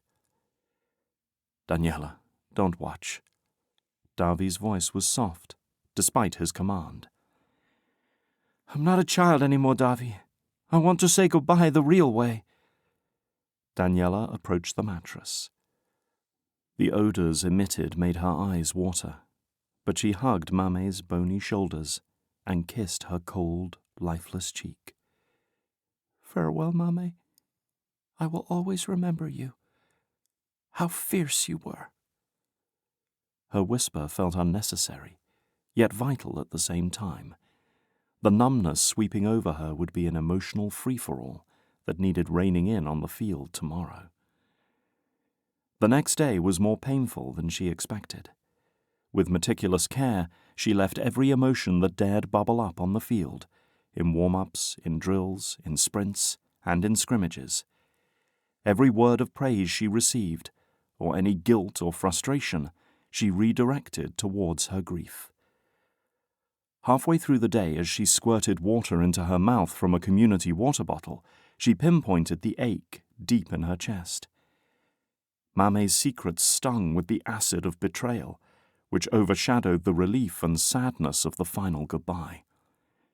Why had she killed herself with drugs while ranting so violently against Gerson for his use of alcohol? The facts didn't settle into an easily solved puzzle. They grated and pushed against each other. How had she hidden that addiction for so many years? Even asking the questions in her head seemed wrong in a way, now that Mame had passed. To add to the guilt, there was no burial place as a memorial, more proof that they were desperately in need of a livelihood that could grant them dignity in death and life. Coach Fragi separated the girls into teams, specifying each position. On this final day, they were going to play with 11 on 11, full field. The rest of the girls stood on the sidelines on their respective teams. Behind them in the stands sat 3 or 4 rows of spectators. For a split second, she allowed herself to imagine Davy and Cambridge and Gabby in the front rows supporting her, wearing her jersey number and name, screaming in excitement. She smiled briefly and took off at a jog the second she heard the kick-off whistle shrill. The whole week she'd watched the other girls who were older or faster or had team experience. Her mind picked out her main competition, cataloguing each strength and weakness. Quietness often worked in her favor. She read their tells and listened to their complaints, then watched for them in practice. After a week, she read people like one of Cambridge's books. By the second half, each girl had moved positions or substituted off the field altogether. When Daniela came off, Coach Fragi switched her to the other team. Her legs caught their second wind and kept her moving, light on her feet until the final whistle blew. Sweat dripped down her face as she slapped hands with the others, smiling and laughing. Not until Coach Fragi stood in the front of the room calling for silence did the nerves hit her. Off to the side, a line of 4 people waited against the wall. Coach Cevere was one of them. First up was Coach Cardoso, the women's under-20 national coach. Next was Coach Leal, the former women's national team coach who Frage said was helping scout. Then he introduced Coach Rocha, the new women's national team coach, who had the final say of who they scouted. Finally, Coach Cevere looked over the group. Daniela relaxed slightly, his presence familiar and comfortable now. You ladies are the best the city has to offer in football this year. I hope you take great pride in what you've done this week. You were invited to this camp to train with some of the best coaches in the business. But this week wasn't just for fun. And the presence of these coaches is testimony of that. Coach Cevere motioned to the other coaches still standing nearby. Today they came to watch you, to choose from this amazing pool of talented women who they'd like to invite to train with their teams for the next season. The room erupted in a buzz. Daniela gulped her water aggressively. She'd been so busy thinking about everything else going on in life that she hadn't stopped to really think through the implications of camp. Camp wasn't the final prize. Camp was a doorway to a bigger prize. Each one of you has a thank you gift waiting for you in the hallway. It contains various items supplied by incredible sponsors and vendors.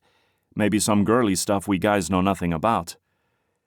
Daniela laughed along with the other girls, although she might not know some of the items either. She'd never gotten gifts. Most importantly, your gift contains an envelope. Coach Cardoso and Coach Rocha and all their assistants watched you play today. If they liked what they saw, they invited you to an interview this afternoon. So some of you will have invitations. If you don't have an invitation, don't think your football journey ends there. The FFC is excited to share that we will be starting a girls' league, and a good number of you may represent Rio on that team as you play against other cities and even countries.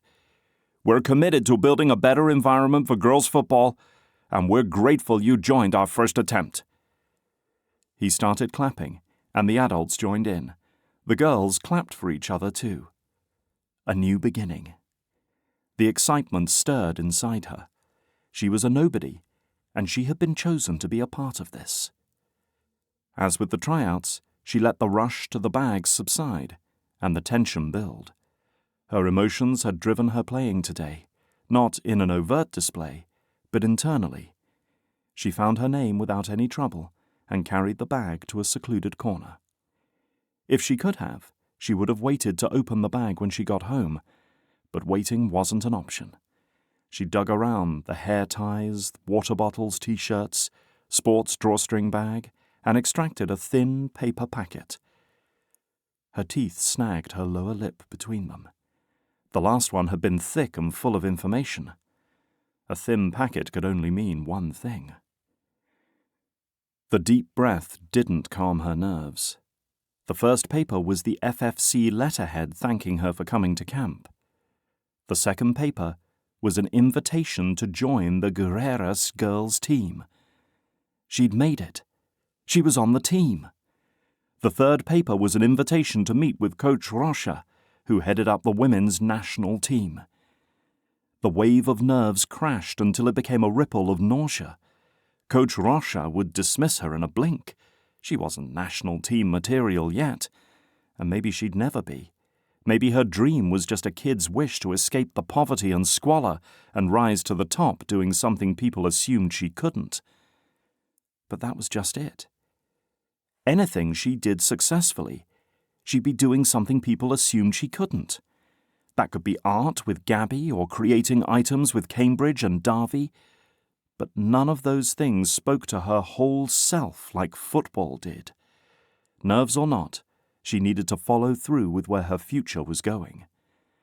She asked an assistant where to be for the interview and followed the hallway to a door past the locker room. When the door opened, Coach Rocha thanked another girl for coming and spotted Daniela immediately. "Daniela, come on in." She fought to keep the shock from her expression. He knew her name? Summoning every ounce of shaky confidence, she strode into the office-like room and sat in the seat Rocha motioned to. Coach Leal sat in a seat off to the side. "Ignore him. He's not really here," Coach Rocha said with a wink. Ignore a man whose international fame had every little girl learning his name, hoping to catch his eye someday for her skills? "Daniela, I need to be upfront with you. We're not looking to add anyone to the national team right now, based on the roster we have. According to your file, you're 15, which is still young for a professional career on a national level." Daniela's heart sank. There was always some reason to disqualify her. She was a girl. She was too young. She lived in a favela. She was a catador. "But I wanted to have an interview with you to let you know we're going to be keeping our eye on you for the next few years. We're opening our training sessions at the Olympic Training Center to a select few, and we'd like you to be there if you can afford it. The cost is considerably higher than this camp, but that top-tier training is what's going to move you to the next level." Coach Rocha's warm brown eyes assessed her. She met his gaze without blinking. This moment felt unreal. "You're a talented player. Your instincts are natural, and you have a stunning grace about you on that field.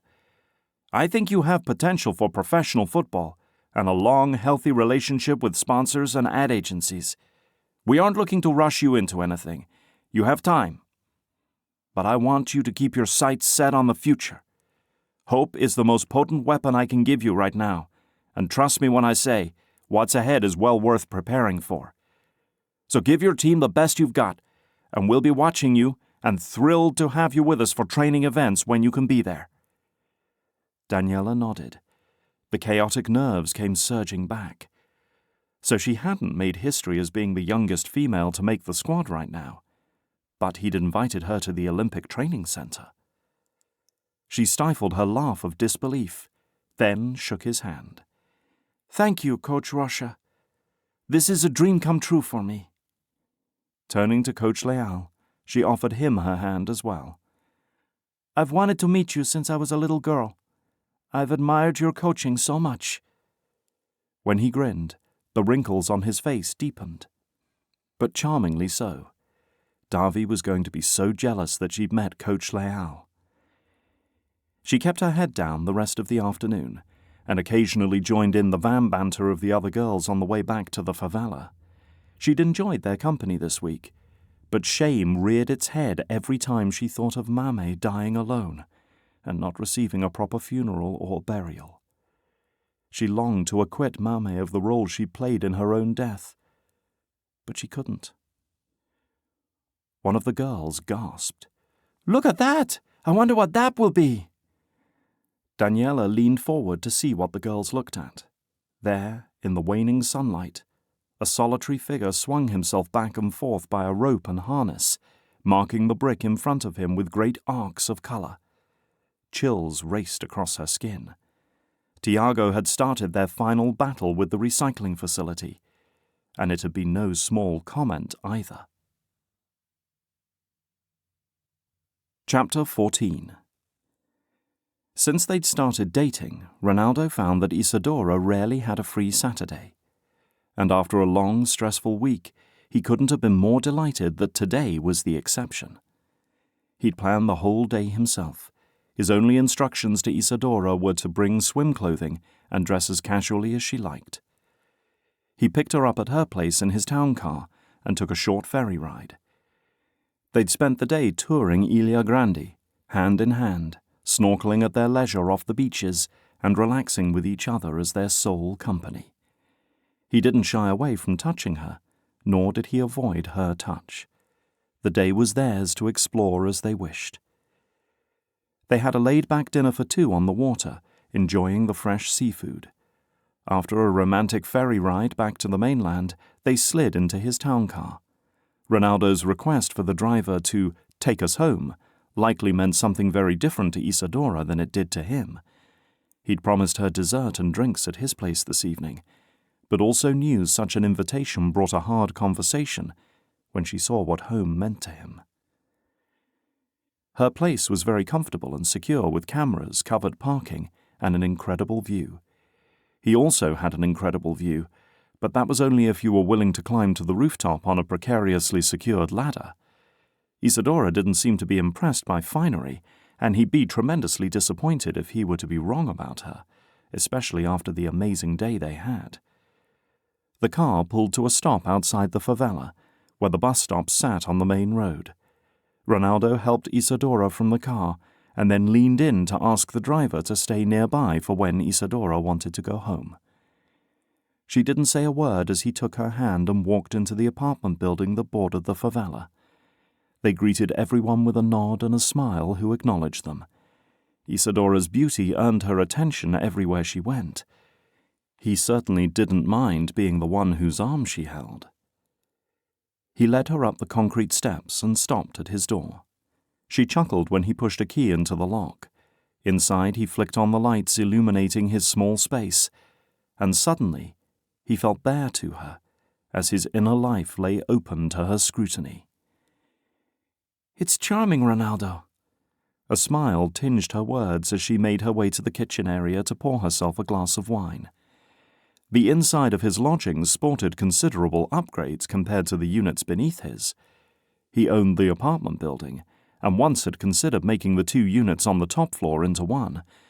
But logic overruled his frivolous thinking, and he'd instead chosen to loan it to families in need. Families not unlike the Gomez family, whom Isadora had signed the mother's death certificate for just yesterday. With her wineglass in hand, she returned to his side to give him one as well. "I like your secrets, Ronaldo. You've been so honest and forthcoming with me. It's something I love about you. There are no pretenses or false fronts, and this is just another example of how beautiful your heart is. You live next to those you want to serve." She shook her head. "So incredibly beautiful." Her shoulder brushed his as she moved to pass him. He caught her hand in his and brought it to his lips. An explanation for his choice hovered on the tip of his tongue, but he held on to it, hoping she wouldn't ask. She didn't. She moved in and brought her lips to his, their bodies pressing against each other. Her mouth tasted of bright fruit flavors, and her skin like fresh air. A heady combination. When they broke apart, she leaned her forehead against his. He spoke first, in a whisper. "Isadora, I'm afraid my feelings for you are too deep to continue with our relationship if you don't feel the same way." His hand cupped her neck. "If there is any hesitation, you should tell me now, because once I'm committed, I won't back down until I have what I want." Her eyes blazed, reflecting a heat that coiled inside of him. "Your loyalty is one of your best features, Senor Cevere. I depend on it heavily." She lingered with her breath fanning his lips, just as he decided to close the distance. She stepped back. "Do I get the grand tour?" A grunt of dissatisfaction escaped his lips, which earned him an infuriatingly coy smile from Isadora.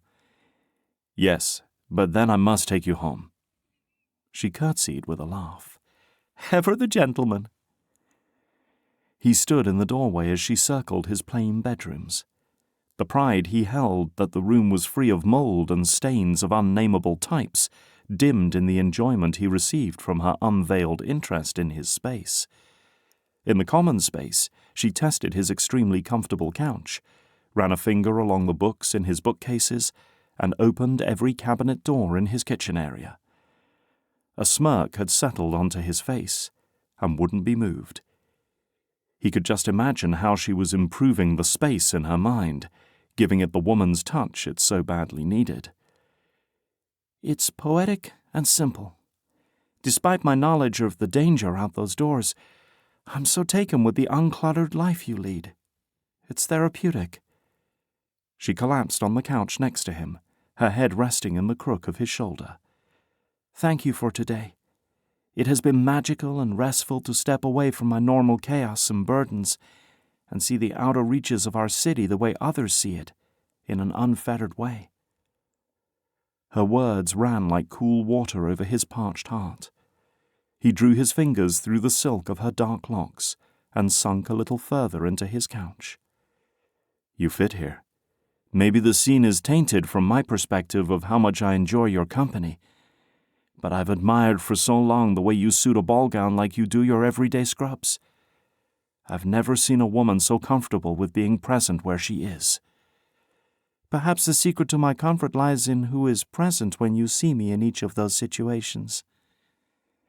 Dared he hope that he was a source of confidence for someone so wildly independent and attractive as Dr. Ray? Yes, he dared. They sat in silence for a while as they listened to the favela settle into its nighttime rhythm. He glanced at his watch in hopes that time wasn't so silent a thief tonight, on a night he didn't want to end. "I'll see you home." Isadora mumbled and buried her face into his neck. It felt too good to stay like that. One day he'd not have to let her go, and it'd be soon if he had his way. The next Monday, Ronaldo sank into his well-cushioned office chair.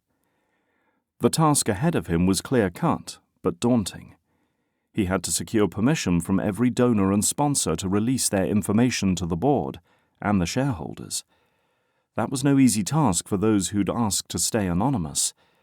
Anyone could leak that sensitive information to the press, and the feast would be laid out for the predators with little effort. Someone had managed to make important members of the committee's board believe that Ronaldo was given drug money to hold tryouts in the favelas. The logic was baffling. He'd done it to prevent the girls from being forced into a life they wanted no part in, yet somehow it was twisted so that the drug dealers were paying him money to take their easy income from them. That afternoon, when he stood in front of the conference room, full of grim-faced board members, he started by thanking them for their dedication to the job, for taking the board's ethics seriously. He reminded them of confidentiality, and then proceeded to go over every single donation and the donor's job and address to prove the money had nothing to do with drug dealers. It was a necessary waste of time to prove to others as well as himself that he'd been above board in his dealings. Katrina wasn't slacking either. If anything, his team deserved his most devoted thanks for their dedication and backing.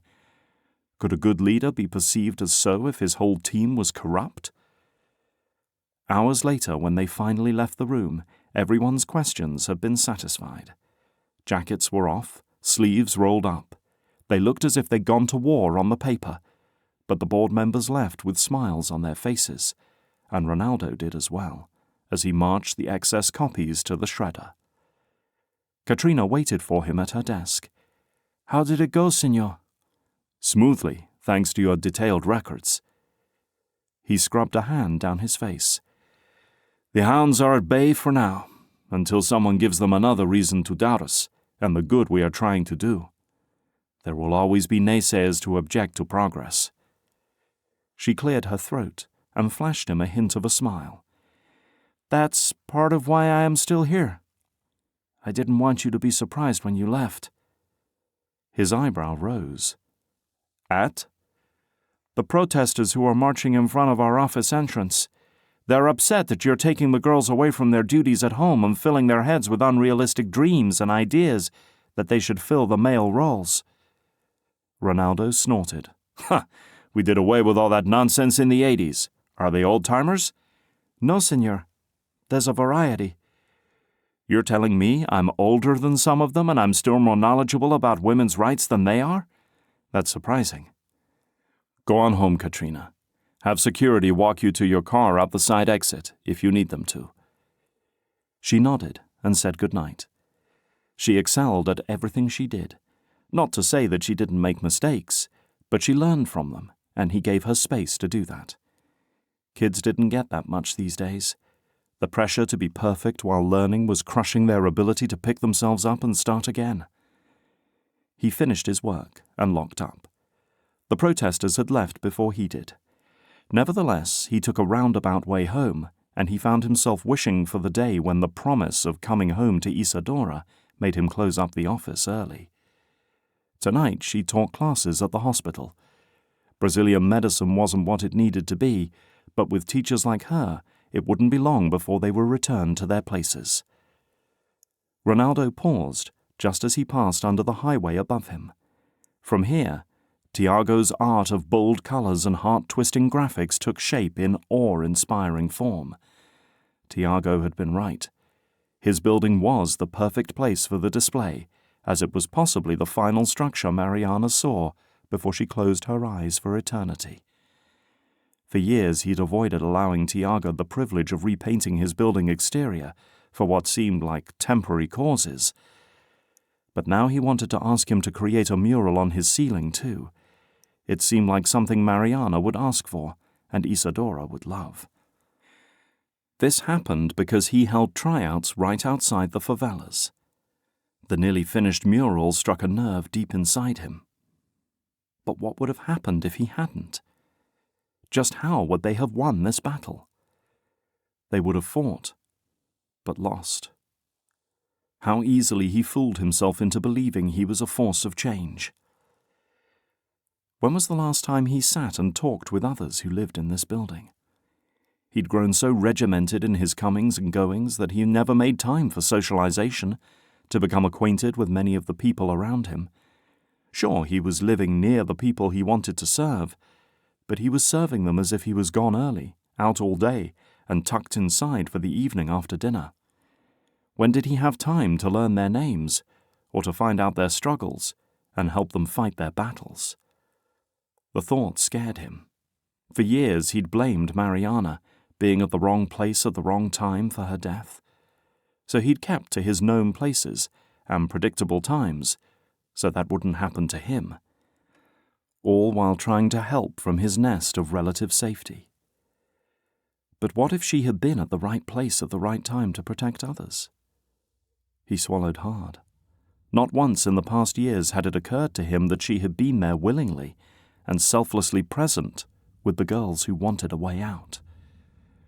Wouldn't that have been the most selfless serving? To sacrifice her safety and possibly her life intentionally so those girls would have a way forward? Anger rose uninvited. Perhaps she'd been careless in her youthful heroism, but starker was the prudishness of his carefully guarded life, with every sacrifice and service rendered from the protection of his whole being. Was that who he wanted to be? How did a man go about tearing down the correct strongholds without leaving the castle recklessly unguarded? Or was the purpose of service to leave the castle vulnerable?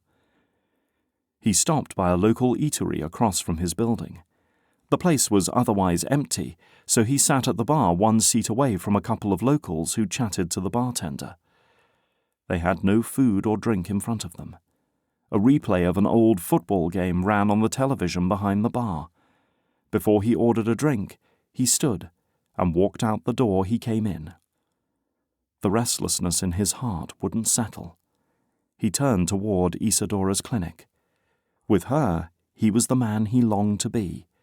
On the sidewalk ahead, a little boy and a younger boy sat quietly, holding their hands out to strangers who walked by. Ronaldo stopped. "Are you both hungry?" he asked the older boy. They both nodded, their eyes downcast. Although he suspected the answer, he asked anyway. "Where are your parents?" "Working to pay for rent for our family." The boy's answer was prompt and too articulate for Ronaldo to believe it was the truth. "Bring your brother. I will take you to dinner and send you home with food." The little boy's eyes widened. "No, senor. We can't leave our place. If we don't return home with money, our mother will be very upset." Ronaldo sighed. "I will bring you something to eat and food to take home.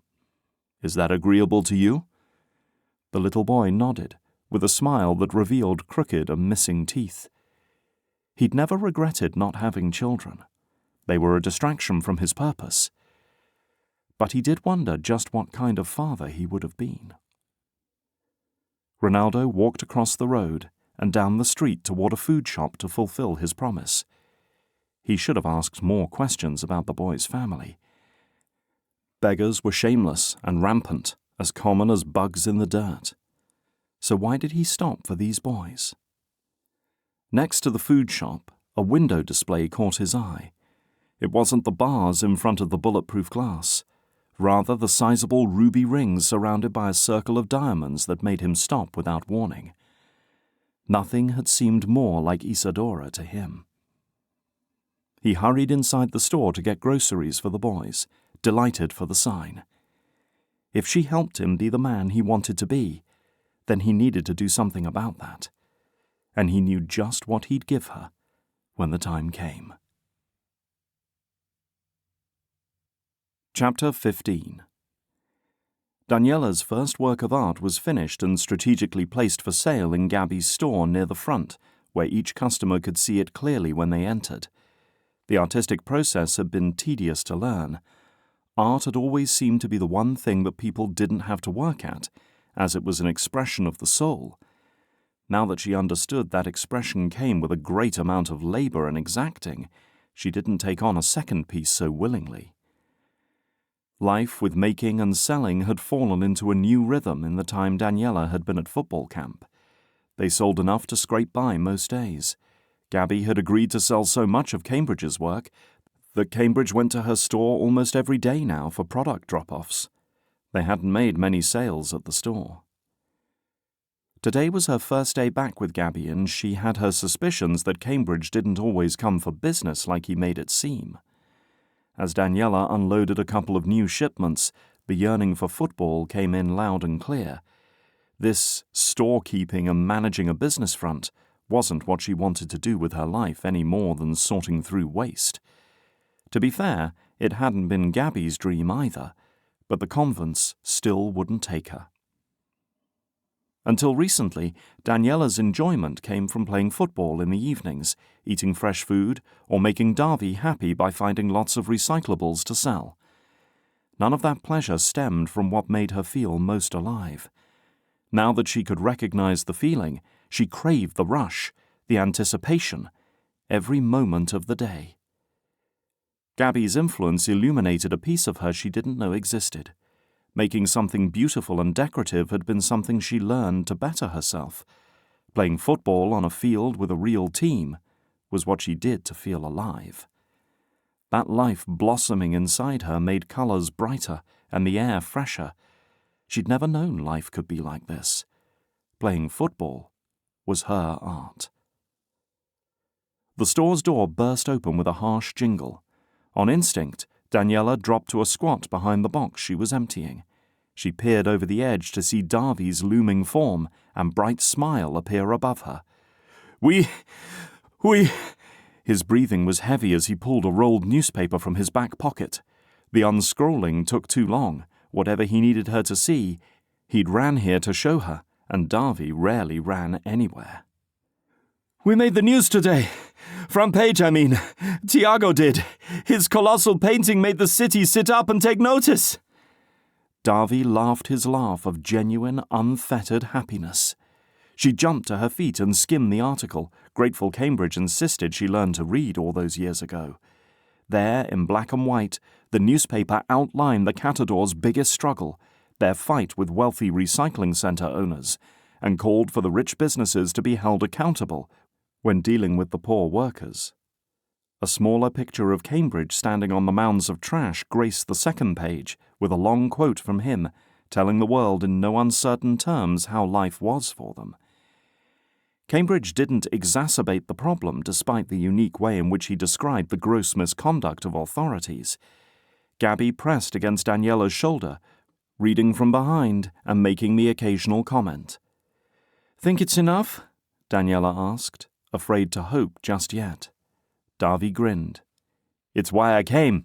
Shop owners who turned us down last week stopped me in the street to tell me we could come pick up their recyclables every day.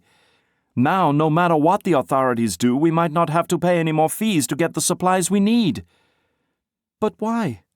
Why do the shop owners suddenly care about us now when they hated us so strongly only a day ago? He shrugged. I guess they hate bullies even more. They don't want to be on the wrong side of history. Gabby shooed her out the door to capitalize on their good fortune. Not a moment too soon, either. By the time they sold what they didn't need and dragged the rest of their resources home, night had begun to take command of the sky. People dancing and cheering filled the street outside Cambridge's apartment. Someone passed out cans of cheap beer and handfuls of sweets. Daniela and Davy stashed their things inside, then joined the party. Daniela grinned at Davy, and he raised his eyebrows as he surveyed the crowd with a smile. A man strode up to him, his arms open for an embrace. They wasted no time on frivolities since, overnight, they had become scholars and knowledgeable businessmen discussing the finer points of business and strikes. Daniela wandered into the crowd, careful to stay within eyeshot of Davy. She held on to the unopened can of guarana that was shoved in her hand. As she wiped the lip with her shirt, someone bumped into her back. "Foi mal," a male voice said. She glanced up to wave it off, but stopped to stare at the smooth-skinned guy grinning down at her. His height felt like a rich boy's size, someone who was well-fed every day, able to grow at will. A shock of dark hair fell across his forehead, giving him a boyish look. "This party is a crush."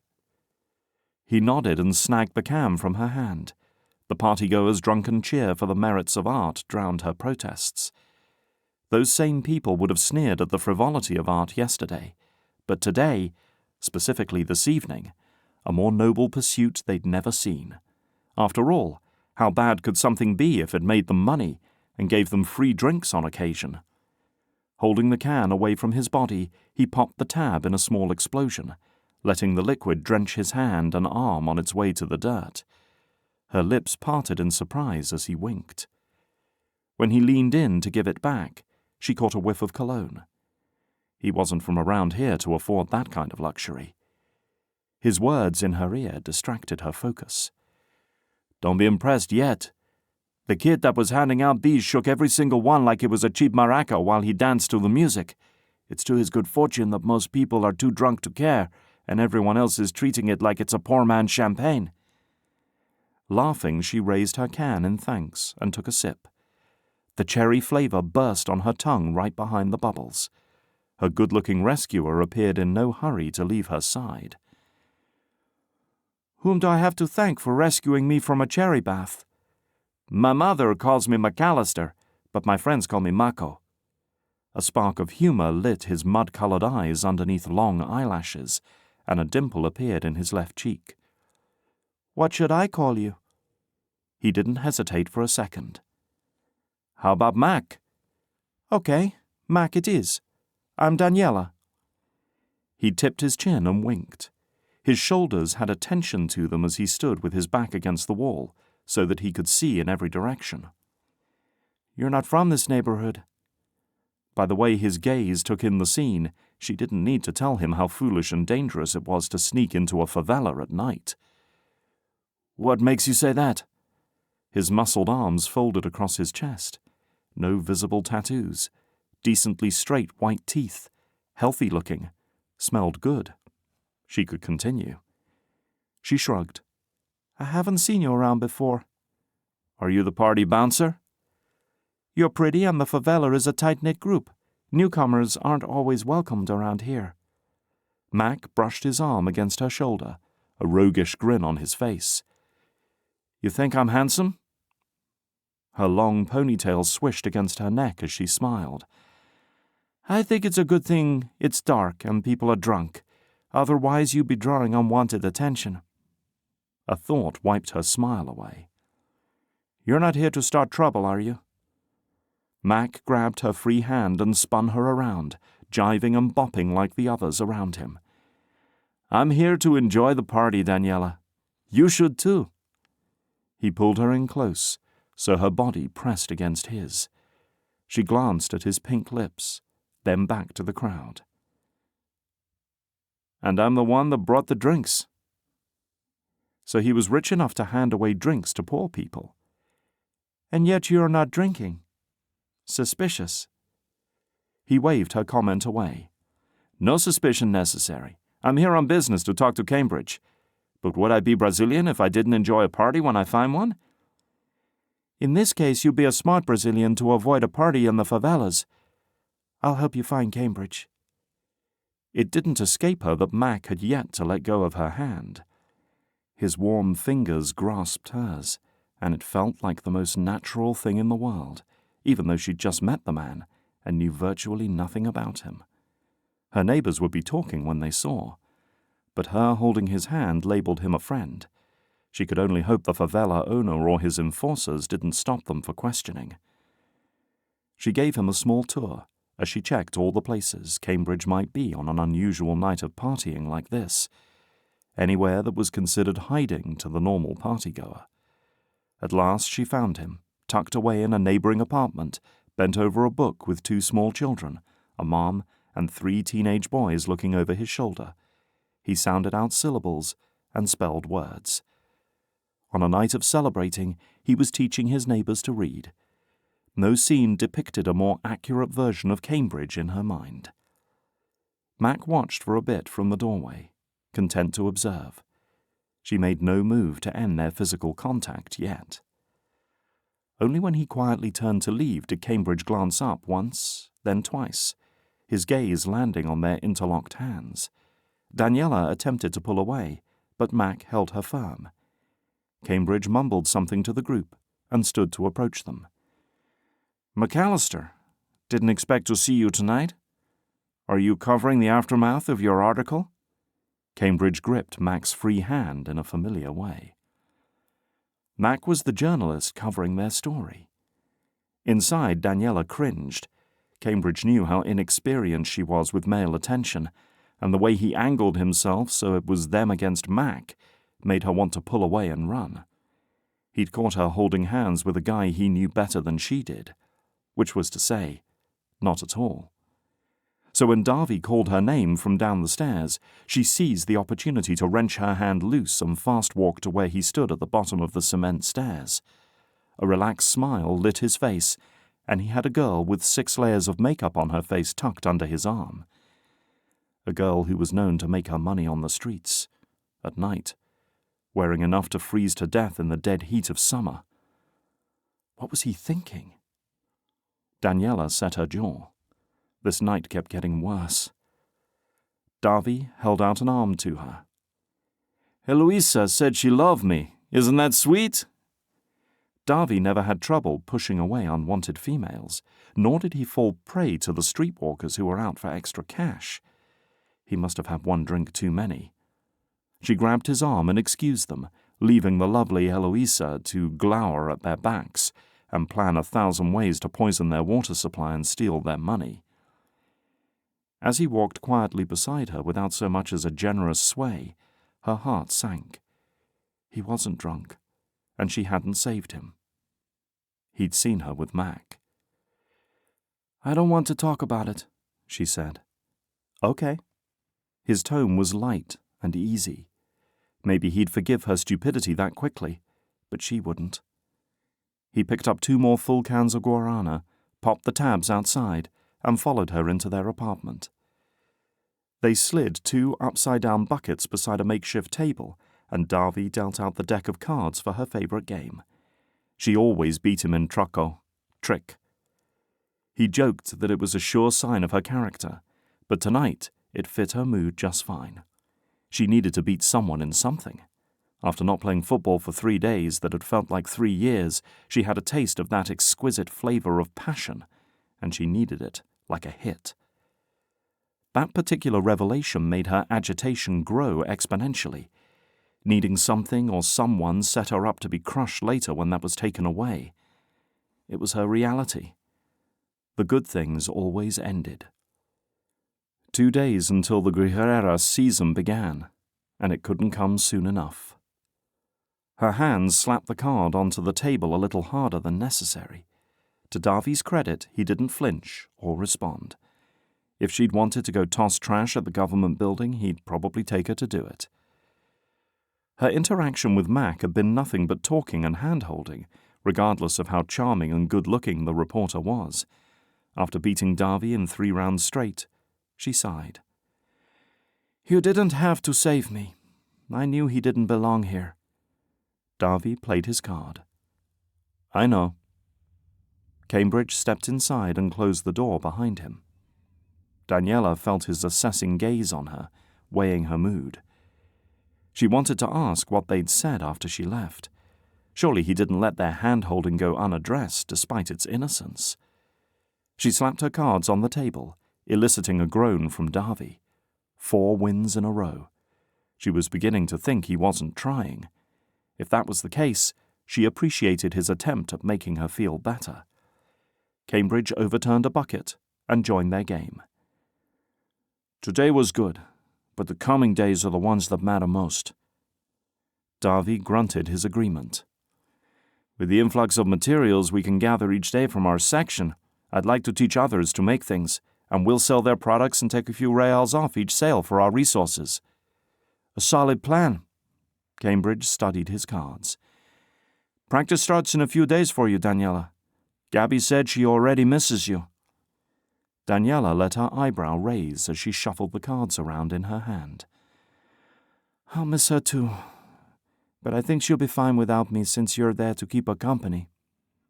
When he didn't respond, she continued, She likes you a lot, Cambridge. He let the silence linger long enough that she figured he would drop the topic altogether. The feeling is mutual. She sneaked a glance at Davy. His grin mirrored her own. Their Cambridge was falling in love. He deserved someone as angelic as Gabby. While Daniela hoped for love some day for herself, a part of her doubted she would ever draw the attention of the kind of man she longed to have, not with her life the way it was. Not to mention, the judgment from the men already in her life would probably scare any sane man away. Her initial draw to Mac was that he didn't shy away from her because she lived in a favela. That wasn't a normal reaction from outsiders, nor did he avoid her because she was a catador. She was kidding herself. Maybe their conversation made fodder for another article. But that was just it. Wasn't it? She slapped her hand on the table with a triumphant ha! The guys grunted and tossed their cards in to be reshuffled. What would it take for her to finally feel like she was good enough? Whose approval did she need? Davy's? Mac's? The world's? Like an overly ambitious bee, she stopped at every available sweet spot to make sure she kept herself full on self-satisfaction. Her need of approval had become a life crutch, but she couldn't command herself to stop caring. That hadn't worked before. No. The only way was to know for herself that she'd given everything she had, plus a little more to whatever she did. If it wasn't enough, then she'd have to live with that. But if it was, she'd have to live with that too. Because needing a relationship or football to complete her was too dangerous a game to play, and one that would never end well for her. Chapter 16. Katrina and her team of miracle workers hauled their chairs from Ronaldo's office as a knock came at his door. Isadora's dark hair framed the smooth, tan face that poked from behind the door jamb. She grinned and strolled in. As she closed his door, Ronaldo waved his thanks at the security guard watching them from a distance. You have me on your approved list of visitors, despite the fact that I have never once visited you here. Isadora leaned against the wall nearest his giant windows, facing the stadium field, her arms crossed over her chest. She wasn't in scrubs today, which had him scrambling to remember if she'd told him today was her day off. He shrugged. I had high hopes that you'd break your visiting fast someday, and here you are, looking fresh and gorgeous as ever. He stood and placed his hands on her hips, bringing his lips to hers. Her fresh-aired scent and the softness of her skin beneath his fingertips was blissfully familiar, a treat on a mentally taxing day like today. A big meeting. That's what she had. How did your meeting go with board members? He pulled her onto his lap as he settled into his comfortable chair. She sighed and dropped her head against his. Jury's still out. The statistics I've put together aren't convincing them. I don't know how they can ignore the data. They live and die by the numbers. How is it meaningless to them at such a critical time? What's our next step in exposing this? Involving Katrina and her brainstorming team might very well be the answer they needed. Frontline doctors weren't given the resources that football organization presidents were. Her warm brown eyes held his. I love that you're in this with me. You're trying to fix it, and I love you for it. Never has a man treated my problems as his, and I wonder now if it's because the men I chose were never emotionally mature. They laughed together.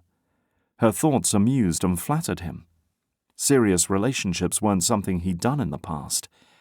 On many levels, he questioned whether his actions and reactions were normal for relationships such as theirs. But then he decided he didn't care, as long as she didn't care that theirs might be an unconventional love. If one part of you is suffering, it affects all of you, which in turn affects how quickly I need to don my superhero cape.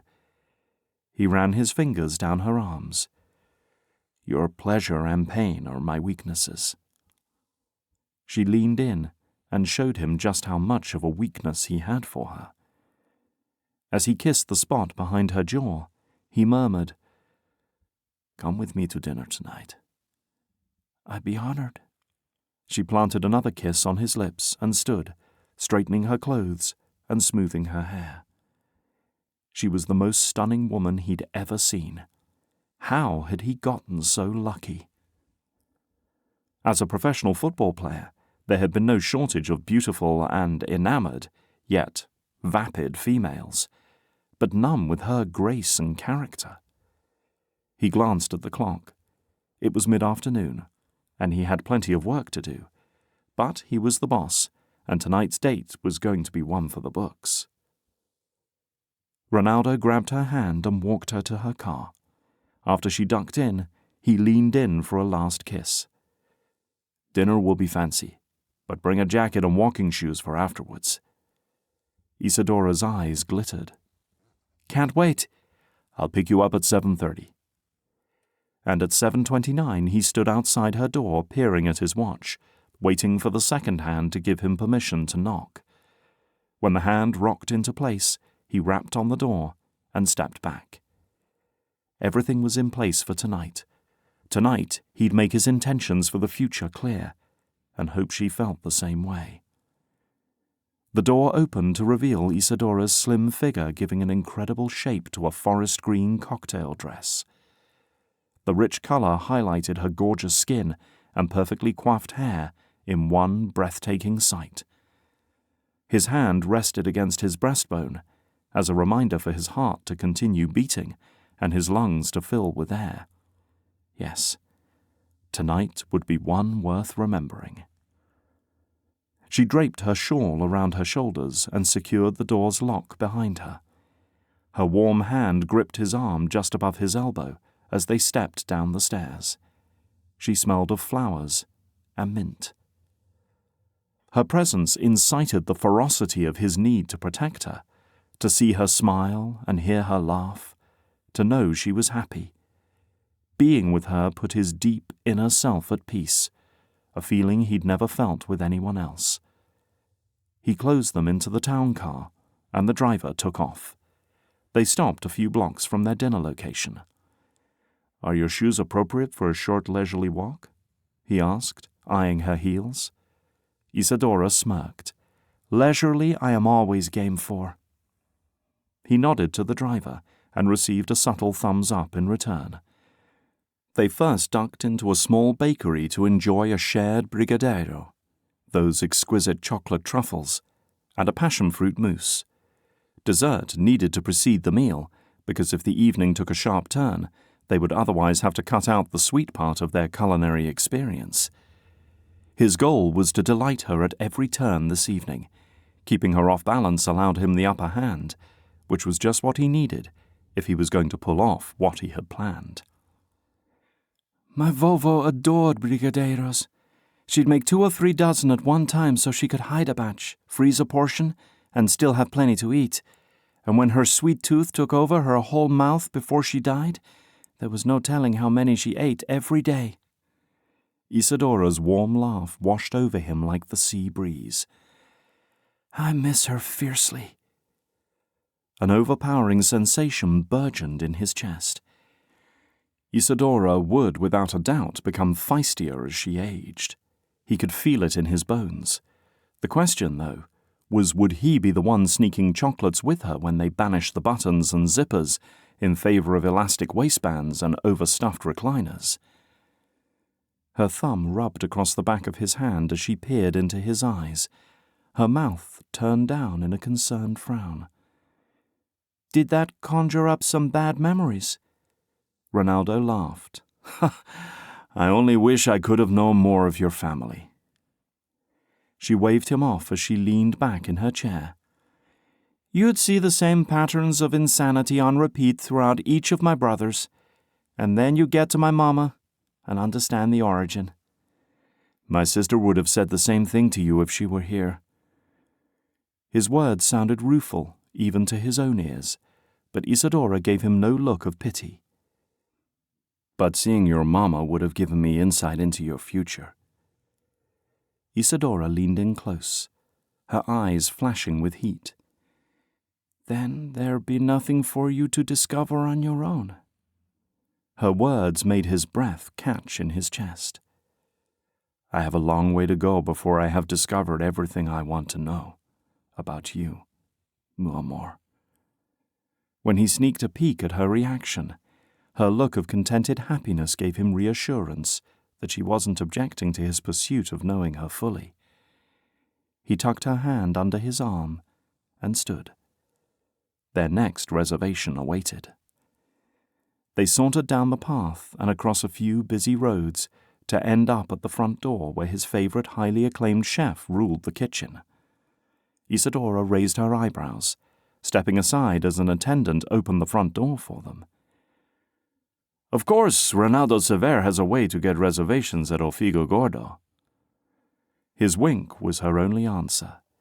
The aroma inside short-circuited his brain for a minute as he inhaled deeply. The host bowed with a murmured welcome and stepped to their side. Welcome. Please follow me, Senor Cevere. The host led them toward the back and slowed briefly when the space opened enough to allow Ronaldo to offer Isadora his arm again. He'd worked this out with the host beforehand, as he wanted to be able to see her face for the next part. They continued past the tables towards the back hall. Isadora's eyes widened when they pushed through the door into the kitchen. The staff buzzed around, executing their tasks with the precision of their five-star establishment. Still, the host led them on, and stopped at 2 chairs in the corner where the head chef worked. Is this legal? Isadora murmured into his ear. He shrugged. We have to wash the dishes after this, but it'll be worth it. To his relief, she laughed with delight.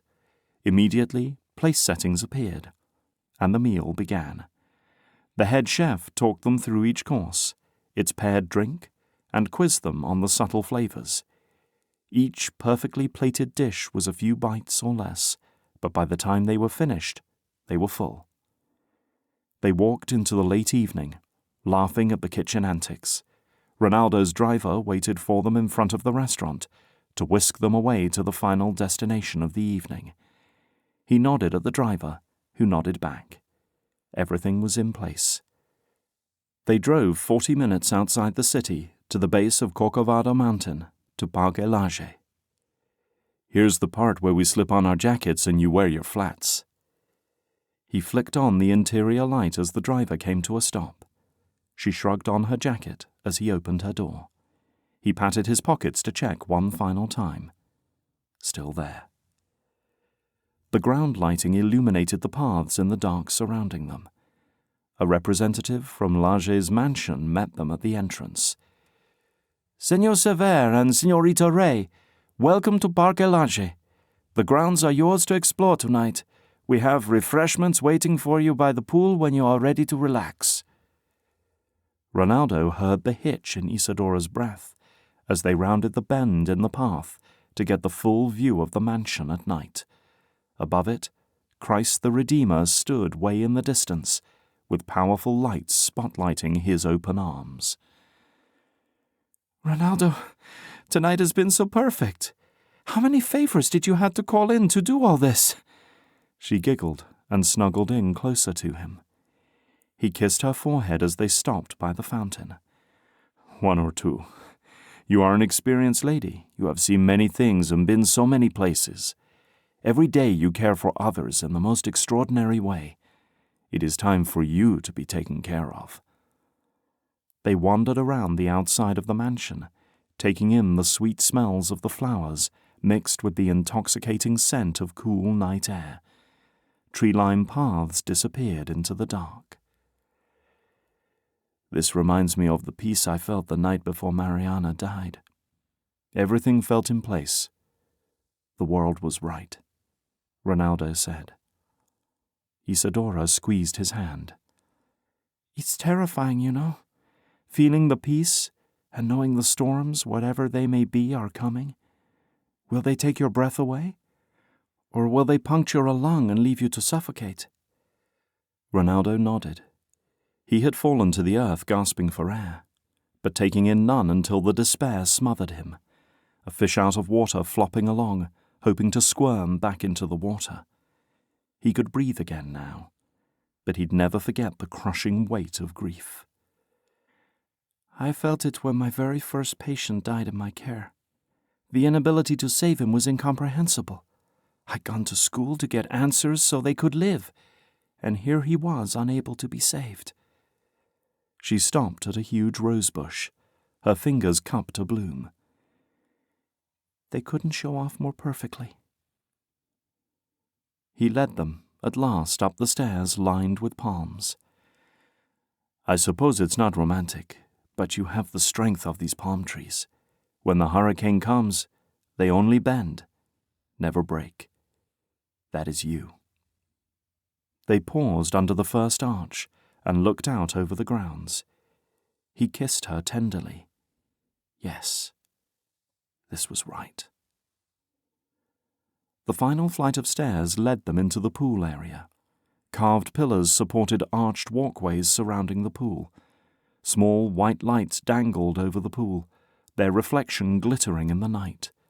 A cushion sat on the edge, with a tray of chocolates and drinks set up once more. Oh, Ronaldo, it's gorgeous. They settled onto the cushion, sipping their drinks. Isadora, I've hardly been able to see anything else tonight besides your joy and fervor for life. You are the reason I look forward to every day. He pulled her hand to his lips and kissed her knuckles. I want you to be my tomorrow, Isadora. Will you marry me? Isadora's face transformed before his eyes. Her smile glowed brighter than the stadium lights at night. Ronaldo, my charming amado, I would love to be your tomorrow. Yes. He kissed her soundly before pulling the ring from his pocket. Her shock at the sight of the ring. I walked past this piece and knew immediately that yours was the only hand it belonged on. She slid it onto her finger with a huge smile. Ronaldo, this is stunning, truly. But I can't wear this to the clinic. It'd vanish before mid-morning. Ronaldo chuckled. We can find you something that you like to wear to work if you like, just so long as everyone knows you're mine. Her eyes narrowed as she moved in to kiss him once more. Oh, they'll know. The weight and depth of her kiss carried him through to the next morning, as he accomplished his morning routine out of sheer habit. His thoughts floated hopelessly over last night's date. She'd said yes. She wanted to marry him. Isadora Ray wanted to marry a man like Ronaldo Cevere. He laughed out loud. She was so far out of his league that it surprised him, yet it fit like a comfortable shoe. His lonely nights were numbered. It was all he'd ever known. But they didn't have any appeal compared to coming home to Isadora every night. For her, he'd happily change his set ways. On his way to the office, he picked up his usual paper and tucked it under his arm. He was too distracted to read while he walked today. Instead, he dropped a few reals into the homeless man's cup, proud of himself for having changed his routine so successfully already. Just to prove that he was a man of adjustment, he decided to take the elevator instead of walking the stairs to his office. While he waited for the car to finally descend, he snapped his paper up to browse the headlines. There, on the front page, was Ronaldo's face, a picture of his apartment building complete with its new art, and his address for all of Rio de Janeiro to read. The floating feeling dropped with the 2-ton rock into his stomach. His days of relative incognito were over. When the elevator opened, Katrina met him at the door. Her usual collected look was already askew. "We need to damage control quickly. I'll call my town car to take me home. I've got to move out immediately." "The moving company is already on its way to your place, senor. They'll be at your house in an hour. I hoped that wasn't too presumptuous." She wrung her hands as she walked beside him. "I'll meet them there. Thank you, Katrina. You're a lifesaver. I'll be giving you a bonus when I get back to the office." Chapter 17. As Daniela laced up her cleats and pulled on her shin guards, she shoved the embarrassment with Mac out of her mind. Again. As she had every day for the past week. Her skin wouldn't recall how soft the skin on his strong hand felt in hers. She wouldn't suck in air hoping to scent traces of his intoxicating cologne. This turf, this field in front of her, was all that existed right now. Being a warrior, a hijera, felt surreal. Davi's promise of a new life all that time ago had been a seed floating on air, rain-washed into a crack in the concrete to make its home. Unexpected, out of place, sprouting recklessly. Even though they had a couple of years before Coach Rocha would consider her for the national team, Davi doubled down, determined to come up with money for her to go to the Olympic training center. They'd never made even close to a third of what was being asked. Truth be told, her chest ached when she thought of missing the chance. But the cost was impossible. She'd never tell Davi that. Water pooled in his eyes. Davi, who never cried, when she'd told him they'd selected her to be on the shortlist for the training center. Over and over again, he whispered to her how proud he was and how much she deserved to find a future doing what she loved. Cambridge, too, gave her a firm hug, his expression pleased. But did she love it because it wasn't survival? Because it wasn't endless work? The fear of her dream being a mirage never strayed far from her mind. Perhaps Coach Rocha didn't know her background. Most people despise them for their poverty. For once, her ability on the field gave her equal standing with the girls around her. It was an intoxicating feeling, a high she didn't want to lose. The whistle blew, yanking her from her brooding. She couldn't afford to be distracted today or any day. She had to prove to everyone that she deserved to be here, before they realized she didn't belong. Coach Cevere and his assistants ran them hard. They had to be in shape. Some of the other cities' teams they would be playing soon had been together for years. This mix of girls from every walk of life had a lot of catching up to do. When practice was over, they were dripping with sweat. Coach Cevere was in an unrelenting mood today and didn't mind making them work. She'd take sweating from football over sweating from the heat on the trash mounds any day, though. For the first time in her life, she enjoyed and anticipated time with other girls her age. Her friendship with her teammates began to blossom as Coach insisted on them rotating drill partners each day. There would be no cattiness in their rivalry, but a joint pursuit of excellence, as was fitting for professionals, he reminded them daily. She'd already been paired with Valiana the mom, Andressa the strong, Pedrina the trapper, Noemia the boot, Licia the cheerleader, and Gilma the wall, who was also the goalkeeper. Today she partnered with Alini, the fastest girl on the team. Alini was so fluid and exact in her movements, Daniela forgot herself for wanting to watch. Alini, too, came from the favelas, and was working hard to learn how to keep the balls she so easily chased down. The ball often went too far in front of her to give herself room to run, which was okay for a drill, but meant a turnover in a game with opponents. In the Teach Me Something New time, Daniela showed her a quick tap with the outside of her cleat, which kept the ball close without hurting her foot, since they now wore shoes to play. Alini gave her a tip on running smaller, so her form didn't meet so much resistance. They put their new skills to practice in the scrimmage and saw a huge change. Everyone noticed Alini's handling skills improving immediately. They laughed together as they walked over to the sidelines to grab their things and head to the showers before starting school. An assistant coach jogged over to her. "Daniela, Coach Cevere wants to meet you in the manager's office. I'm supposed to take you now." "Did he say what the meeting was about?" Prickles spread across her skin. "No, but he didn't look happy when he gave the orders." Daniela toweled off and reworked her ponytail. There wasn't much she could do to look better without a shower. She trailed the coach through the tunnel to an alcove with 3 doors in it. Was he going to kick her out because she wasn't following the team's nutrition guidelines? She didn't have the money to have 6 servings of green vegetables a day, and she honestly didn't know what a lean meat was. Maybe he'd found out about her mother doing drugs and thought Daniela might have done them too. Or had he been told about the party, and someone told him she'd been drinking when she hadn't been? Her chest felt too tight for a breath. Nausea knocked into her. She was about to lose everything. She could feel it. The assistant coach knocked on the manager's door and cracked it open. "Daniela, senor." "Yes, come on in, Daniela. Have a seat." Coach Cevere stood, motioning her into the office. A man and a woman sat in the other chairs, leaving 2 open chairs next to the woman. She perched on the edge of a metal chair closest to the woman so as not to be rude. The man had white skin, dark hair, and straight teeth like a toothpaste billboard. He spoke quickly in what sounded like English, and Coach Cevere answered. When they laughed, panic snaked through her.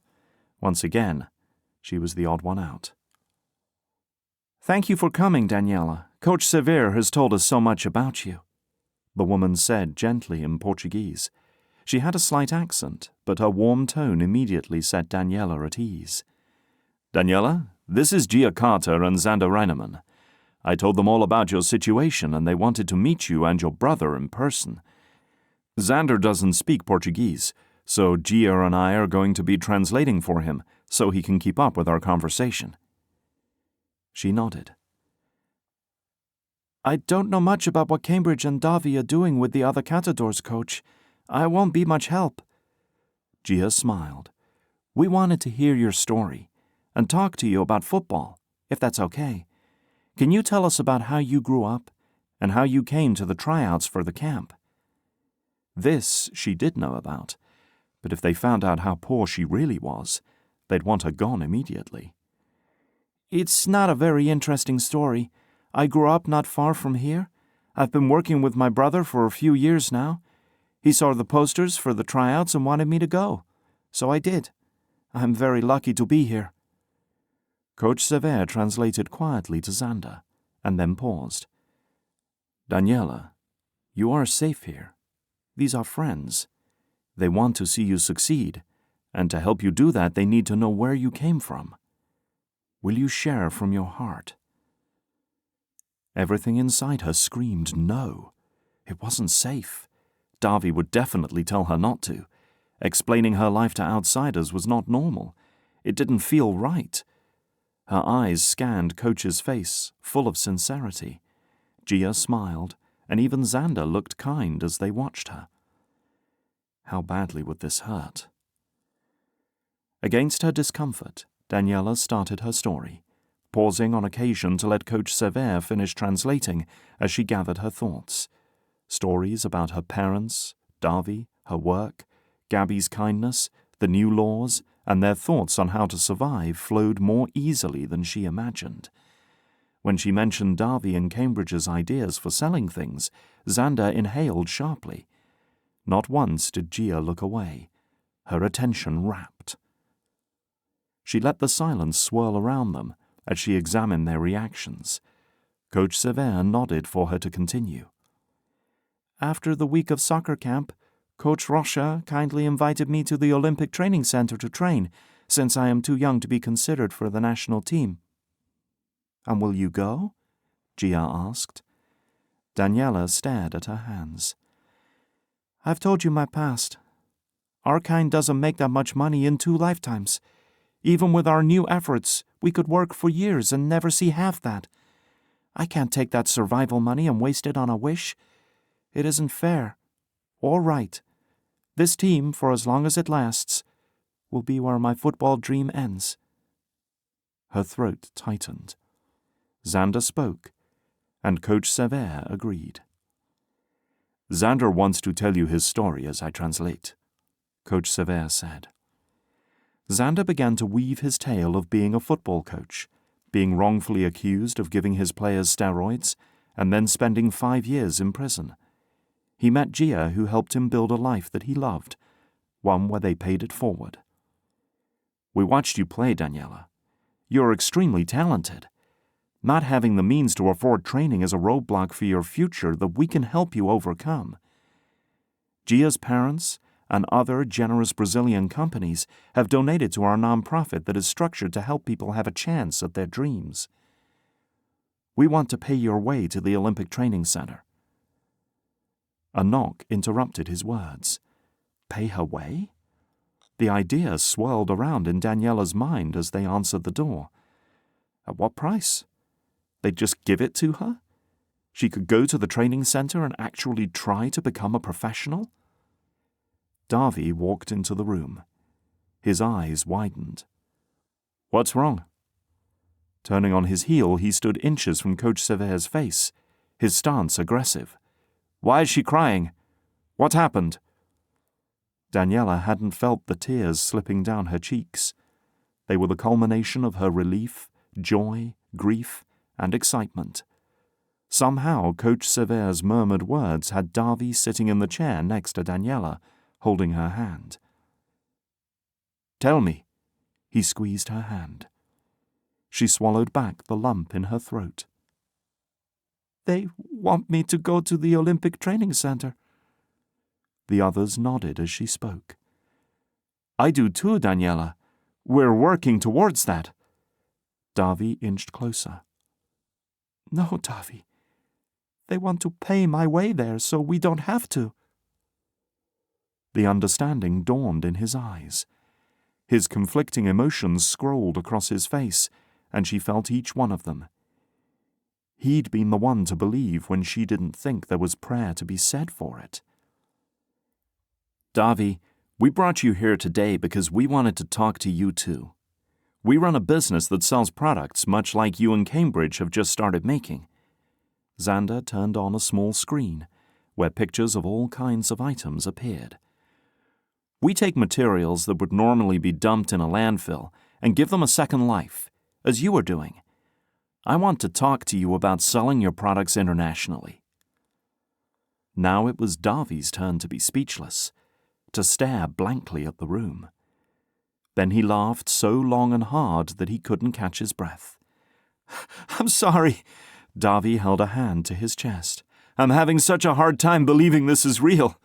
You don't know us, but you want to give Daniela free money to play football? Nothing in return? And you want to sell my products that you've never seen to people around the world who also have never seen them? He turned to Daniela. This is real? Daniela shrugged and nodded. Gia scooted her chair forward. Davi, I know it seems unimaginable, but Xander and I are staying with my extended family here in Rio, so we could spend time developing the reach of our international nonprofits. Others have helped us when we had nothing, and we want to do that for someone in need. You don't have to agree to any of it, but if you'd like to do business, we want to be the ones you do it with. I spent my summers playing with kids and cousins near here. Brazil is a second home to me. It would mean so much if we could support your entrepreneurial dreams. Xander grabbed Gia's hand and smiled. We can work out the details, Davi. We just want to talk over the business opportunities with you, if you're interested. He nodded. I am interested, I'm stunned, too. They laughed. Coach Cevere spoke up. Xander and Gia, you work out the details with Davi. I'm going to walk Daniela back to the locker room so she can get changed. I'll explain what you have in mind. Then we'll all reconvene for dinner. They pulled out a pad of paper for Davi and began to answer Davi's questions before Daniela left the room. What do you think, Daniela? Coach Cevere said in a quiet tone so the tunnels didn't echo with his voice. She glanced at his face, the kindness it wore unobscured. It'd be like living someone else's life, Coach Cevere. What you have done for me, I will never be able to repay. The time will come, Daniela, when you are in a place to do good for someone in need. That is when you can repay me, by doing good in that person's life. I will. I'll make sure of it. You'll find the training center is a different world than this place. The standards are very high. You eat, sleep, and breathe football. Every exercise is tailored to maximize your impact on the field. Every drill focuses on honing your eye and sharpening your reflexes. A lost ball on a bad judgment could lose you the World Cup or an Olympic medal. The stakes are the highest they will ever be, because the world is watching. Daniela stopped outside the locker room and looked Coach Cevere in the eyes. Do you think I'll actually make it that far? Coach Severe's forehead creased as he lifted a finger.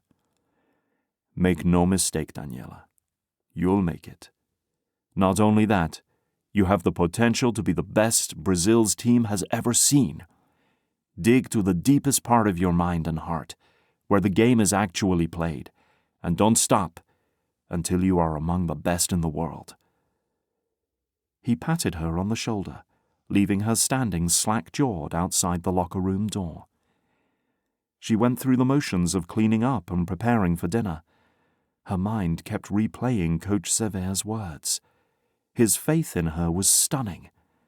She didn't see much of anything that was special in her. How did he see the potential to be the best Brazil's team has ever seen?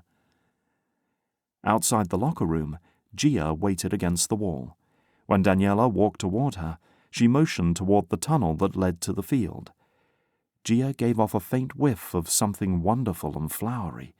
Her beauty and poise were intimidating. I wanted to explain what all the upcycled life wants to do for you, and make your decision on whether to accept. Gia twirled in a circle on the stadium field. Playing for a packed stadium must be the biggest rush. Daniela smiled. She thought the same thing. Gia sucked in a huge breath of air and let out a yell. It echoed through the stadium. Would that echo say her name in the future? Anyway, we want to cover rooming, food, as well as supplies, and some spending money for a year. In a year's time, you'll be 16. A month from 17. And Ronaldo says teams will be fighting for the chance to get you on their rosters. That's when we'll talk about a sponsorship with Invicta, the athletic wear company.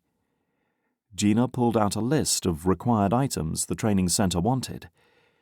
You and I can go shopping for everything on this list over the next few days, and we'll pay for your transportation to and from the center. I'll be your contact person since I'm here in Rio for the foreseeable future. If you need anything, and I mean anything, you call me. Daniela glanced over the list. A mobile phone, clothes, a host of items she'd never heard of, a computer. She swallowed. Gia, this is a lot to pay for. Gia grinned. And that list isn't everything that you'll take. Xander and I are serious about setting you and Davi up for success. We want to invest in you. More importantly, Brazilian companies are jumping at the chance to sponsor women's football and young entrepreneurs. They want to be on the right side of history. Her stomach ached in a mix of anxiety and excitement. This could be it.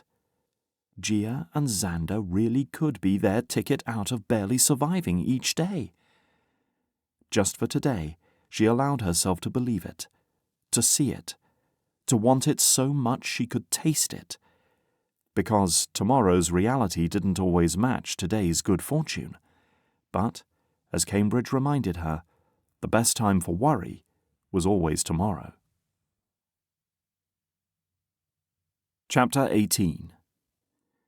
With the moving company's help, Ronaldo had his place boxed and in a truck in less than 2 hours. The majority of one of the hours had been dedicated to navigating the 7 flights of narrow stairs with heavy boxes and his bed. The rest he left for the next tenant. After loading his things into a storage unit, his town car drove him and his suitcase to a place he hadn't been in far too long. His knuckles rapped on a door he'd almost forgotten. Locks snapped, and the door opened. "Hi, Mama." Ronaldo leaned in to kiss her weathered cheek. The dress hanging on her thin frame pictured faded flowers that used to be bold and bright. A grin lifted her whole face. The foggy-eyed, growling mop under her arm bared its tiny teeth. "Ronnie, my boy, welcome home. Leonardo, look who came for a visit." She shuffled back as Papa came around the corner. They embraced with a laugh. Papa patted him on the shoulder. "I saw your face on the newspaper this morning. Thought my old eyes conjured up your image." Ronaldo ran his hands through his hair. "That's why I'm here. The media has no moral boundaries anymore. My address was sent out to the world. We had to organize a security detail for the building to make sure none of the tenants get harassed on my account. Lenz had an avid following that didn't like his corruption being exposed." Mama reappeared in the family room with a tray of tea and cookies. They were finally using their fine china. "Stay as long as you need. Your room is ready, and we miss the noise of having company these days." Papa sat with a huff into his overstuffed recliner, the television droning on in the background. Mama liked watching the day drama reruns. They were like old friends, she said. They sat in companionable silence. Would this be what he and Isadora did at this age? "I'm engaged." Mama's teacup clattered onto the saucer. "Ronaldo Felipe Rafael Cevere, it's about time you found a girl. For too long grief has spoiled your heart for love. Loving deeply doesn't always leave you in pieces, amorzinho." He was starting to believe that. "I will bring her for dinner one night while I am staying here, so she can meet you." "Does she have a name? Leonardo uses his mobile phone to spy on all sorts of people these days." Papa grunted from his chair. "It's not spying. It's research." When Mama wasn't looking, he winked at Ronaldo. They'd talk about that later, over a drink. "Isadora Ray. She's a gorgeous, kind-hearted, award-winning doctor, far out of my league." "You're a good-looking man, Ronaldo." Mama reached over and patted his cheek. "You've taken care of yourself. Women like that in men. Look at my prize. He gets out and walks this stubborn nightmare of a creature each morning to keep his and the dog's limbs functioning." Ronaldo made the mistake of making eye contact with the stubborn nightmare, making it rumble again. He pushed to his feet. "I need to get back to the office to find out what other messes Lenz has made. I'll set my suitcase in the room and call Papa's phone to let you know I'm on my way back this evening." Papa waved him off. "Don't call. Send me one of those short messages. I can read just fine." Back at the office, Ronaldo abandoned his attempt at embracing change in favor of using the exercise to clear his mind on the way up. Katrina jumped up from her desk and met him in his office. "The security detail you put on your apartment building already stopped 13 people from entering the building that had no business being there." "And it's not even noon yet." Ronaldo shot off a text to Isadora, explaining that he'd be staying at his parents' for a bit while things settled down. "Any collateral?" Katrina shook her head. "Not that we've picked up yet. But we've had a huge number of extra hits and donations for our girls' leagues." "That's perfect. Let's see if we can twist this in our favor. I'm sure news outlets will be asking for comments from us." They are, Katrina murmured, her head bent as she scribbled on a notepad. Also, let's find a family to live rent-free in the apartment I just vacated. We could get an at-risk family to safety. Isadora will be a perfect resource for this. He tapped his pen. You know, I met a family at the clinic recently. A mother with 3 children whose names are Tainara, Quim, and Eliana. Can you contact the clinic to see if we can get information on them? The mother says she works and leaves her 9-year-old to babysit. Let's see if they'd be interested in a safer environment. If not, let's compile a list of possibilities. Great idea. What would you like your statement about Lentz releasing your address to the world to say? It's free press. No such thing as bad publicity, right? Say nothing about Lentz and his scandal. We'll not stoop to his level. Highlight the girls' leagues again, and mention the free schooling for the poverty-level players thanks to donations. This could bring us more options for players and give organizations a glimpse at what we do with their donations. We are 5 million shy of hitting our 20 million real goal. A few more foreign donations would seal that up nicely. My cousin's daughter and her boyfriend and their team are staying here with family for a bit. I'll see if they can send out information to their contacts. After Higuera's practice, Ronaldo sat down with Xander and Gia in his office to work out the logistics of the Upcycled Life International being an official sponsor of his new league. So you have 8 existing teams registered for the league so far, with the potential of forming more teams in the coming years if you keep running the camps in the favelas each year? Gia asked, typing notes into her tablet. Xander cleared his throat. Do you need coaches for these teams? Gia's eyebrows raised, but she didn't look up from her tablet. Ronaldo hid his smile behind his hand that he rubbed across his chin. She was so much like Sophia. Yes, but these coaches would be seasonally paid at first, so I doubt it'd really attract talent. Xander shifted in his chair. Could you offer university credit for sports majors in nearby universities to coach the teams? Eventually, if you generated enough income, you could hire full-time coaches that were responsible for overseeing the girls' education and connecting their families with community resources to get the jobs and health care and safe housing. You'd be creating jobs and helping break the poverty cycle. That's going to require an enormous amount of capital, Xander, and could take years to implement, Gia said. Ronaldo nodded. I think it should be in our long-term plans, though. Football is a means to an end. We're setting these girls up to live a life they wouldn't be able to otherwise. They may not continue past our league, but the best ones will feed talent to the national team. Maybe once Gia and I get established here for our non-profits, we can come down here for football season and take over one of the teams. Xander cast a hopeful glance at Gia. I'd love to coach again. Gia nodded. We'll get back to you on that one, Uncle Ronaldo. So what can Invicta do to get this league on its way? Ronaldo checked his list. For now, game jerseys in the team's chosen colors. Some of the teams may already have sponsors, but for the ones who don't, we'll need jerseys, shirts, shorts, socks. We'll create banners for all our sponsors to be on the sidelines for all our games. I'll have an Invicta representative contact Katrina with size order forms and charts. The list's length overwhelmed Ronaldo. Solidify names, assign colors, ensure all teams are properly equipped, and on the list went. Most of it his team would handle. Anything that didn't happen would, of course, blow back on him, and his enemies would be waiting to strike. It was 6:30 when his stomach ached enough for him to glance at the clock. He called his town car and packed his briefcase. The oddity hit him that he didn't need to change into his street clothes to walk home tonight. He'd walked to his cozy apartment for the final time last night, and didn't know he'd never again follow the routine he loved so much. He'd counted on change, but not like this. In the main office area, Katrina sat at her desk with her gaze on her computer. Tears ran down her cheeks as she sniffled. He froze. Why are you here so late, Katrina?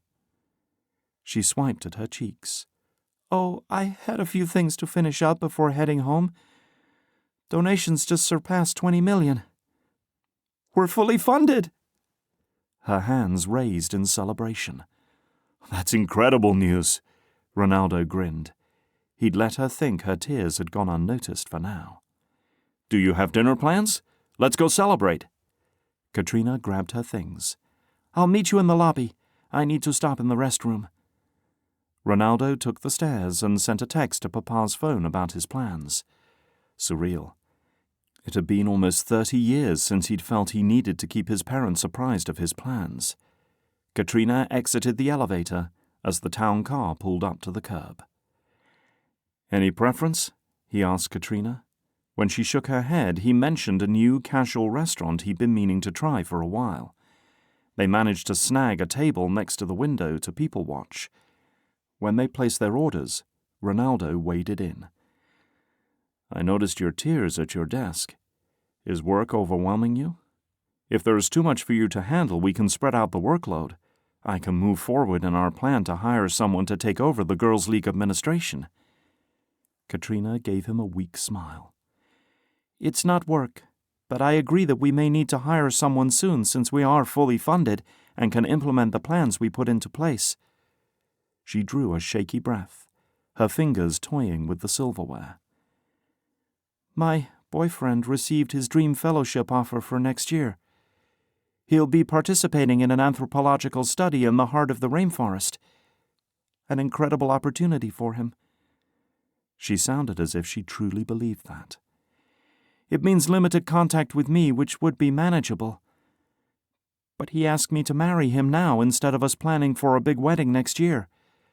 I would have full custody of his son while he's gone. And I'm grateful for the chance to be a family, but I'm also really overwhelmed at being a new mom and wife without him around to help me adjust." Ronaldo waited to see if there was more. Here was life reminding him once again that he really never knew what someone was going through at any given moment, no matter how much he thought he knew about them. When she didn't continue, he jumped in. "First of all, congratulations.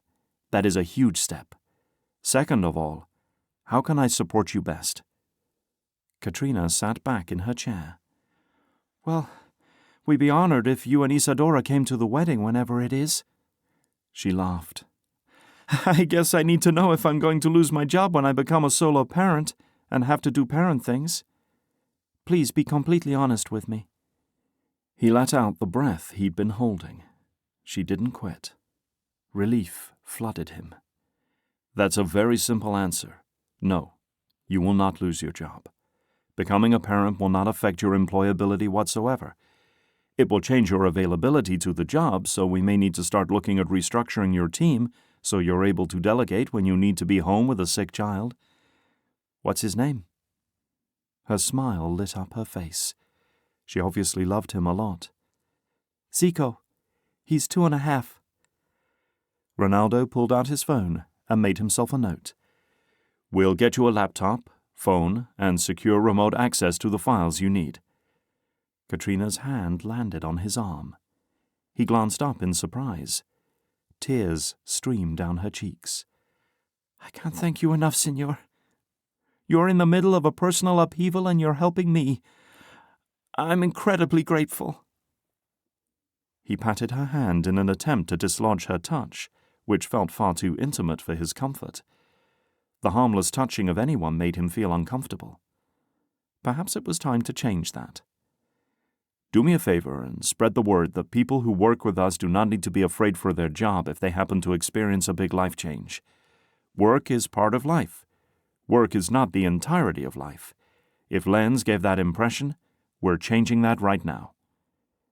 They finished their dinner, and he dropped Katrina off at her home.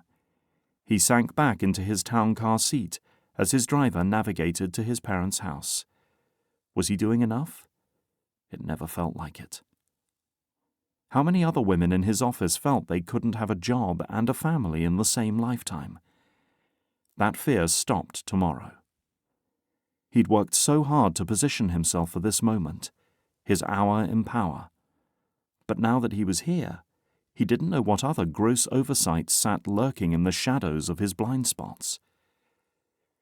His first night sleeping at his parents' went surprisingly well, considering he much preferred his mattress and sheets to others. He grabbed a simple breakfast and called his town car.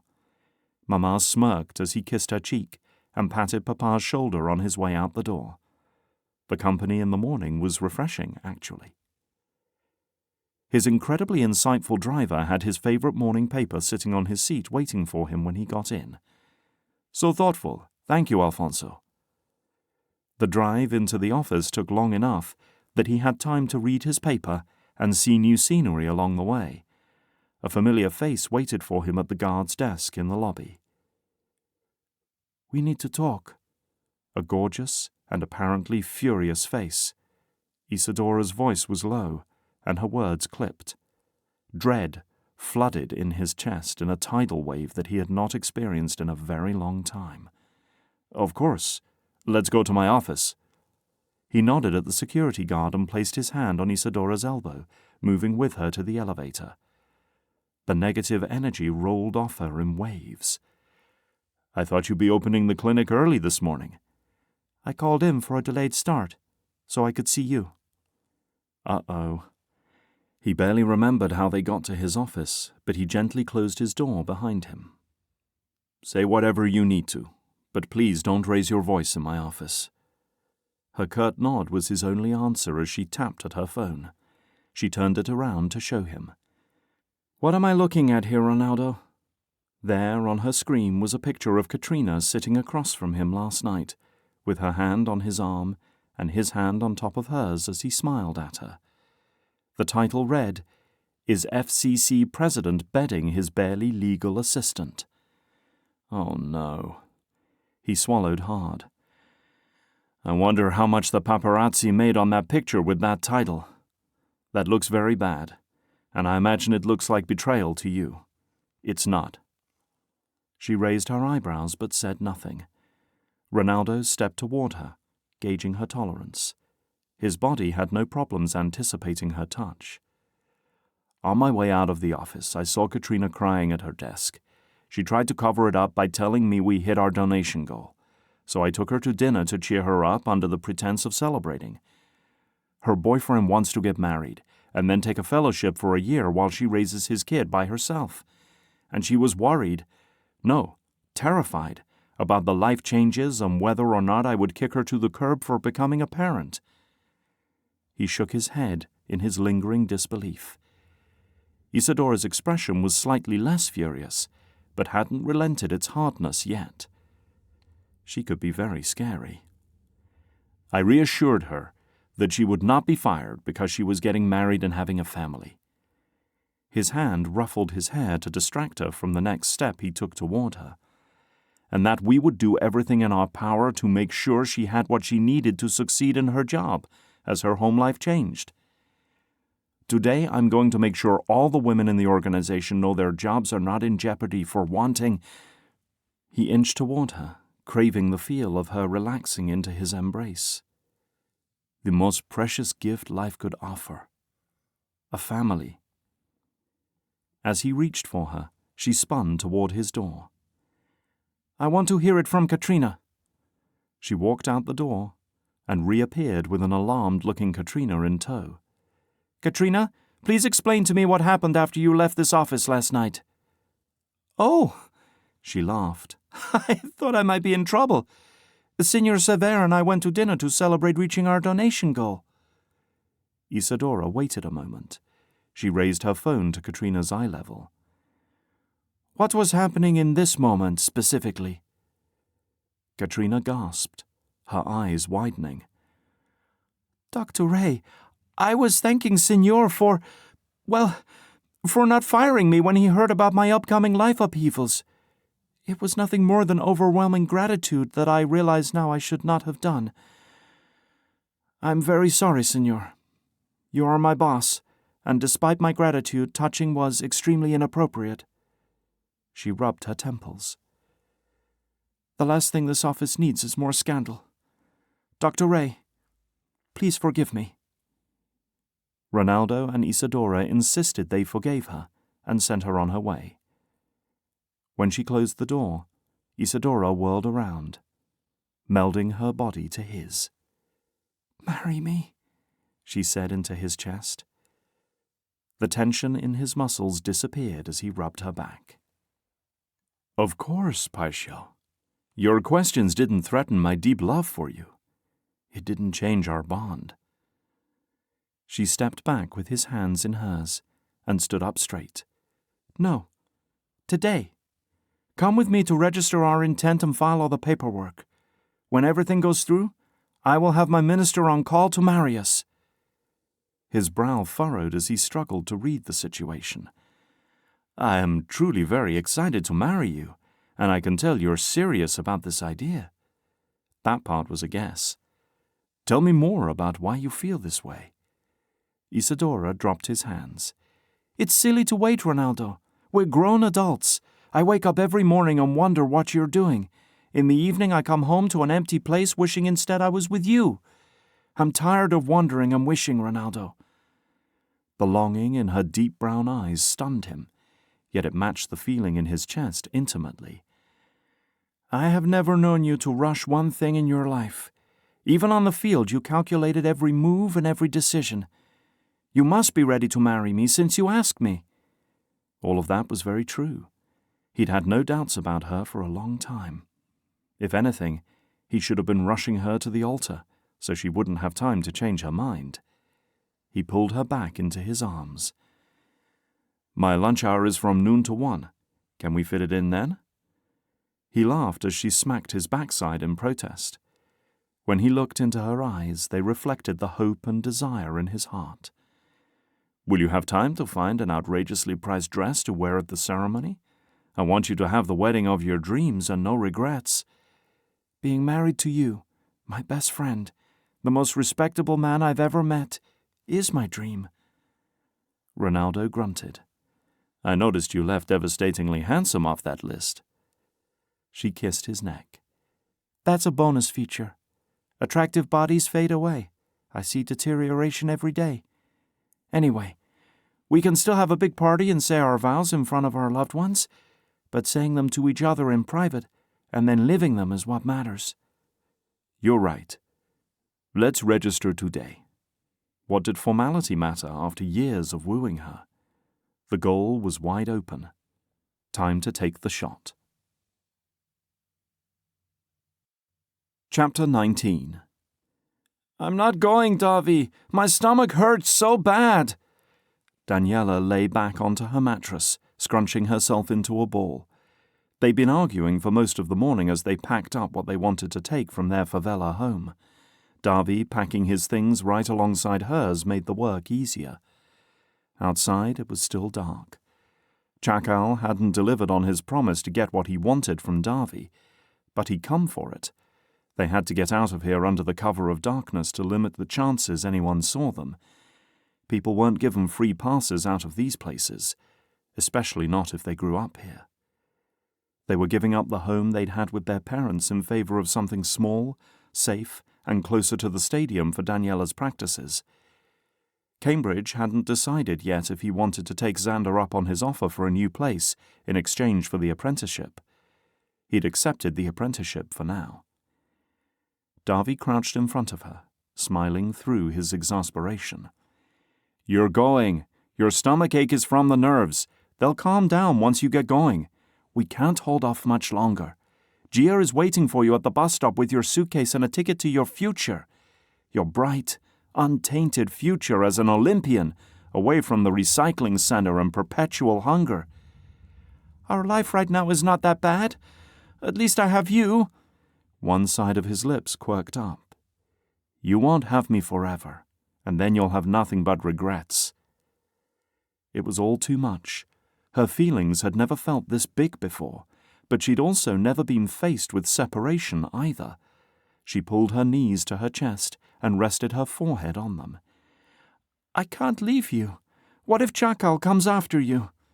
You will be a 30-minute bus ride away for a week of orientation. It's not another country.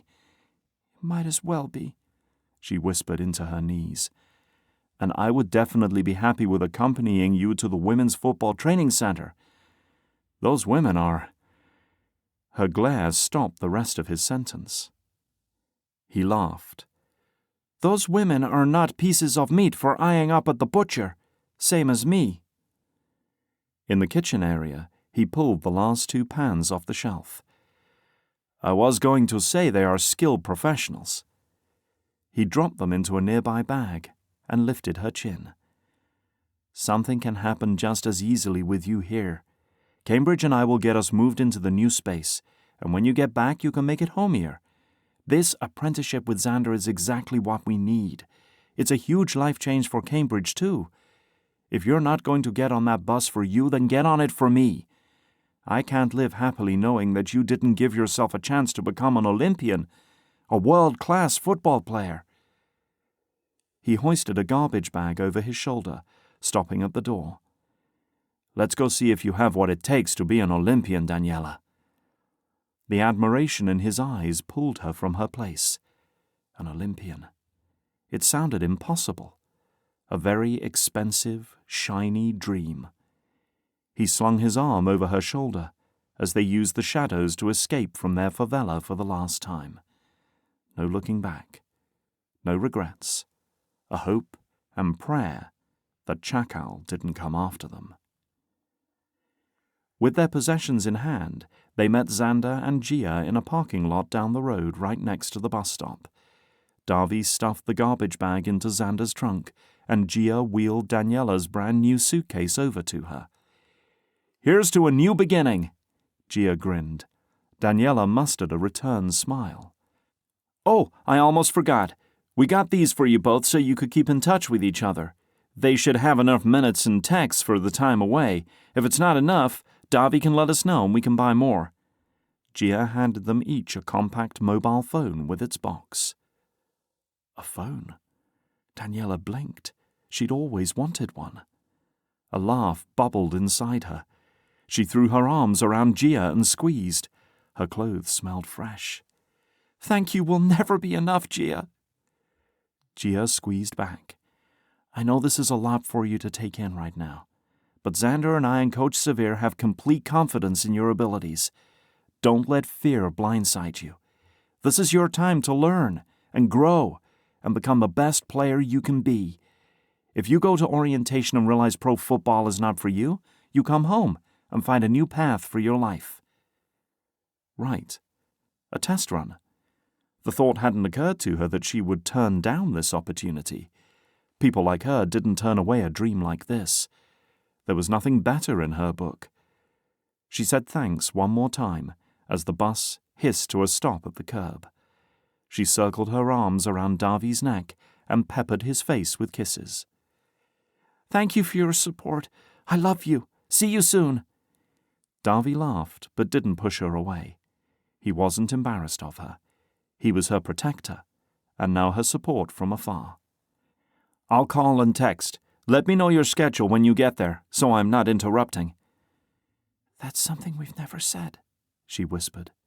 "We have phones now?" A light glimmered in his eyes. "Well, we actually need them now." He gave her another big hug before stepping away. "I told you we'd get out of there." Her heart ached in a happiest way. He'd seen a way out when she'd not been able to see past the trash hills in front of her. Almost as if he had spoken their future into existence that day her father left and didn't come back. Daniela stashed her suitcase on a rack, then picked a seat in the front. This was her first bus ride out of town. She didn't want to miss anything. As the bus jerked to a start, she waved like a fool from the window until Davy was out of sight. Someone sat next to her at one of the stops, but Daniela didn't look away from the window. She had never been this far away from home, and she was going to see it all. Her phone had a button on it that opened a camera and grabbed a picture. She took a lot so she could show Davy next week. Gia said a representative from the training center would meet her at the bus stop in Barra da Tijuca, which put Davy's safety-conscious mind at ease. True to her word, a man her father's age with a Brazilian flag and the Olympics rings waited at the stop, holding a sign with her name on it. When she descended the stairs with her suitcase, he stepped forward to grab it. "Welcome to the training center, Daniela. He checked her paperwork and then handed her a packet with her name on the front of the envelope. Behind her, a few older girls crowded around the man, seeming to already know who he was, with a chorus of, "Hi, Duarte!" Duarte smiled. "4. Looks like everyone is here. Let's get going." He turned to walk to a van across the street. "Girls, this is Daniela. She's here for football orientation this week. I'll let you introduce yourselves as I drive to the dormitories." Although friendly, the girls didn't seem different than normal girls. They invited her to watch their water polo practices sometime if she was near the aquatics center. Since she was the newest, Duarte insisted she sit in the front, so he could give her a tour of the facilities. With a flash of a badge, Duarte drove them through the gates onto the grounds. Gymnasiums, aquatic centers, tracks, indoor snow sports facilities, restaurants, spas, medical centers, shopping, and on the list went. The place was a small city within itself. On her left, the buildings disappeared into fields. The green football fields had small stands on one side, and the other side opened up to stunning blue water with outcroppings in the distance. She captured a picture to show Davi. He would love that, and she could definitely get used to that view. When Duarte parked, the others filed out and disappeared into one of the food centers. Daniela closed the van door behind her and turned in a circle, taking in the village bustle. Wouldn't Davi love to see this? She took another picture. He said it wasn't another country. It was a whole different world. "It's incredible, isn't it?" Duarte said as he lifted her suitcase from the back. "I never get used to seeing this. Brazil's most elite athletes walk around here like they're out for an evening stroll with a normal life." He shook his head, laughing. "Well, just roll your bag into the lobby of the dorms there and check in. The host will get you situated and connected with your teammates. Good luck this week." She lifted her hand in a wave, desperate to call him back. He was the only person of any kind she knew in this soup of humanity. But instead, she did as he said, and checked in at the lobby. The host gave her a wristband that looked like a watch that he said would act as her key to open her room door, pay for her meals, and get her into the training facilities. Her room was on the 4th floor, with the rest of the women's football team. Squatting, she hugged her suitcase to her chest, then walked up the flights of stairs, stopping occasionally to let someone pass her. They must really be serious about the team being in shape if they had to do this many stairs every time they went to their room. Stairs beat the uneven footing of unpacked trash mounds. One wrong step would sink your foot right into muck. The thought brought a smile to her face as she wheeled her bag down the hall in search of her room. She followed the numbers to 438. With a tap of her watch against the handle, a light flashed green, followed by clicking. Wow, that was serious magic. Inside, she passed a bathroom on her right to get to 2 beds with pristine white covers on them. How did they expect her not to get that dirty when she was going to be playing football all day? The chair had a purple cover on it, so she sat on that instead of the bed. The folder in her welcome packet had a schedule in it that gave her 1 free hour a day. Running, breakfast, workouts, drills, lunch, film study, scrimmage, team bonding, dinner, free hour, evening sauna and spa, muscle recovery. Start date on the schedule was tomorrow at 6:30 a.m. She could sleep longer than usual. Today she was supposed to see the team nutritionist, physical therapist, and get familiar with the layout. A click interrupted her silence. The door pushed open as a girl walked into the room. Jet black hair hung like curtains next to the girl's face. "Oh, good. You're here already. That makes my job of teaching you the ropes easier." She laughed to herself. "I'm Cano Pinto, 4-year veteran right defender." Daniela shook her hand. "Daniela Gomes, 1st-year right forward or midfield." Cana punched the air. "Right side! Best side!" She dropped her bags on the ground. "Have you eaten recently? Is it lunchtime already?"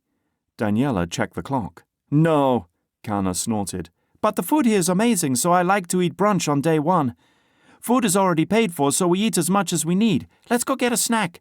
We'll be on a strict diet during the season, so now's the time to make the most of all those amazing chefs they hire." Daniela started to walk out behind Kana. "Oh, you need that drawstring bag that was in your welcome packet. Put your paperwork and phone in it. Your watch is your ID, money, and door passes." Kana held the door open for her. "Everyone gets newbies on orientation week until they're the team all-stars. You're my third one. The first two didn't make it out of small time on their city teams. You've got to be exceptional at football to make it here past 1 year." Her brown eyes leveled at Daniela. "Are you exceptional, Daniela Gomes?" How did she answer that? Wasn't that what she was here to determine? "I plan to be." Kana grunted. "Good. Let's get a snack and get you to the salon. You need to get pampered before you meet the coaches." I don't know that I have the money for that." Daniela followed her down the hall and stopped at the stairs. "Don't you want to take the stairs? The elevator is right here. It's faster. We'll be working our legs off the rest of the week, so take it easy."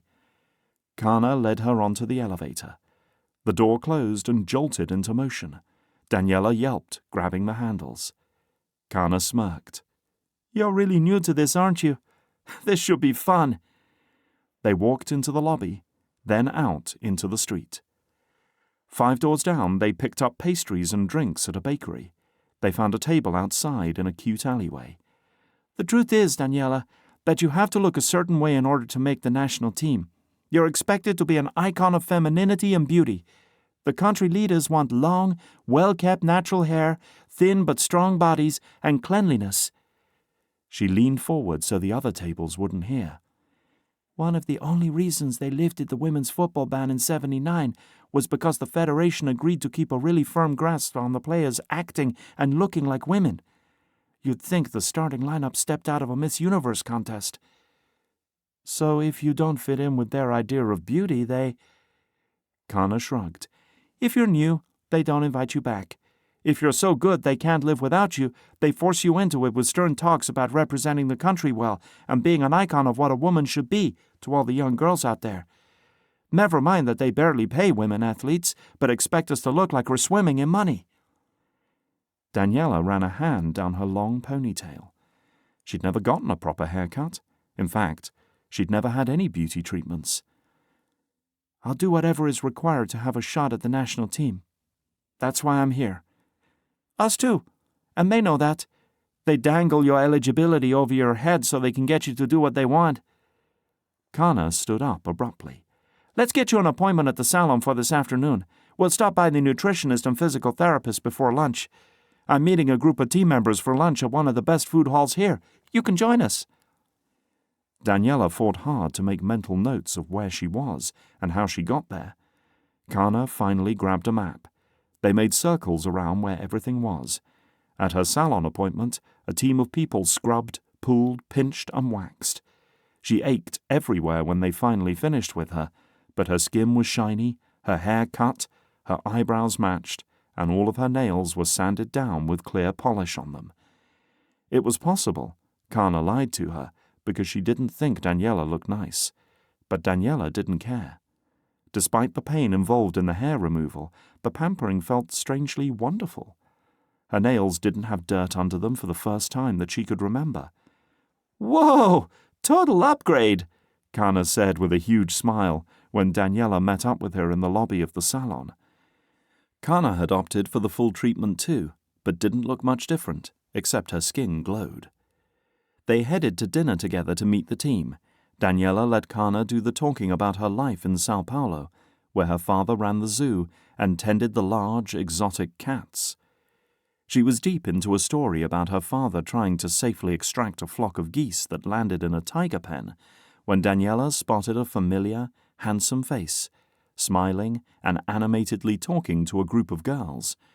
Those long, dark eyelashes and his short, black hair made her pay attention in a way she'd never considered a man before. Mac, the man she'd hoped to forget. Chapter 20. Alfonso, Ronaldo's incredibly insightful driver hadn't put a newspaper on his seat in the car for the last week. The man was clearly putting the pieces together that, if he was driving Ronaldo to the courthouse for hearings, Ronaldo under no circumstances wanted to see his face next to fallacious speculation. And Lenz and his lawyer were professional liars, so there was plenty of nonsense flying about. Senor Cevere, thank you for coming today.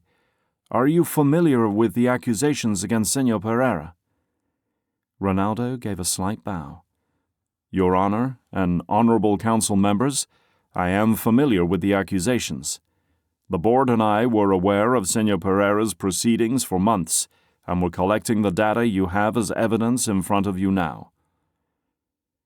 Would you, as the head of the FCC, tell the council the accusations, please? Senor Pereira paid sizable amounts to referees dating back 6 years to call games in Brazil's favor. In addition, he promised and delivered favors and gifts to key decision-makers in organizations that affected Brazil's men's tournament placement in regional and world competitions, not excluding the World Cup and the Olympics. Senor Pereira did not act alone, however. He reimbursed his assistant Mara handsomely in off-the-books payments from an account he didn't think anyone was monitoring, and then relinquished all accessibility to it except him and Mara. Lenz jumped to his feet. Those payoffs were all Cevere's idea, not mine. The counsel silenced him and motioned for Ronaldo to continue. Your Honor, I thought that Lenz might try something like shifting the blame, although foolishly, on me or another assistant or on the accounting department. So as soon as these indiscretions were brought to my attention, I called the board and all of the departments into accountability. They checked my work. They checked each other's work. And I checked their work. Ronaldo looked behind him at Katrina and motioned for her to stand. I have brought my assistant here today as well as all of the documentation of Lenz's actions and our proceedings since discovering his misdeeds. The truth is sadly often very blurry in cases against powerful people who have the ability to sway votes and opinions. But I assure Your Honor that all the accountability needed for this case are here, in these boxes my assistant and I brought today. And lest anyone think that these are the only copies, be assured that we have backups of all of this information, so nothing will coincidentally go missing. The room erupted in a wave of murmurs. Several men on the council carried and wheeled the boxes of papers to safety behind the desk. Lenz's face was bright red as he spoke in a furious whisper with his lawyer. When he saw Ronaldo watching him, he made a rude gesture and mouthed, "You'll pay for this." Ronaldo had no doubt that Lenz actually believed that. How he would do that from prison would be interesting to find out. The council dismissed him and called Katrina to speak. He held out her chair for her as she sat, and then retreated to the back where the cameras no longer had a view of the back of his head.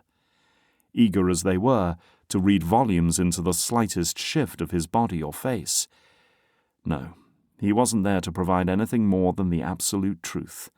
No commentary, no character assassination above what the facts provided. Morals and ethics weren't a subjective game to him as so many in leadership these days made them. He knew right from wrong, and if the day came that he got kicked to the curb, it'd be for telling the truth and doing the right thing, no less. The rest of the day he sat in the back of the courtroom, listening to testimony after testimony from his staff tell about the measures they took to stay accountable, many to their great inconvenience. And he was proud of every single one of them. Not one in the group let down their guard or complained about the precautions they put in place. They had their honor and good name to take away from the whole scandal, not something many could do. After today, he'd only be brought back in if absolutely necessary. With all that documentation, it shouldn't be necessary. As he walked down the stairs, having shook all his staff members' hands, a peace settled over him. Bringing about real change was why he'd put his life aside for so long. Flying those untouchables back down to earth gave him hope that he'd made at least a small difference, and gave the underdogs more of a fighting chance. Now, putting his life on hold couldn't wait any longer. He'd always figured that if he wasn't married by 50, it wasn't for him, and he wouldn't waste the time chasing after it. At age 47, with Isadora's name across from his on the paperwork, nothing felt better. He hadn't told Isadora that he'd paid the registry's rush fee to get their paperwork processed faster. Her impatient plea embedded in his chest, reproducing itself in him. He was ready. For this surprise, he had done his own legwork. Katrina's plate couldn't fit any more on it anyway. Calling Isadora's schedulers to get her a day off without her knowing equated to running boulders uphill in a snowstorm. But he'd managed. Their wedding day was going to be perfect. In the morning, when she came out of her place in blue scrubs, a ponytail and tennis shoes, he stood against the railing at bottom of her steps, holding their marriage license in his hand. She made it all the way to the sidewalk before she noticed him standing there in his brand-new suit. A loud squeak escaped her perfect lips. "Ronaldo! Wow! You look fantastic!" She kissed him, then glanced at her watch. "Why are you here so early?" He lifted the license to her eye level. "Today's the day." Her hand pressed against her chest. "He came already. That was fast. But I have to—" Her sentence trailed off. "I don't have to work today, do I?" With a shake of his head, he grinned. Her body leaned into the railing. "Thank God." She motioned him in. "Come inside." Perhaps today is not the day. He followed her in. Rarely did he question his decisions, but her mood seemed off today. Shrugging off his suit coat, he hung it on the coat tree in the front hall and followed her into the kitchen, where she placed her things. When she turned into his arms, her whole body relaxed. Her head against his chest felt like the most natural thing in the world. And it should, as she was his almost wife. He swung her into his arms, carrying her thin frame to the couch to sit. Her form fit against him perfectly. "Tell me what's going on." His fingers swiped at the tears now dripping silently down her cheeks. "No one in leadership is taking my Zika warning seriously. They don't care what's happening in the favelas. They tell me to monitor it, because they need statistics. Meanwhile, these people are being crushed with grief and fear because something is very wrong with their babies, and they can't do anything about it, and no one seems to care." She took a deep breath as he absorbed her words. "I guarantee you if it affected the politicians' babies or grandbabies, there'd be a vaccine and a campaign about it instantly. What are the poor people worth to the politicians these days? Nothing, unless it's an election year." He stayed quiet. It felt like there was more. "And a pregnant teen mom died yesterday in my clinic because she tried to abort her baby on her own. We're seeing as many patients as we can every day in these clinics, but we can't see them all." A sob hiccuped from her throat. "It's too much." Ronaldo's throat tightened as emotion rose unchecked in his chest. Wasn't life one long war against one thing or another? If you weren't battling people's corruption, you were battling illness, fighting for a chance at a better life, or working for your sanity and your place in the world. Did it ever really end for people who wanted lasting change? His arms squeezed her closer. Her battles wouldn't end, and he couldn't fight them for her. There would always be a new illness to identify and eliminate. He pressed his lips to her forehead, her perfume tantalizing. "I had planned for us to use today to get married and spend a long weekend celebrating. But we can move it to another day and use today together to plan out what our life might be like together." She shifted in his lap, so she straddled him, her tears gone. In its place blazed desire. "I can't think of anything that will make me feel better about my life than marrying you and celebrating alone for 4 days." Her lips met his with need. "Don't start that yet or we'll not make it to our vows," he murmured to her between kisses. And you're not stealing my virtue without saying your vows first." She laughed as he plopped her on her feet and gave her a swat to go get dressed. He shoved his hands in his pockets and examined the room. The space was far more modern than his parents' house, and another universe from his former apartment as far as inviting went. "Isadora," he said abruptly. She popped her head back into the room. "I'm embarrassed to say it didn't occur to me before, but I have no place to bring you home to except here. Mark that as a husband fail. Do you mind if I move in with you here?" Her smirk pumped his heart rate a little faster. "Only until we can afford our bungalow on the water, okay?" They laughed together as she disappeared to get ready. He stored the idea away to capitalize on if the chance arose. She deserved a mansion on the water, a palace. But she'd never agree to live in one unless she could fill it with as many orphans as could comfortably fit. Now there was an idea. They hadn't talked about a family, but he didn't mind the idea. Isadora might have more to say on the matter as a doctor, but if they did, he'd hope for a bond like his and Mariana's, similar to what he saw in Davy and Daniela, a tight-knit friendship bonded by the sacred tie of family. Mariana would have loved Isadora, although, truth be told, she probably would have had him married off before now. But that wasn't how life happened for him, and he had no regrets. His whole body hummed in appreciation when Isadora came gliding into the room in a knee-length white sundress. Part of her black hair was pinned back, exposing diamond earrings, while the rest of her gorgeous hair flowed down her back. Her makeup was light and subtle. Her traditional heeled gold sandals completed the picture. In a word, stunning. She handed him a necklace and turned around, sweeping her hair off her neck.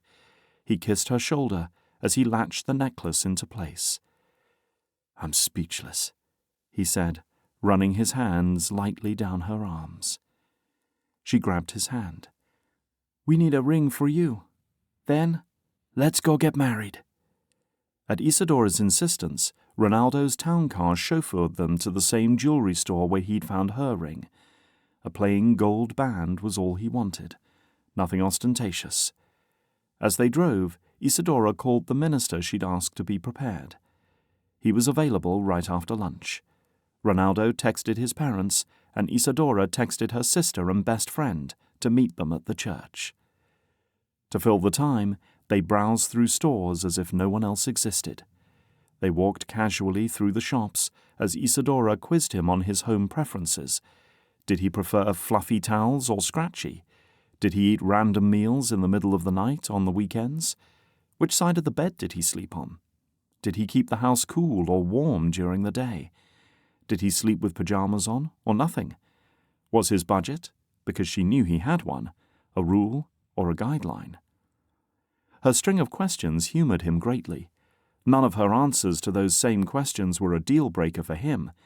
They'd learned each other intuitively over the past 2 years of curating their relationship and helping her navigate away from the last boyfriend she had, who was an undeserving, worthless fool. They strolled hand in hand toward the church, stopping for a progressive lunch as they chose their favorite items from different restaurants. At last, they walked into the church exactly on schedule. Ronaldo's parents and Isadora's best friend Eva were already there, dressed up. Papa had donned a tie and coat for the occasion. Mama grabbed Isadora's hands and kissed her cheeks. "Thank you, beautiful girl, for inviting us. A long time we've waited for someone's love to overcome our son's stubbornness. Thank you for letting us come today. Thank you for loving him." Isadora brushed away a tear as she wrapped her arms around Mama. He couldn't make out her murmured words, but Mama squeezed her tighter. When they released each other, Mama reached into her purse and withdrew her pearl hair comb that she'd worn for her wedding 52 years ago. The tears streaming down Isadora's cheeks moved him to invade their moment. He held her small hand as she bent to let Mama clip the pearls in her dark hair. Mama grabbed Isadora's hand in her right and Ronaldo's in her left, forming a circle.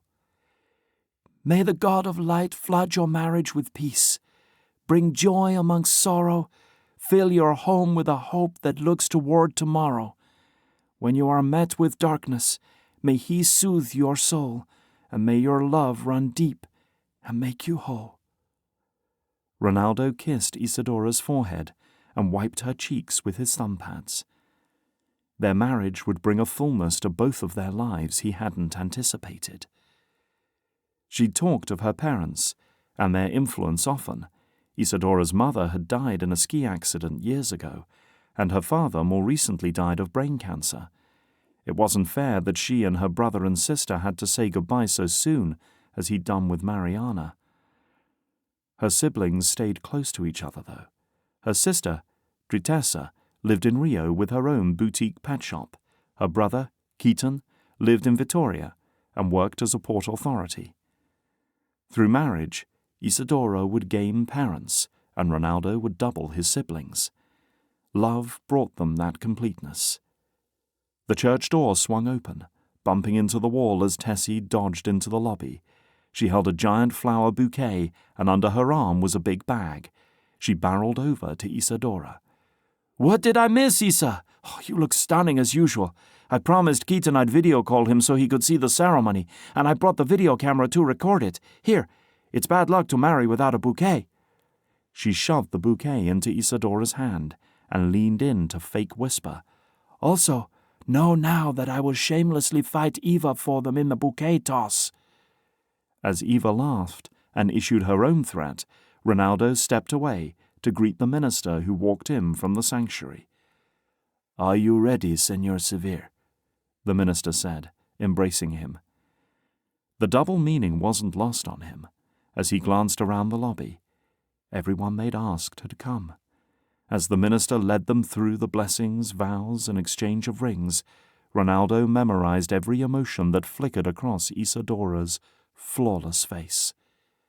The awe and total rightness surging in his chest the moment he kissed his bride overwhelmed him. Her love for him made him feel invincible. He'd never had a teammate he trusted more. Now, it was truly them against the world. Chapter 21. "Kana!" one of the girls from the group called, causing the rest of them and Mac to look in their direction. Daniela's heart kicked up a notch as she pretended he wasn't there. The rest of the girls looked older than her and effortlessly gorgeous. Maybe there was something to Kana's complaint. Kana greeted the group, then hugged Mac like they were best friends. "Everyone, this is Daniela Gomes, a newbie out of Rio who thinks she might be up for the task of sticking around. Come say hi." She swung her arm wide. "Daniela, this is everyone worth your time." Peals of laughter and threats about others hearing what she said had her ducking. "I'm kidding! The whole team is awesome. You'll meet the others later." Names and field positions only partially stuck with her as they descended on the food hall. Daniela's memory was on overload. What a dream to have world-class players know her name and deem her worthy of eating dinner with. At least, they would until Max spoiled it. All he'd have to tell them was where she was from and they wouldn't acknowledge her again. Why was he here? She glanced around. He wasn't far behind her, deep in conversation with one of the goalkeepers. "Kana, how do you know Mac?" she said, when there was a tiny lull in the conversation Kana was having with another defender. Kana shrugged. "We met here, I think. He covers women's sports for the news network that his grandfather owns, Brazilian News Corporation. Started off as an intern when he was 16, and now he's 19, reporting full-time and doing school part-time. I guess there aren't too many guys who want the women's sports since everyone thinks men's sports are better." The question vanished as the conversation segued into the networks covering their sports. Daniela listened intently to the discussion about Brazil's first friendly match of the year against Mexico, coming up in a few months. Mexico had gotten a new coach to replace the last one who quit, because he and his family received death threats when they lost their game in the World Cup. She was so engrossed in horror stories the other players were trading that she got to the table and noticed quickly the others' plates had a variety of foods on it. The nutritionist had told her something about eating a rainbow, hadn't she? Her plate was piled high with mostly fruit. Kana looked at Daniela's plate and started laughing. Horror ran from her brain all the way to her stomach, where a pain exploded into feeling ill. The other girls giggled at her too. "Sorry for the delay. Here's your plate," Max said, setting a plate of portioned, colourful foods in front of her and sliding her fruit plate toward his seat next to her. "Thanks for splitting the fruit with me, Daniela." The table got quiet as he sank into his chair next to hers, immediately popping a piece of pineapple in his mouth. "Sorry for laughing, Daniela. I thought you were planning to eat that whole plate of fruit by yourself and nothing else," Kana said. "You'd be in rough shape for practice tomorrow if you tried that." Daniela offered her a manufactured smile as she forked some of Mac's food into her mouth. When everyone had gone back to their conversations, she turned to him, letting her hair veil her view of the others. "Thank you." His kind brown eyes met hers. A smirk lifted the edge of his lips. "You're pretty, and this team is a tight-knit group. Newcomers aren't always welcomed around here." Daniela choked on a sip of her water.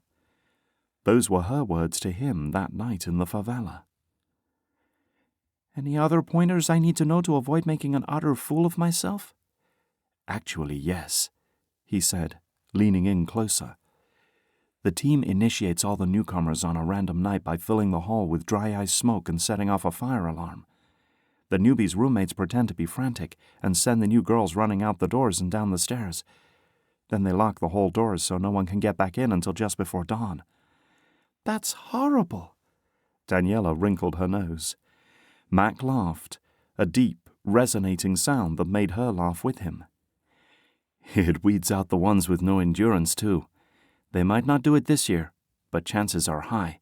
It's an old tradition that started because the team got sick of the newcomers not respecting the sleep rules the coaches put in place.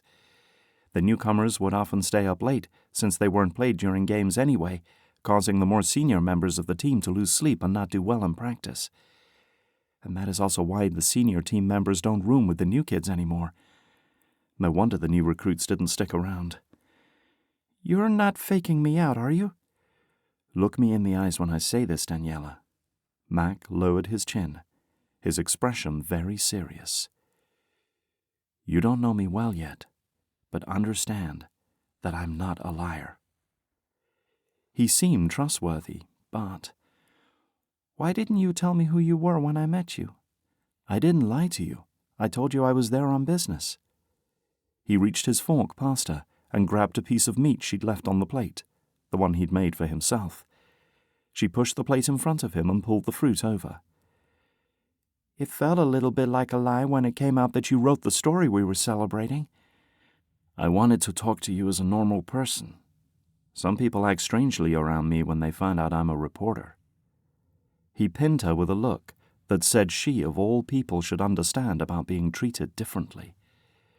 She'd been in danger of violating what she promised herself she'd never do: judge someone without knowing all the facts.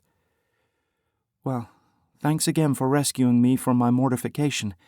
I'd completely forgotten what my nutritionist said, but I won't make that mistake again." Gathering the plates, she stacked them on her tray and walked towards the tray deposit line. She should offer to get him more food. She should stay and get to know her teammates. She should find out Mac's take on the news story. Instead, she dropped her tray on the conveyor belt, fished her mobile phone from her purse, and called Davi. It rang as she walked outside, where it was now dark. She didn't really know her way back, so she found a bench to wait for Kana. As soon as Davi answered, she let out the breath she'd been holding. "Davi, I miss you." The words tumbled out of her mouth before she could instruct herself to sound as if her new experiences hadn't shaken her. He smiled. "I miss you too. It's only been half a day, but it feels longer. Tell me everything." She must have sat there for an hour describing the village, the dormitories, Kana, the food. "It's another world here, and I took pictures to show you when I get back." You can send them to my mobile phone like you do an ordinary text." He walked her through the process of sending him pictures. She was laughing at the ones he sent her when she spotted Kana coming out with the others. "Davi, I need to get going. My roommate came out of the food hall and I don't know my way back to the room yet. I'll talk to you later. Have a good time." He cleared his throat. "Daniela, you deserve to be there. Show them what you've got." She smiled, told him she loved him, and hung up. How'd she get so lucky with a brother like him? "That your boyfriend, Daniela?" Kana called over to her. Mac looked at his feet, seemingly uninterested in her answer. Her grin widened at the thought of having a boyfriend.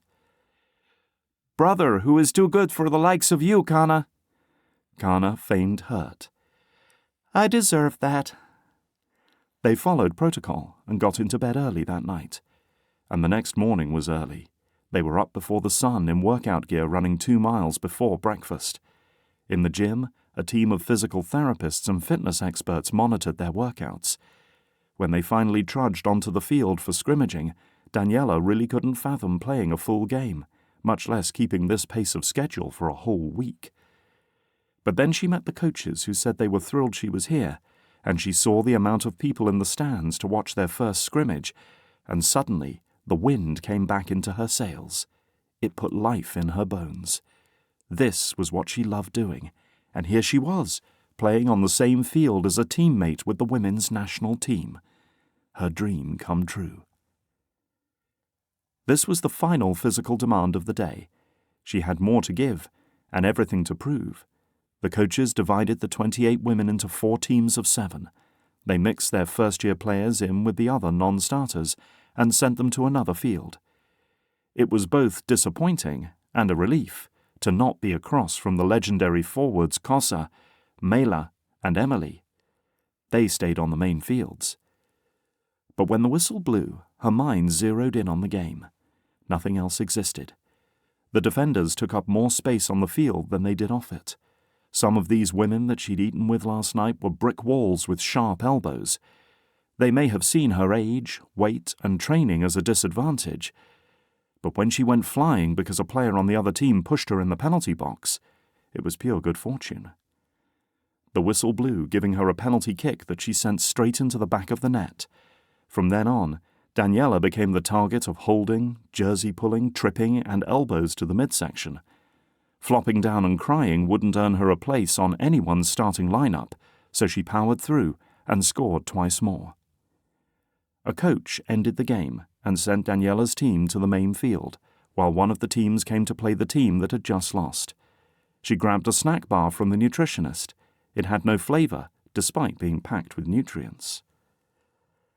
This time she was lined up against the starters. She had just enough time to say, "My brother is your biggest fan," to Mela before the whistle blew, starting their game.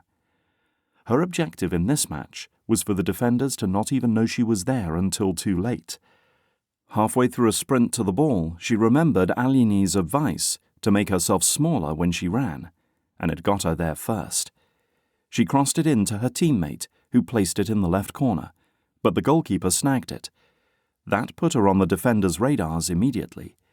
These women didn't mess around with elbows and kicks to the shins. They went straight for the hip check and slide tackle. She managed to barely avoid a broken ankle by jumping over an incoming slide, kept the ball, and sent it toward the goal with her left foot. It sailed toward the outside of the goal, but curved inward a fraction, to put it inside the top middle of the net. Her teammates jumped her in the celebration. That made the starters mad enough that they came on full force to beat Daniela's team 3-1.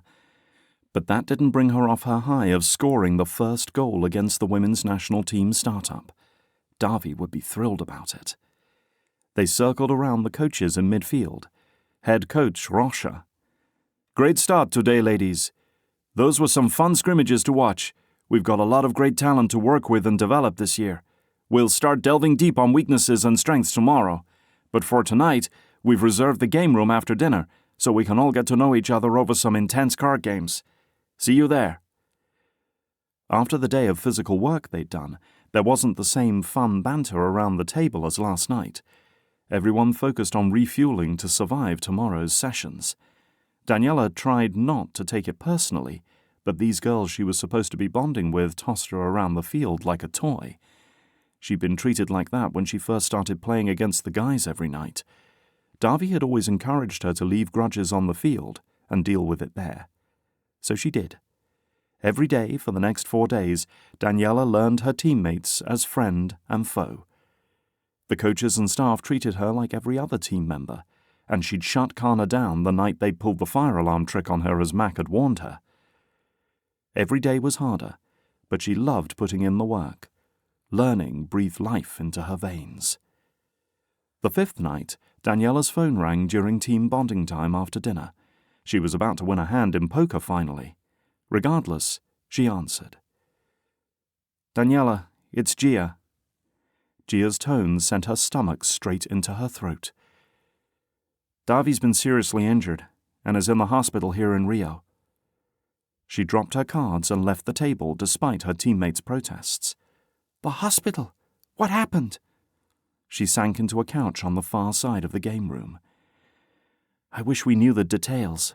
2 mornings ago he didn't show up for work with Xander. Xander thought he might be out sick for the day, so he tried calling him, but he didn't answer. We checked the apartment. No luck. We finally reached Cambridge, who hadn't seen him either. We spent a day talking to the people in the area to find if anyone had seen him. Someone said they'd seen a guy matching Davi's description being loaded into an ambulance yesterday, so we called all the hospitals in the area and found him. He's not in good shape, Daniela, but he's going to be okay. He's heavily sedated right now." Daniela sank into a ball on the floor. "Can you come pick me up right now?" Her voice came out in a whisper. "Please." "Talk to your coaches and get the all clear. I can at least take you to the hospital and bring you back tonight." It took 36 minutes for Daniela to get permission from Coach Rocha to leave and into Gia's car to head to the hospital. Kana, Mia, and Emily stood waiting with her until Gia picked her up. The drive took impossibly long. Twice, Daniela thought she might need to ask Gia to pull over so she could avoid throwing up in the car. She knew she shouldn't have left him for a week. How could she be so selfish? There she was pretending like her former life didn't exist, that she could be numbered among the stars one day. She'd been laughing and having the time of her life while her brother's broken body lay in a hospital bed alone. Her stomach roiled again. If Xander in Cambridge hadn't noticed his absence, Davy could have been lying dead somewhere. Sweet, selfless Davy, who only wanted the best for her and always protected her. She couldn't bear the thought. And she knew, as soon as she saw his bruised face and bandaged limbs, that she had to give up football. Davy needed her. He'd been by her side every day of her life. She wouldn't abandon him now, not even for training with the national team. Chapter 22. 3 days into the most blissful, refreshing staycation honeymoon Ronaldo had ever taken, Gia texted him. Isadora lay draped over his chest as they mindlessly watched TV on the couch. Their high-stress careers didn't allow for this kind of evening luxury usually, so they indulged after full days of doing whatever they wanted together, in addition to a sprinkling of midnight treats, since they weren't getting up for work in the morning. At his grunt, Isadora muted the show. "Work?" "One of my players' brother is in the hospital after getting jumped in the street." Isadora pushed to her feet. "Would I know her?" Ronaldo stood right after. He jammed his feet into his shoes and checked his hair in the hall mirror. "Daniela. Her mom came into the clinic with Hep B." They were out the door and into Isadora's car in minutes. Ronaldo took the passenger's side as he texted Gia for the room information. Isadora knew the hospitals in the area like they were second homes. She had doctors' permissions in all of them, including the tiny clinics around town that could hardly be classified as health facilities. She found a spot in the doctor's parking area close to the trauma wing. Using her badge, they went in a side door and up to the 3rd floor. Xander waited outside the room for them, pacing the hall. "Gia's on her way from the training center with Daniela, and Cambridge just left for the evening," Xander said, motioning into the room. Ronaldo glanced over the bandaged body, swollen eyes, and a face bruised past the point of recognition. "You're sure it's Davi?" Xander nodded. "The cell phone we gave him was in his personal items, and he had his Registrar Général on him. They left some money in his wallet, so whoever was after him didn't do it for the money." Ronaldo took the seat next to the bed and laid his hand on the part of Davi's arm that wasn't covered in a cast. Isadora glanced over and smiled approvingly. She'd told him before that a comforting touch could sometimes register through the fog of pain. Isadora brought over his chart. "He's heavily sedated. Broken ribs, punctured lung, sprained shoulder, and broken wrists, probably from defending himself. His kidneys sustained some damage from blows to the back." She sighed. "Recovery will take a while so long as he takes it easy. I'm going to talk to the nurses about what they're giving him." Ronaldo watched Isadora leave the room, her confidence stirring up the desire in him. Admittedly, it didn't take much these days. He focused back on Davi's still form, the up and down of his chest. "Cambridge said one of the women that witnessed the attack reported 2 men attacking Davi. It happened right outside a bar, so Cambridge will go back tomorrow to talk to the bartender who was working that night to see if he saw anything." Xander ran his hands through his short hair, exhaling. "I hope it's not because he's working with me now and no longer working in the recycling center. Davi has real potential. He's the hardest worker I've ever met, insists on learning the why and how, and he wants better for himself and Daniela. I worry that I'm putting him in a bad place." "There will always be those who view paying it forward as saviorism, or investing in others as a means to an end. The cynics refuse to believe that others could do good with a pure motivation. Don't let their jaded view stop you from helping others." As Ronaldo said the words, he knew they were for him. How many times had he felt he wasn't ever going to get to the point where he could make a difference, and that change would never be enough. Xander scrubbed a hand down his face. "Gia spent her summers here, so she can step right back in and fit in. I need a translator, cultural lessons over breakfast, and a GPS to get anywhere. It's going to take time, but I believe in our mission of being a launch point for those who need it, like Gia was for me." He glanced at the bed, at Davi. "He has an eye for business and an unrelenting work ethic. From what he says, his friend Cambridge taught him everything he knows." His phone dinged. Gia's on her way up with Daniela. Isadora came back in with a nurse chatting about taking Davi to get more scans to check for more internal damage. Ronaldo left the room as they talked about urine output and skin coloring. Daniela jogged past him into the room, her face pinched with fear. Gia wasn't far behind. She blew out a breath and pushed back the curls from her face. "She barely said anything on the way here. She's worried sick." They stood outside the room, looking in. Isadora stood with her hand on Daniela's shoulder, while Daniela sat next to Davi on the bed, clasping his fingertips in between her hands. Xander came to the door and slid his arm around Gia's waist. "Think she'll be able to finish orientation week?" Ronaldo shrugged. Mariana's death had rendered him useless for at least a month, until he learned to channel his grief into his playing. "Rocha will know whether to push her or not. He's got really good instincts when it comes to reading his players."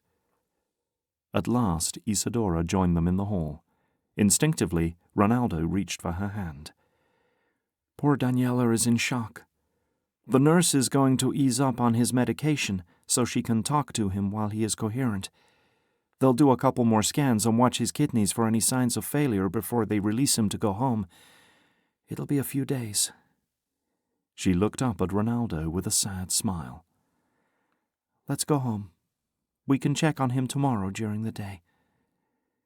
They had one more day of their long weekend before they both went back to work, and Ronaldo planned to make the most of it. Monday morning, Ronaldo walked into the office more at peace than he'd ever felt. Katrina met him in his office. "Welcome back, senor. You seem well rested and—" Married?" Her eyes widened as she looked at the ring on his finger. Ronaldo laughed. "Yes, Isadora and I are happily married now. We kept it low-key so the press wouldn't find a way to distort the story and bring Lens into it. Let's jump right in and put out the worst fires first." Katrina hesitated. "I guess you've been at this organization long enough to know that there will always be something going on, especially while you're gone." He nodded. "Some board members will be stopping by this morning to talk to you." She handed him a few release papers to sign. A knock sounded at his door as he looked over the papers. He signed them and handed them back to Katrina. The board was already here. 3 men and 2 women followed him to the conference room down the hall. They exchanged pleasantries, but Ronaldo could sense the unrest in the air. "Let's get to it," Idal said. He was the oldest and had been on the board the longest, as the board president. He had a long-standing reputation of being old-fashioned. "Ronaldo, we've loved what you've done with the Girls' League, funneling into the women's team.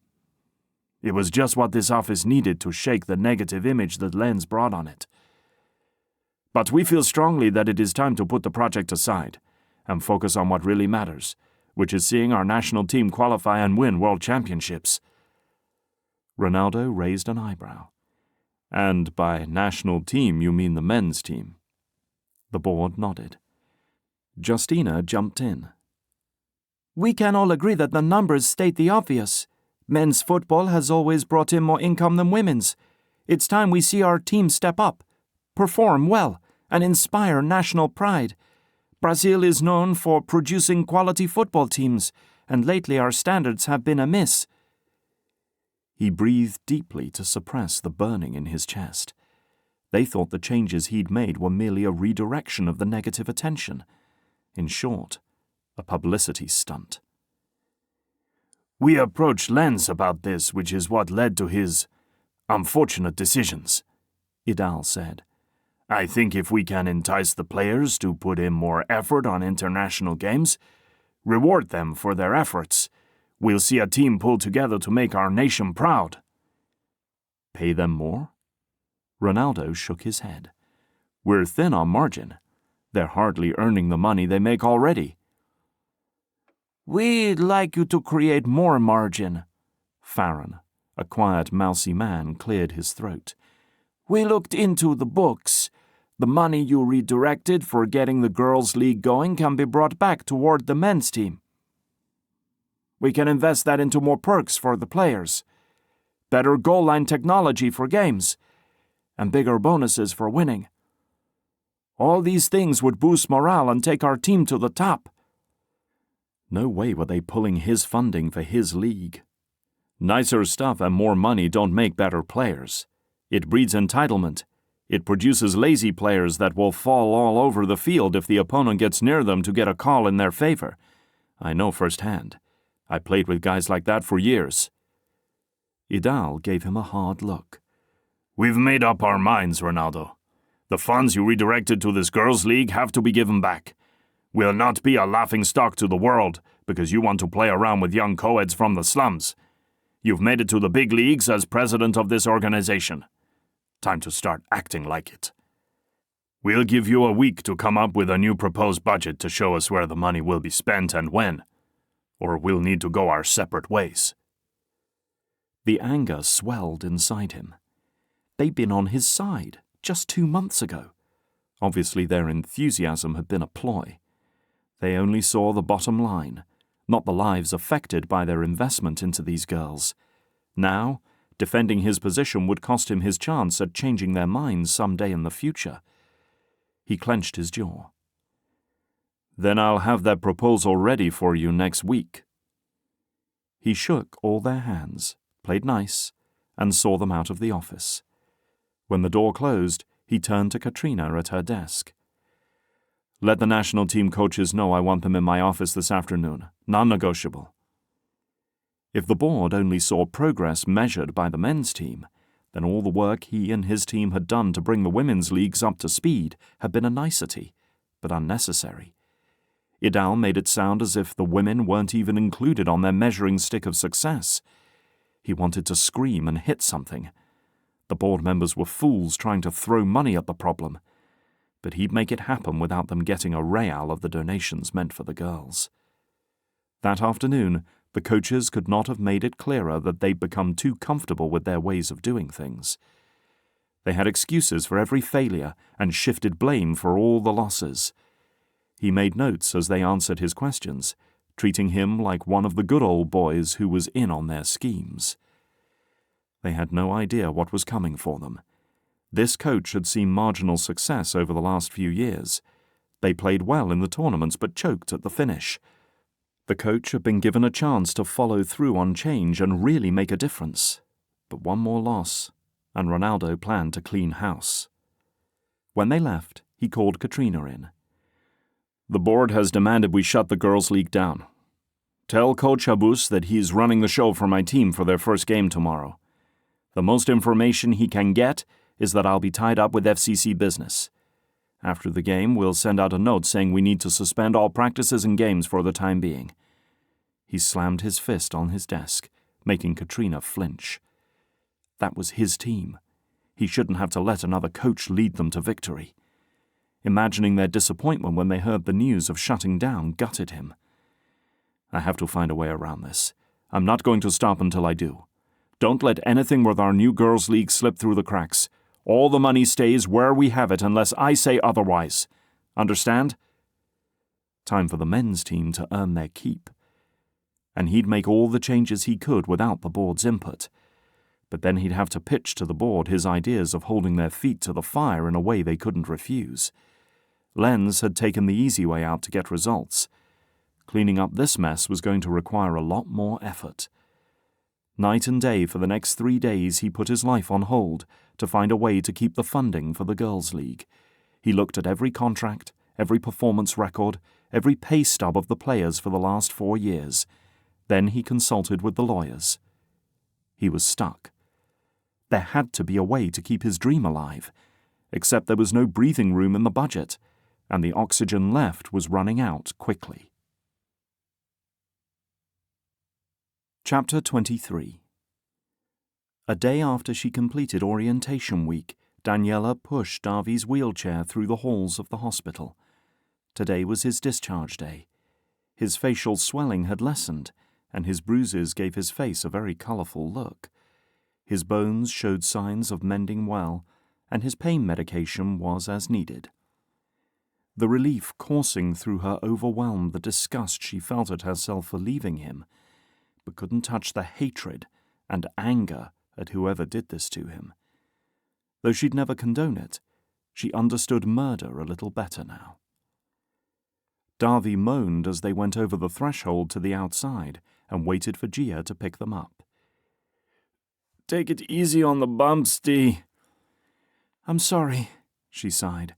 "I'm just happy to be getting you out. Like, if we leave, they can't tell us any more bad news."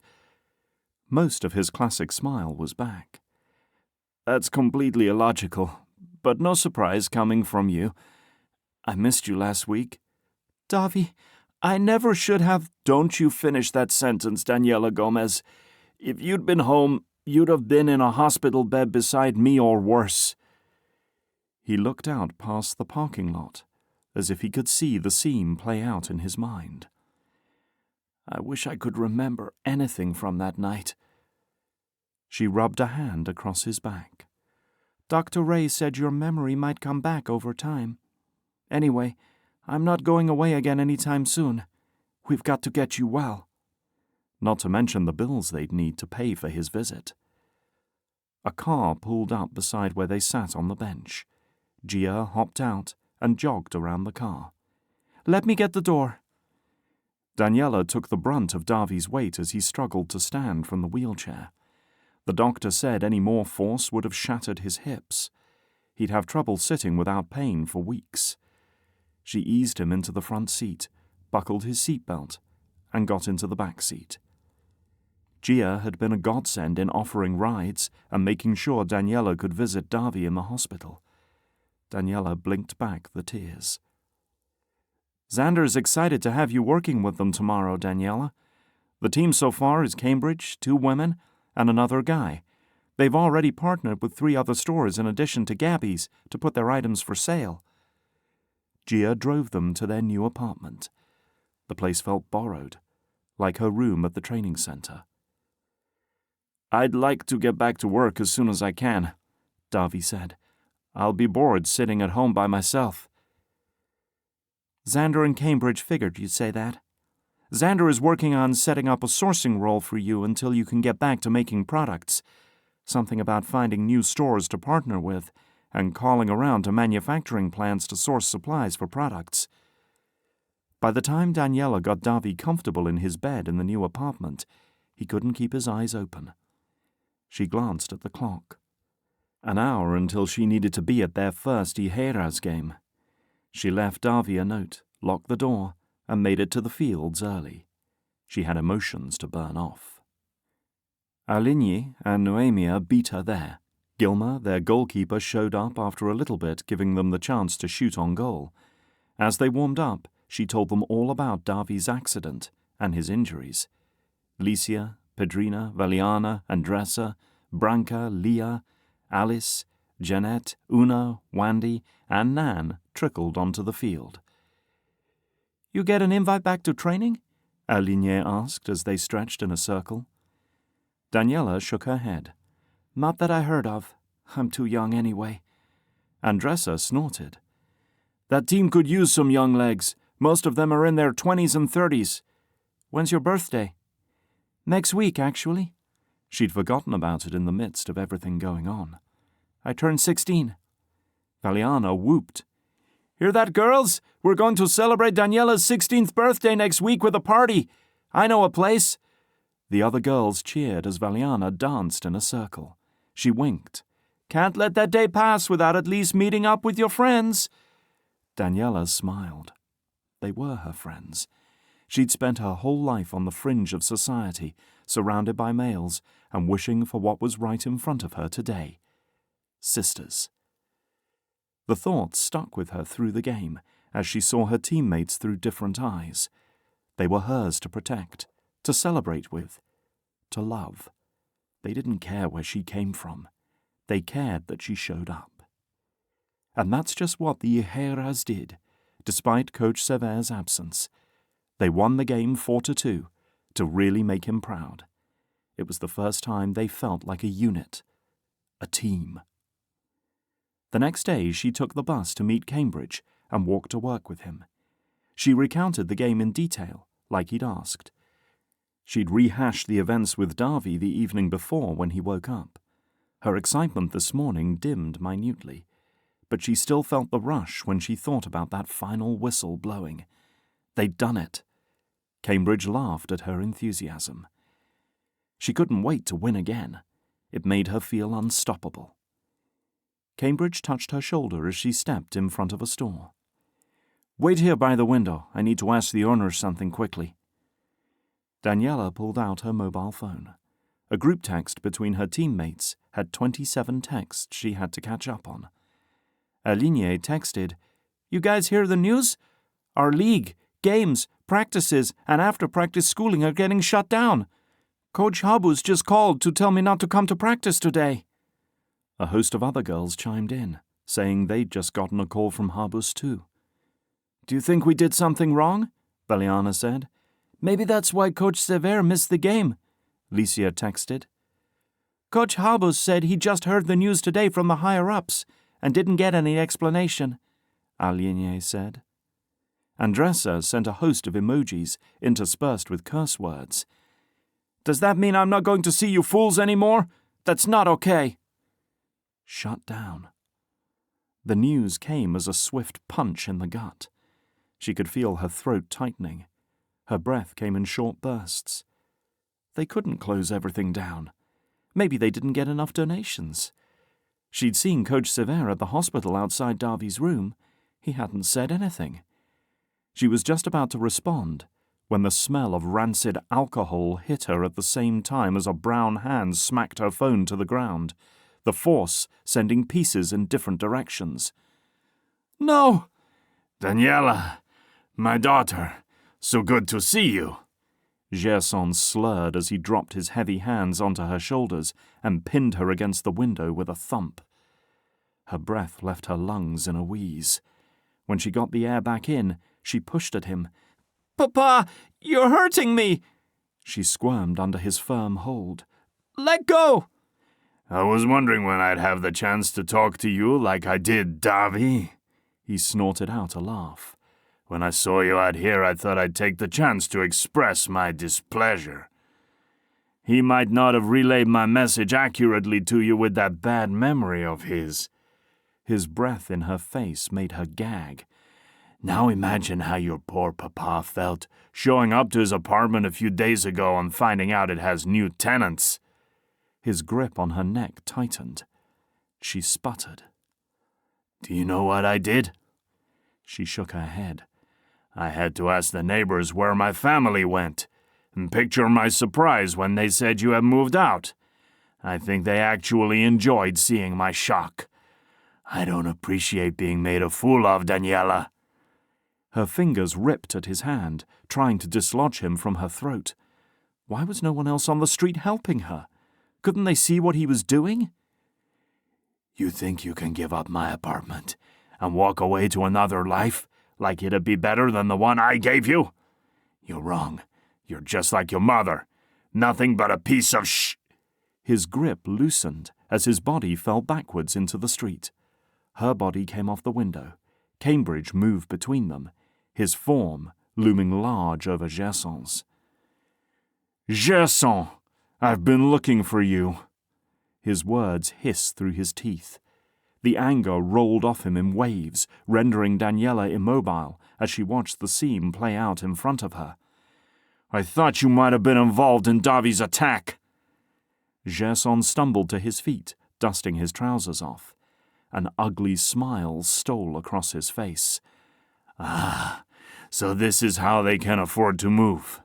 Daniela, you got yourself a sugar daddy to care for you. I knew you'd eventually be just like the other girls.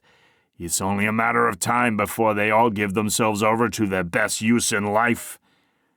Cambridge moved toward him, as if daring him to look at Daniela wrong again. Daniela and Davi have more character in an eyelash than you've ever had. They're working hard to give themselves a better life. They've gone for years without adequate nutrition or education. Their mother died alone because you couldn't be a real man and care for your family. Gerson's loud sneer echoed in the street. You read too many books, old man. That's not how things are done here, and you know it. Patricia knew if she wanted a kid with me, she'd have to take care of it herself. She agreed to that. I didn't want noisy, whiny, pathetic leeches. Well, you didn't have any. Patricia's children are far from dependent on anyone, especially not me. And when they achieve their success, you won't have any part in it.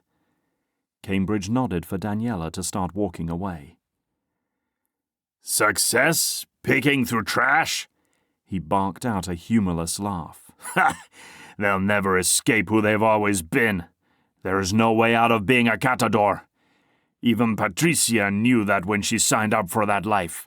They'll follow her footsteps right into their early graves. Daniela rushed forward.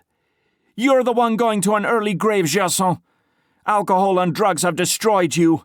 Don't you come crying to us when you've got no one at your bedside to hold your hand when you take your last breath. You made your choice when you walked out on your family. That's something you're always going to regret. Don't ever touch me or Davi again." He muttered something like, "I doubt it," as she spun on her heel and walked away. Tears pricked her eyes, and there was no way she'd let him see that he'd gotten to her. Cambridge said one more thing to Gerson before jogging to catch up to her. "Disgusting animal. I'm so sorry he said those things in front of you, Daniela. Don't take his words too hard. He's a selfish, careless man. I shouldn't have left you alone in the street. I stopped in to ask the shop owner if he thought the guy who beat up Davi was Gerson." She turned her head to swipe at her eyes. "He wasn't wrong, though, Cambridge. We have been dependent on you for a long time now, and on charity. What happens when that goodwill runs out? We were barely surviving after the trash center shut things down. And now that Davi's out of work, it's going to get worse. I'm not as good at building things as he is, and I have no other skills to offer. We're going to get stuck right back into picking recyclables, because that's who we are." His hand rested on her shoulder. "Focus on your schooling and football. That's where you're supposed to be right now. You have a bright future ahead of you there." The tears came loose in a sort of sobbing hiccup. "Except I just got word that the girls' league is shut down, which means no football or schooling. And the national coach says he wants to watch me until I'm old enough to join the team." It was over. She'd never be good enough for the national team now if she didn't play and practice until then. Cambridge didn't say a word, but pulled her to him in a side hug as they walked. She'd known it was too good to be true, didn't she? Dreams like that never came true for people like her. Gerson was right. She'd always be a catador.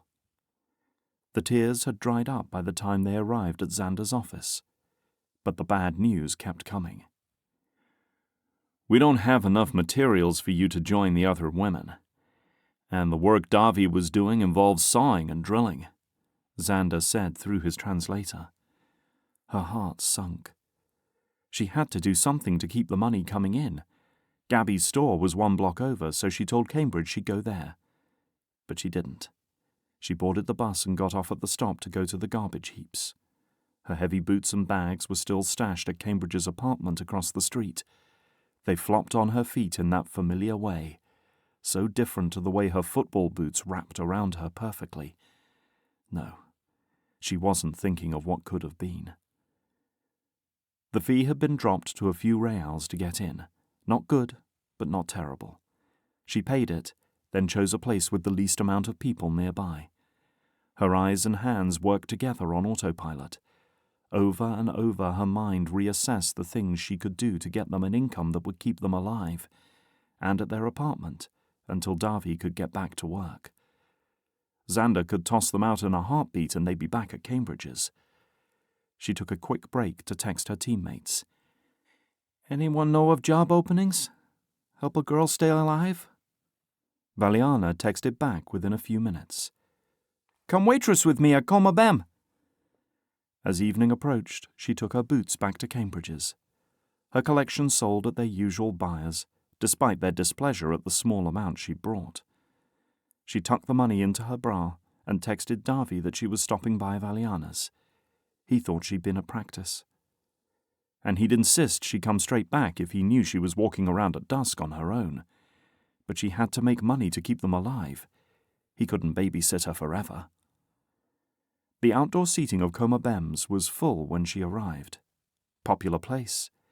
The aromas wafting from the restaurant taunted her aching stomach. Such a different world than the one she'd been a part of last week, where she'd eaten a specific diet and as much as she wanted. She waited outside until she saw Valiana back through the door with food on her tray. Valiana saw her and motioned for her to wait. When she dropped off the food, she greeted Daniela with a big hug. "My manager let me pick up extra shifts since football is on hold." She scrunched up her face, her shoulders slumping slightly. "My mama agreed to watch the baby if I bring home food. Come meet Olivo."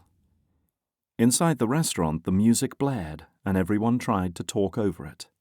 Valiana held her hand as they walked through the maze of chairs.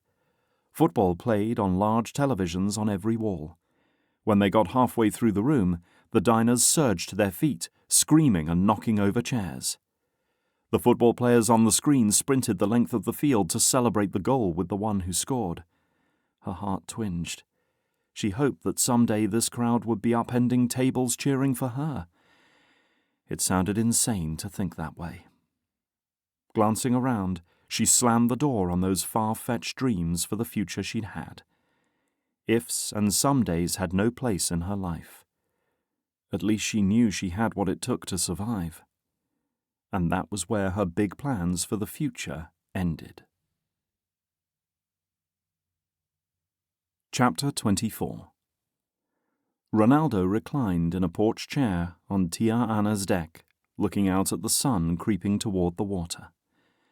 The peace of the evening wildly contrasted the emotional turmoil inside his mind. Gia's parents, Sophia and Burley, came to visit, and Sophia's mother, Anna, insisted on hosting a family get-together, especially since Gia and Xander were staying in her house. He'd arrived early, bringing his parents, so Mama could socialize with her sister. Isadora was supposed to arrive after her shift was over. Everyone gathered in the kitchen and in front of the television, so they'd not noticed his escape to the rooftop. It was Saturday evening.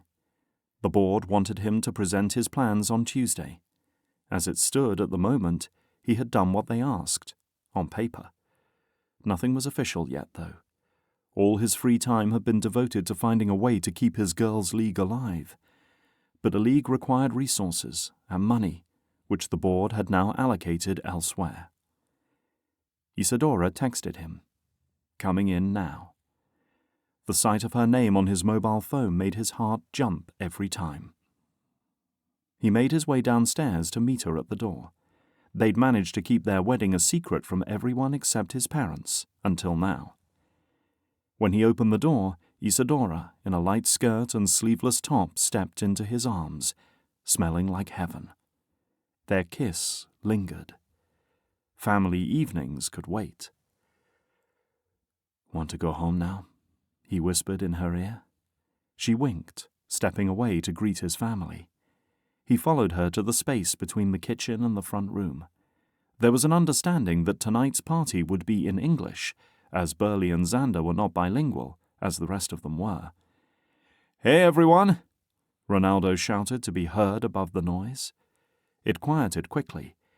"In case you haven't met her yet, I want to introduce this incredible woman to everyone at once. This is my wife, Dr. Isadora Ray." The room erupted in screams and laughter, followed by a swarm of bodies around them, congratulating them. He had no doubt Isadora would remember everyone without any problem. Tia Anna, who had been married to Uncle Ignatius, Sophia and Burley, Sophia's little sister Judita, and her husband Matthias, and their 2 adult sons, Silva and Z. Sophia's brother Roberto and his wife Neve and their 3 adult children, Antia, Sarah, and Breno, traded hugs and well wishes. After the congratulations came the scolding of not telling their family or inviting them to the wedding. Ronaldo ended up promising to give a party, which would likely cost an obscene amount of money thanks to his huge family, so loved ones could celebrate them properly. He'd like it better if they just donated the money to his league, and Isadora would love donations for her clinics.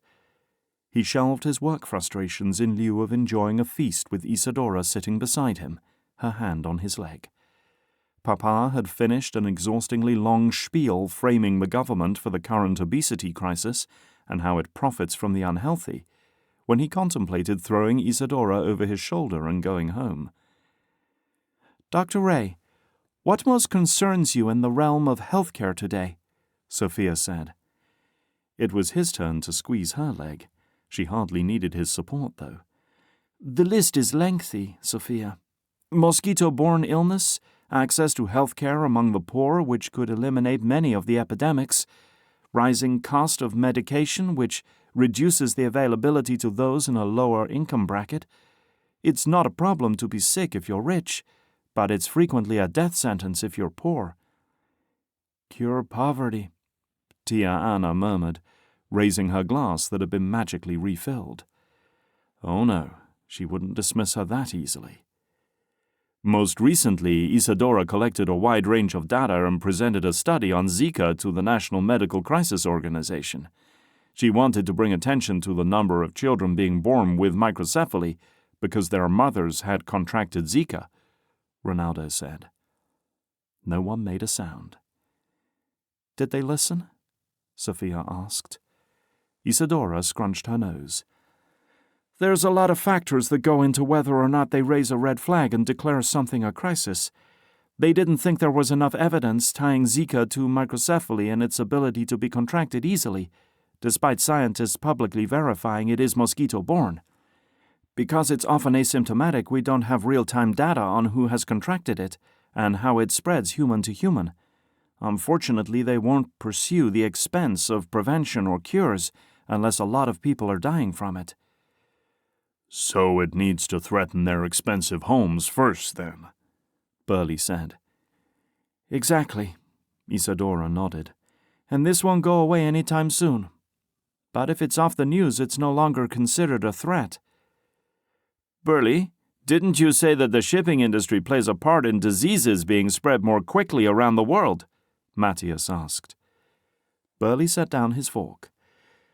Because so many countries depend on imports and exports of food, we get weekly checks in port to make sure we're not bringing a disease that will wipe out the nation in our containers.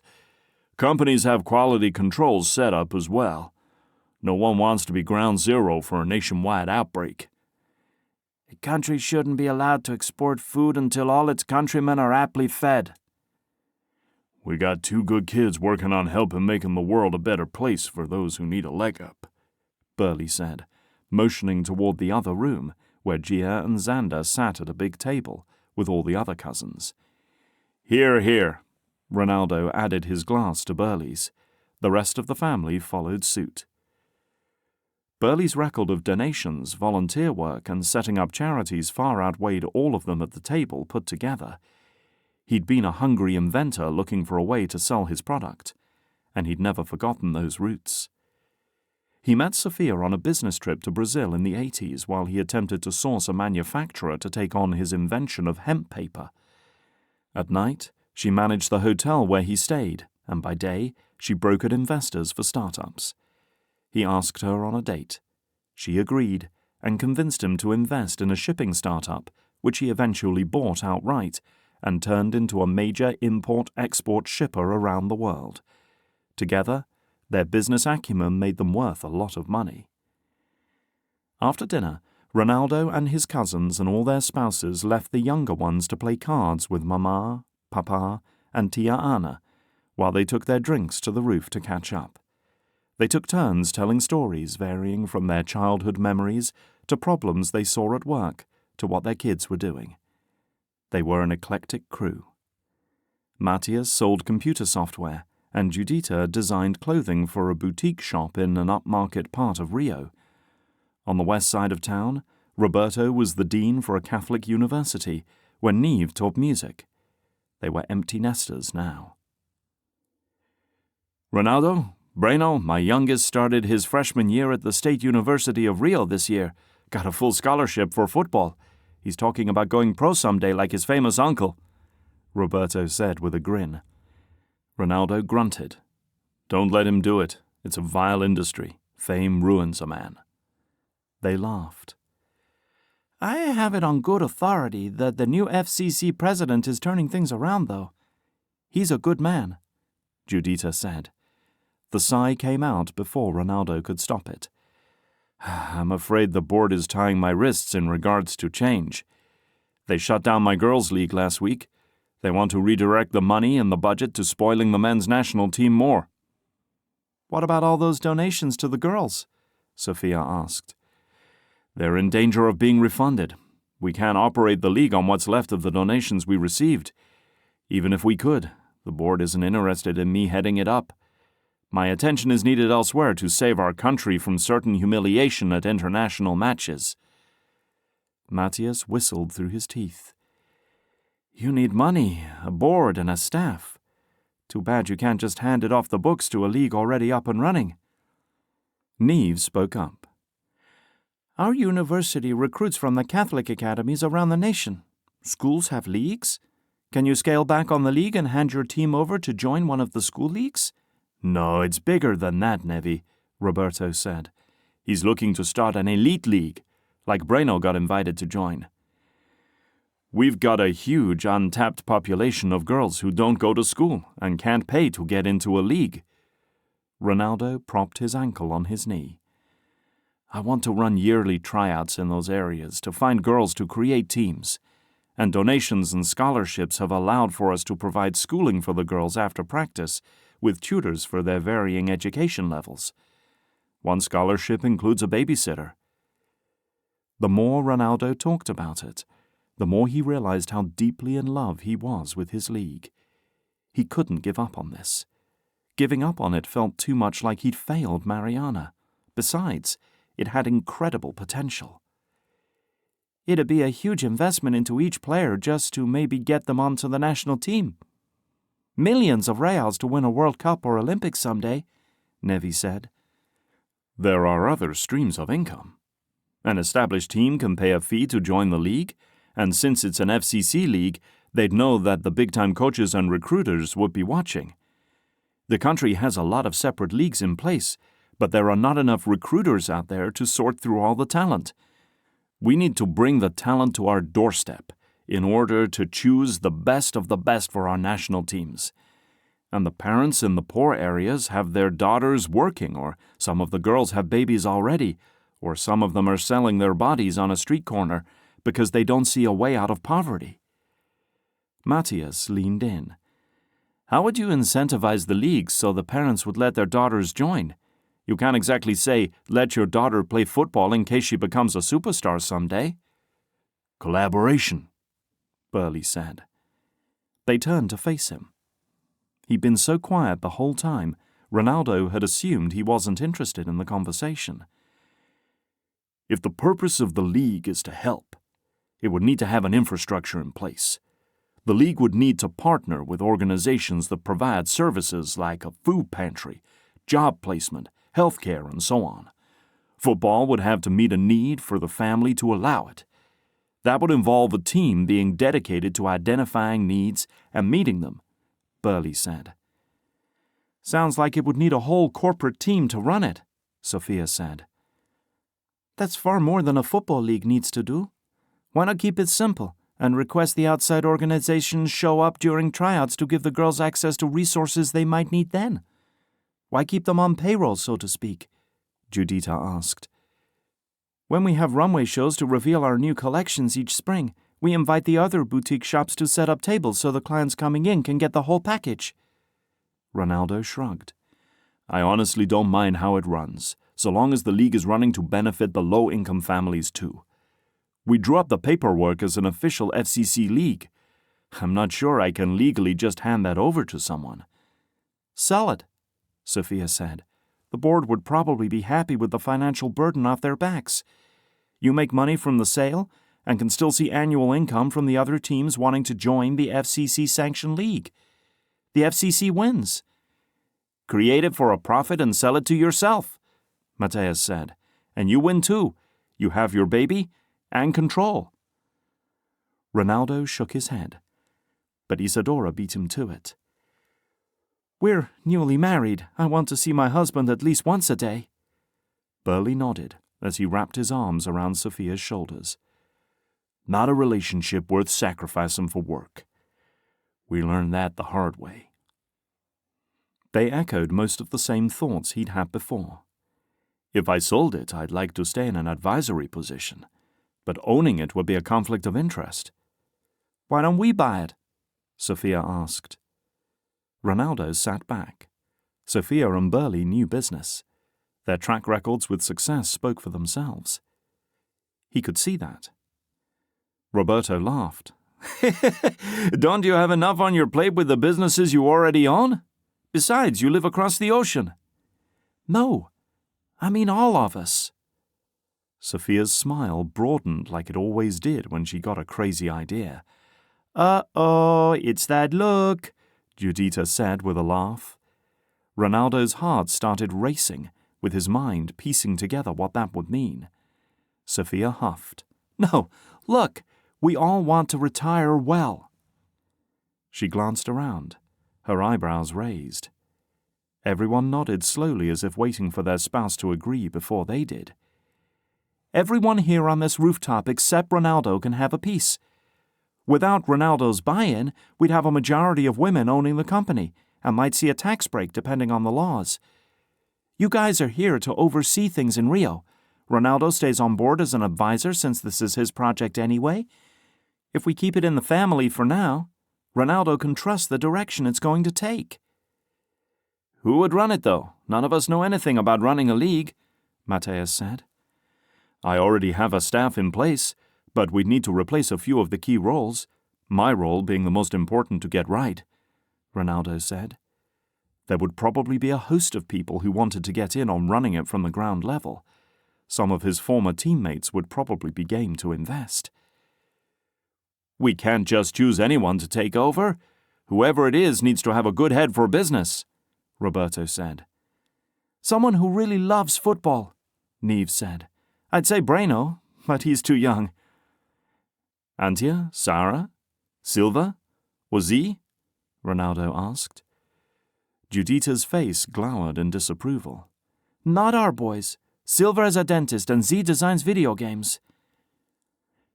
Antia is a marine biologist. Sarah might be interested. She does marketing for a company somewhere, Neve said with a flutter of her hand.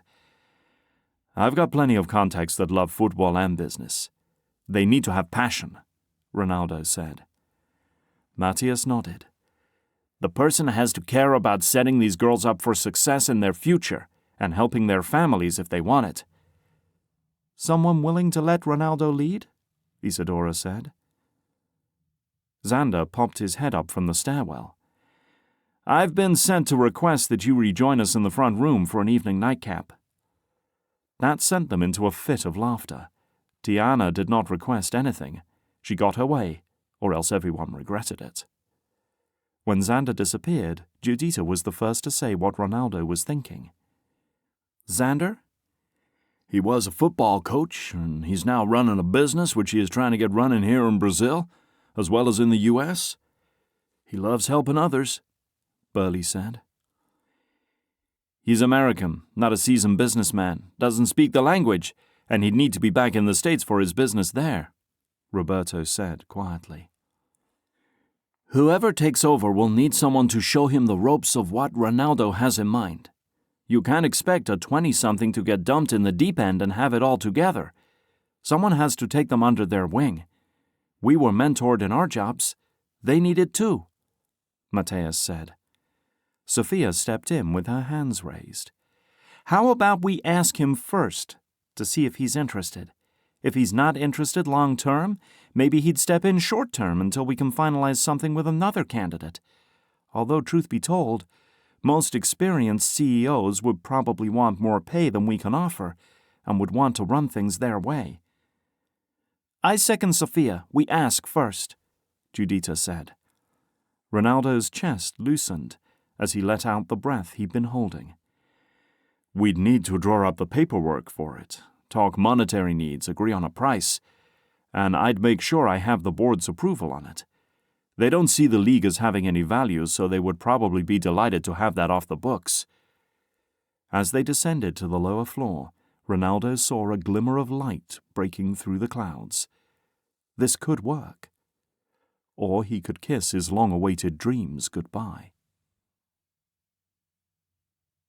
Chapter 25. That night, Daniela came home to tell Davi the news that Coma Ben's owner, Olivo, offered her a waitressing job. His fury had yet to subside. The styrofoam container of food Valiana had sent home with her hadn't placated him like she'd hoped. While he ate, she retold the whole story of her day, knowing she'd regret telling him that Gerson had come after her. But if she didn't, Cambridge would. He listened silently as she talked through the news of the league being on hold, the attack, the rejection at Xander's, and then, finally, an offer of a job that she couldn't turn down. His head shook almost imperceptibly. No, you absolutely can't waitress. I'll go back to work tomorrow so you don't have to worry. Please, Daniela. It's safe. I don't cross the Linea Amarella into favela territory.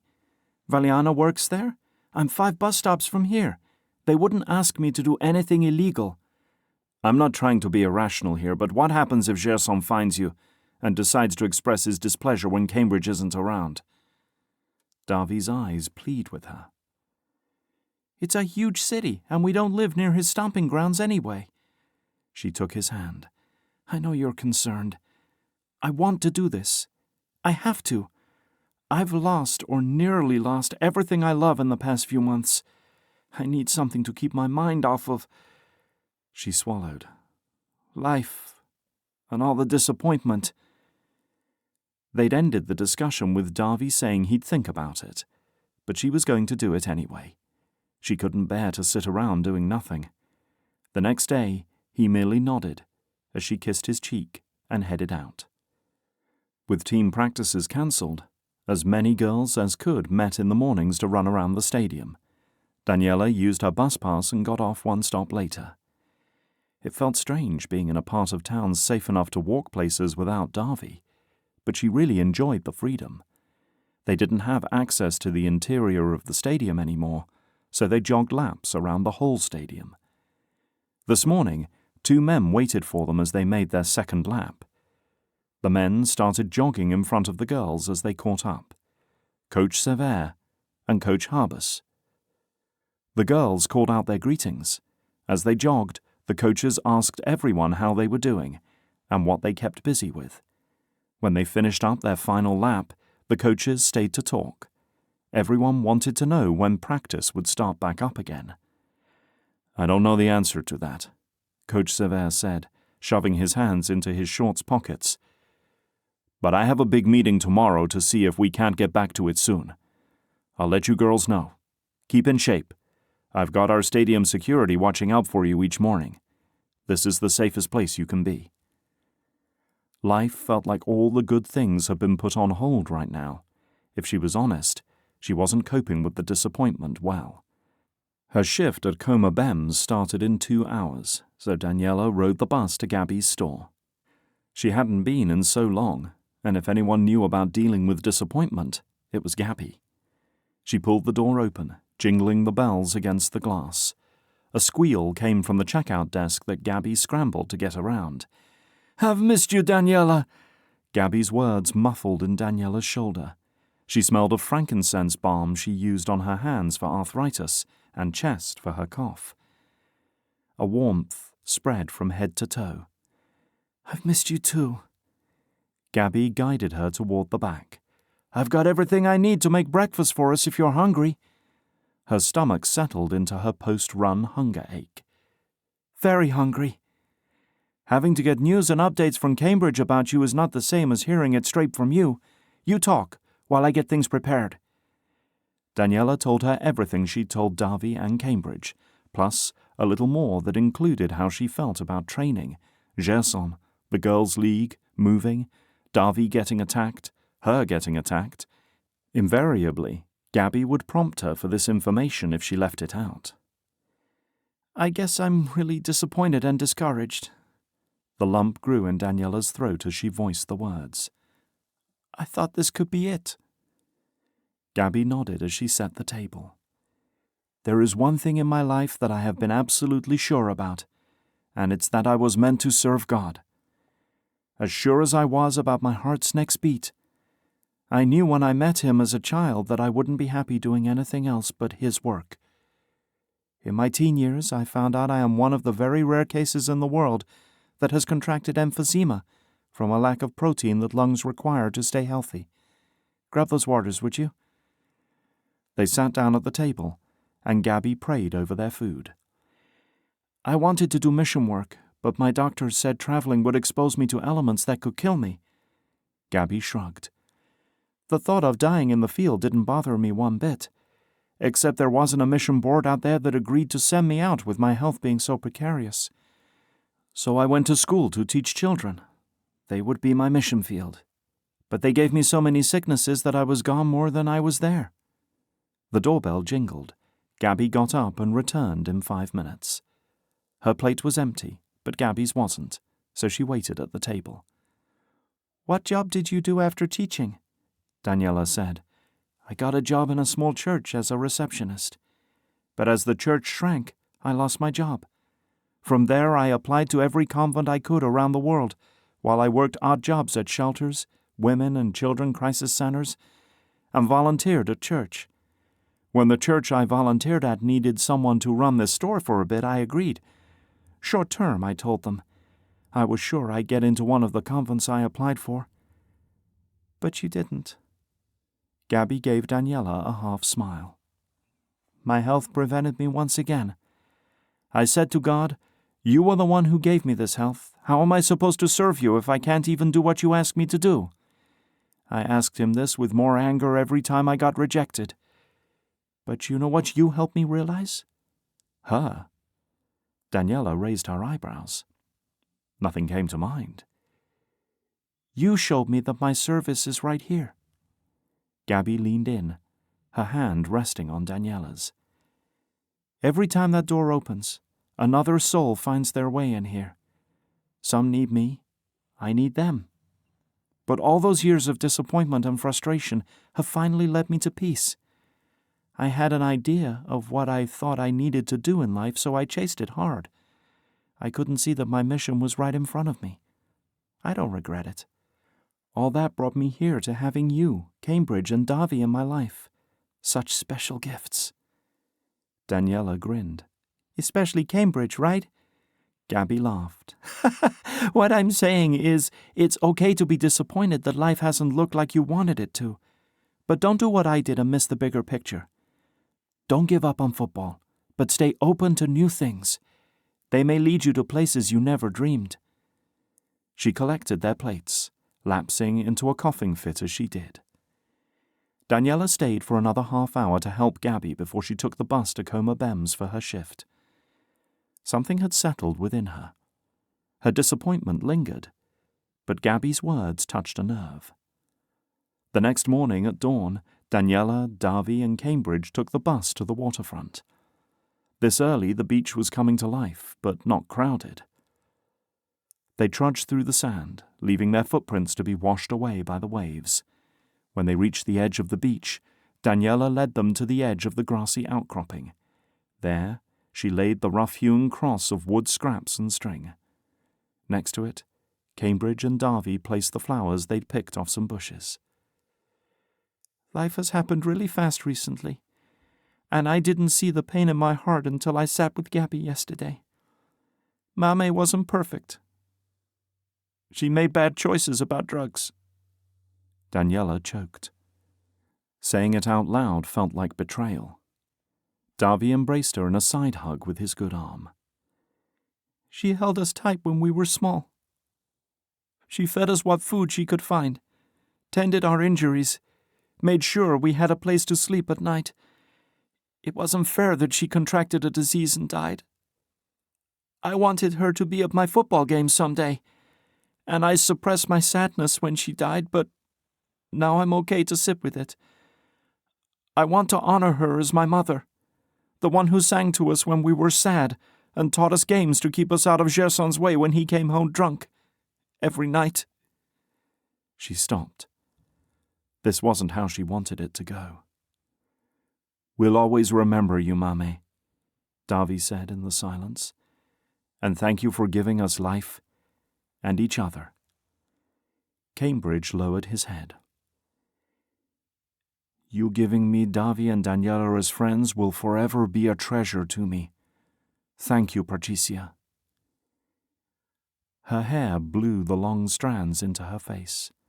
She inhaled deeply as if the salty air could cleanse her grief.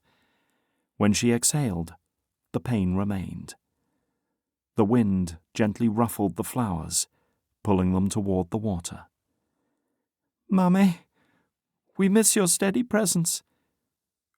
You loved us, and we loved you. Goodbye. The words choked from her throat as the breeze took the flowers off the cross and down the side of the slope. They didn't chase them to put them back. They belonged to wherever the wind wanted to take them. Her life looked like that flower, battered and moved, but by pain and fear. All those amazing dreams that she'd imagined as a child on her bed on the floor in their small apartment had been dangled in front of her face, only to be taken away. But without them, she gave unending thanks for the gifts she had and the good change that had come. Daniela pulled away from Davi and began the walk toward the bus station. "Can I come with you to the stadium for running practice?" Davi asked. "I need to stay out of the apartment. I'm dying of boredom. I finished the stack of books Cambridge brought me." It wouldn't hurt anything. Coach Cevere said it was safe, and they were running. Cambridge stopped them short of the bus stop. "Before we go, I wanted to tell you both together that Xander has asked me to consider being the manager of the Upcycled Life here in Rio. He's still going to oversee it, but he wouldn't be as hands-on since he has another venture he's going to be heading up for a bit. My job will be to identify people who need help, teach them how to make things, find resources to support them with other needs. I'm not sure of everything it involves yet, but I'm thinking I'd like to take it. He said it would be a salary position with benefits instead of hourly. That would be incredible, Cambridge, Davy said with a grin. Daniela threw her arms around him. You have to take it. You know so many people who could use help. Cambridge nodded, his half-smile turning on full beam. We could really see some change in our community. He said we could establish a library for those in need, too.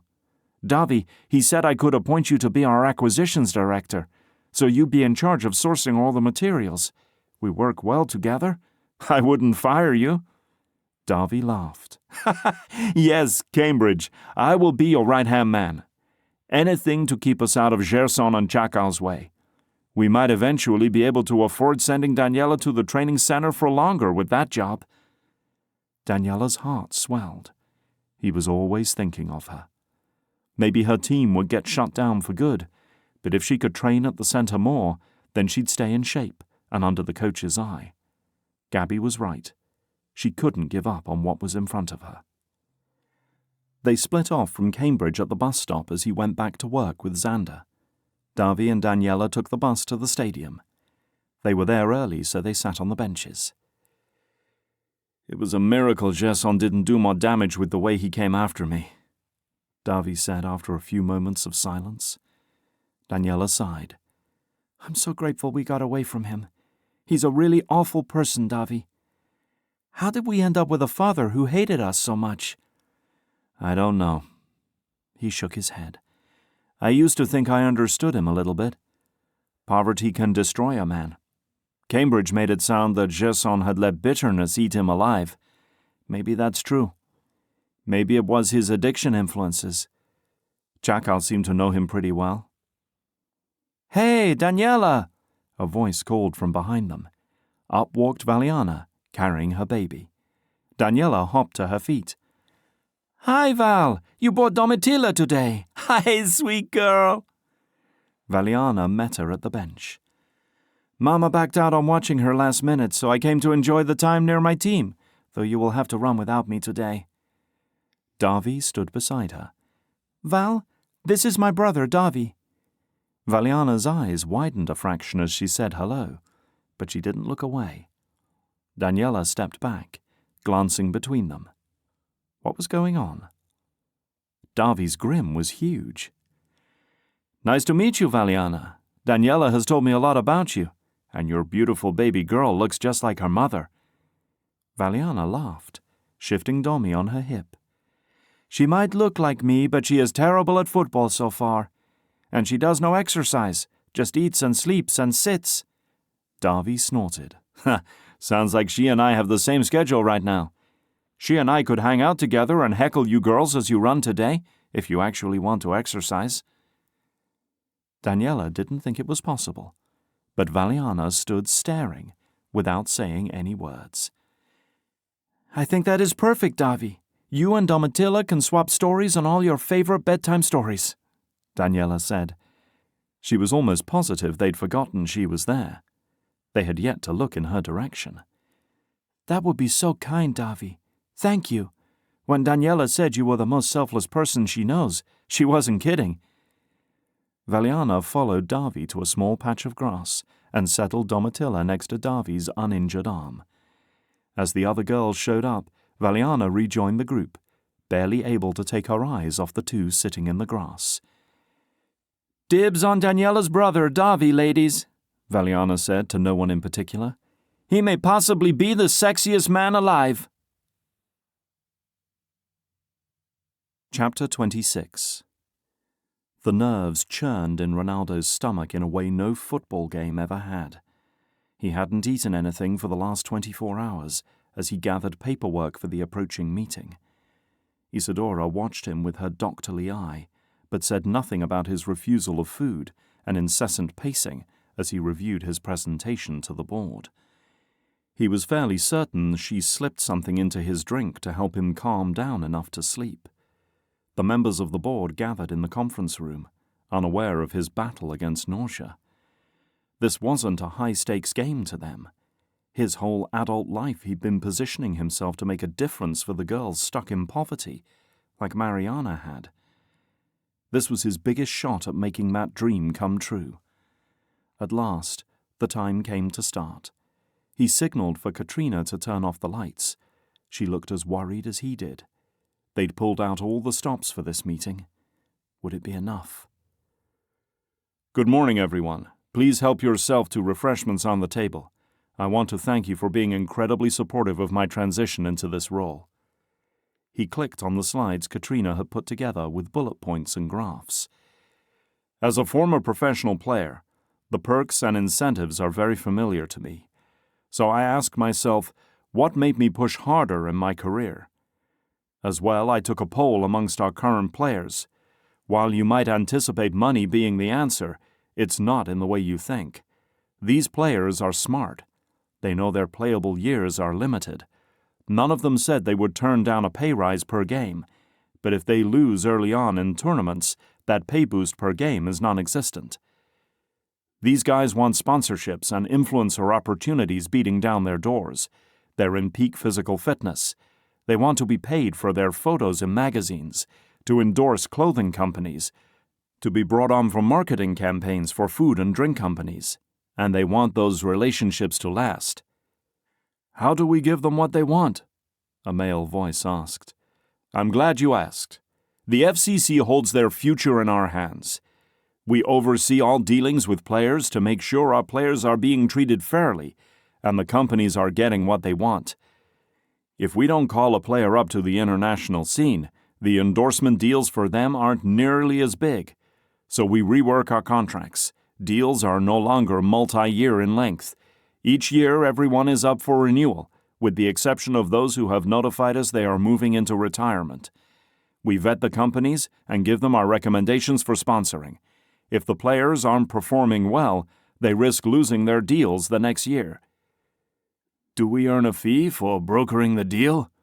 Idal asked. His relaxed posture was a great sign. We do. He continued through with the changes he'd made on the men's side and called for a lunch break in which he'd strategically brought in a drink cart that included all of their favorite beverages of every kind. When everyone was happy and loosened up, he dove into the second part of the presentation. Now, with the changes we made on the men's side, we're still going to see some margin in our budget. This is good, but it's not enough to continue funding the girls' league that funnels into our women's national team. Someone made a derogatory comment about girls being a sideshow anyway. He gritted his teeth. Let me tell you a story. Once upon a time, there was a young girl who grew up in a bad part of town, with a family who loved her deeply. This girl and her brother were 13 months apart and inseparable. As they chose careers, the girl had a heart of gold and could not bear to live in a world where women were treated so horribly. So, she spent her days working to extract women from dangerous situations, place them in secure jobs, and get them away from their abusive relationships. One night, a woman called this girl to come rescue her. Her boyfriend had found her and was threatening to kill her. She, of course, rushed to the woman's aid. When she arrived, she located the woman in need of rescuing, and just as they got into her car, the boyfriend came out of the shadows and gunned them both down by emptying his automatic weapon clips into their bodies. That angel with a heart of gold was my sister, Mariana. Her body had so many bullet holes in it that it took the coroners hours of stitching to close up her wounds. Pressure built behind his eyes. He breathed deeply in the silence, willing his emotions to stay at bay after all these years. The day before she was murdered, she vented to me on the phone about the situations of the girls she helped. Ronaldo, if they just had something to look forward to, someone to care for them, someone to give them a boost, there wouldn't be such a huge gap between the poor and middle class. If we could identify their need and find a way to keep them in school and off the streets, they might be able to break the cycle of poverty. Mariana believed in giving others opportunities. Her generosity led her to put herself in danger and ultimately be killed at gunpoint. But that doesn't have to happen to everyone. A sports league will not necessarily save anyone, but it gives us a chance to identify needs and match kids with organizations that can help. The girls' league we started saw 312 girls come to tryouts across the city. The Ijeras team provides schooling and aid through donations to 15 girls who live in poverty on a daily basis. These numbers could grow exponentially, which is why I'd like you to approve the sale of the Girls' League to a private group of buyers. They are passionate about seeing change in our city, and especially with the at-risk children in poor communities. They have agreed to paying a fee to the FCC each year for the league still to be considered FCC-sanctioned. And they would be able to provide resources to help these girls that we do not have manpower to do in-house. That said, we do have room in the budget for discretionary use in supporting this league's running. He paused to look around at the group, who hadn't so much as rustled paper since he began his story. Any questions? They shook their heads. It was time to make this official. All in favor of the sale? Ronaldo said. The vote was unanimous. Happy birthday, Daniela! Her teammates screamed as she approached the park outside the favela. Valiana insisted she bring Davi along to celebrate with them. She'd said something about the importance of including family in big events, but it wasn't lost on Daniela that she'd gotten his phone number, to thank him for his help. Daniela had caught Davi grinning at his phone several times that day. The girls brought what little food they could muster, but more importantly, everyone had brought their football gear so they could spend the evening playing. They wasted no time separating into teams so that they could put that ball in play. Davi volunteered to be the completely impartial referee, although he missed some of the calls because he'd been distracted by Valiana. As dusk dimmed their ability to see the ball clearly, they called the game and followed Alinea through the woods with one light to illuminate their way. They laughed in fits up the path as girls tripped and fell over roots. Daniela held on to Davi's free hand to keep him from plunging head first and undoing the healing he'd accomplished so far. They moved slower than the rest of the group, but Daniela liked it that way. Gilma stayed with them, though, because she said she couldn't see anything in the dark. Daniela had never heard of that. What if they were taking her out to the woods to mess with her since it was her 16th birthday? Are you sure you know the way? Licia called out again. By heart! Stop questioning me or you'll regret it when we get there! Alinea yelled into the dark. The front of the group disappeared around a bend. When Davi, Daniela, and Gilma reached the bend, bodies jumped out at them screaming. Daniela about peed in her shorts. Davi only flinched slightly. I'm never coming out here in the dark with you crazy kids again, Daniela said. Noemia, Pedrina, and Andressa laughed the rest of the way up the hill. They stopped when they broke through the trees. Just ahead, 1,000,000 lights glittered beneath them. Beyond that, the pure black of the ocean contrasted it starkly. Careful when you sit down. You don't want to go over the edge, Alinea said. They sat with their feet dangling over the edge. A rush of adrenaline surged through Daniela's veins. Here she was with her best friends, celebrating her birthday on top of the world. When they got settled next to Valiana, Davi pulled out Daniela's favorite chocolate treat from his bag. Happy birthday, he whispered, handing it to her. All right, Daniela. Since you're the birthday girl, you start. Name your biggest dream, something weird about yourself, and your biggest fear, Andressa said. Daniela popped some chocolate in her mouth.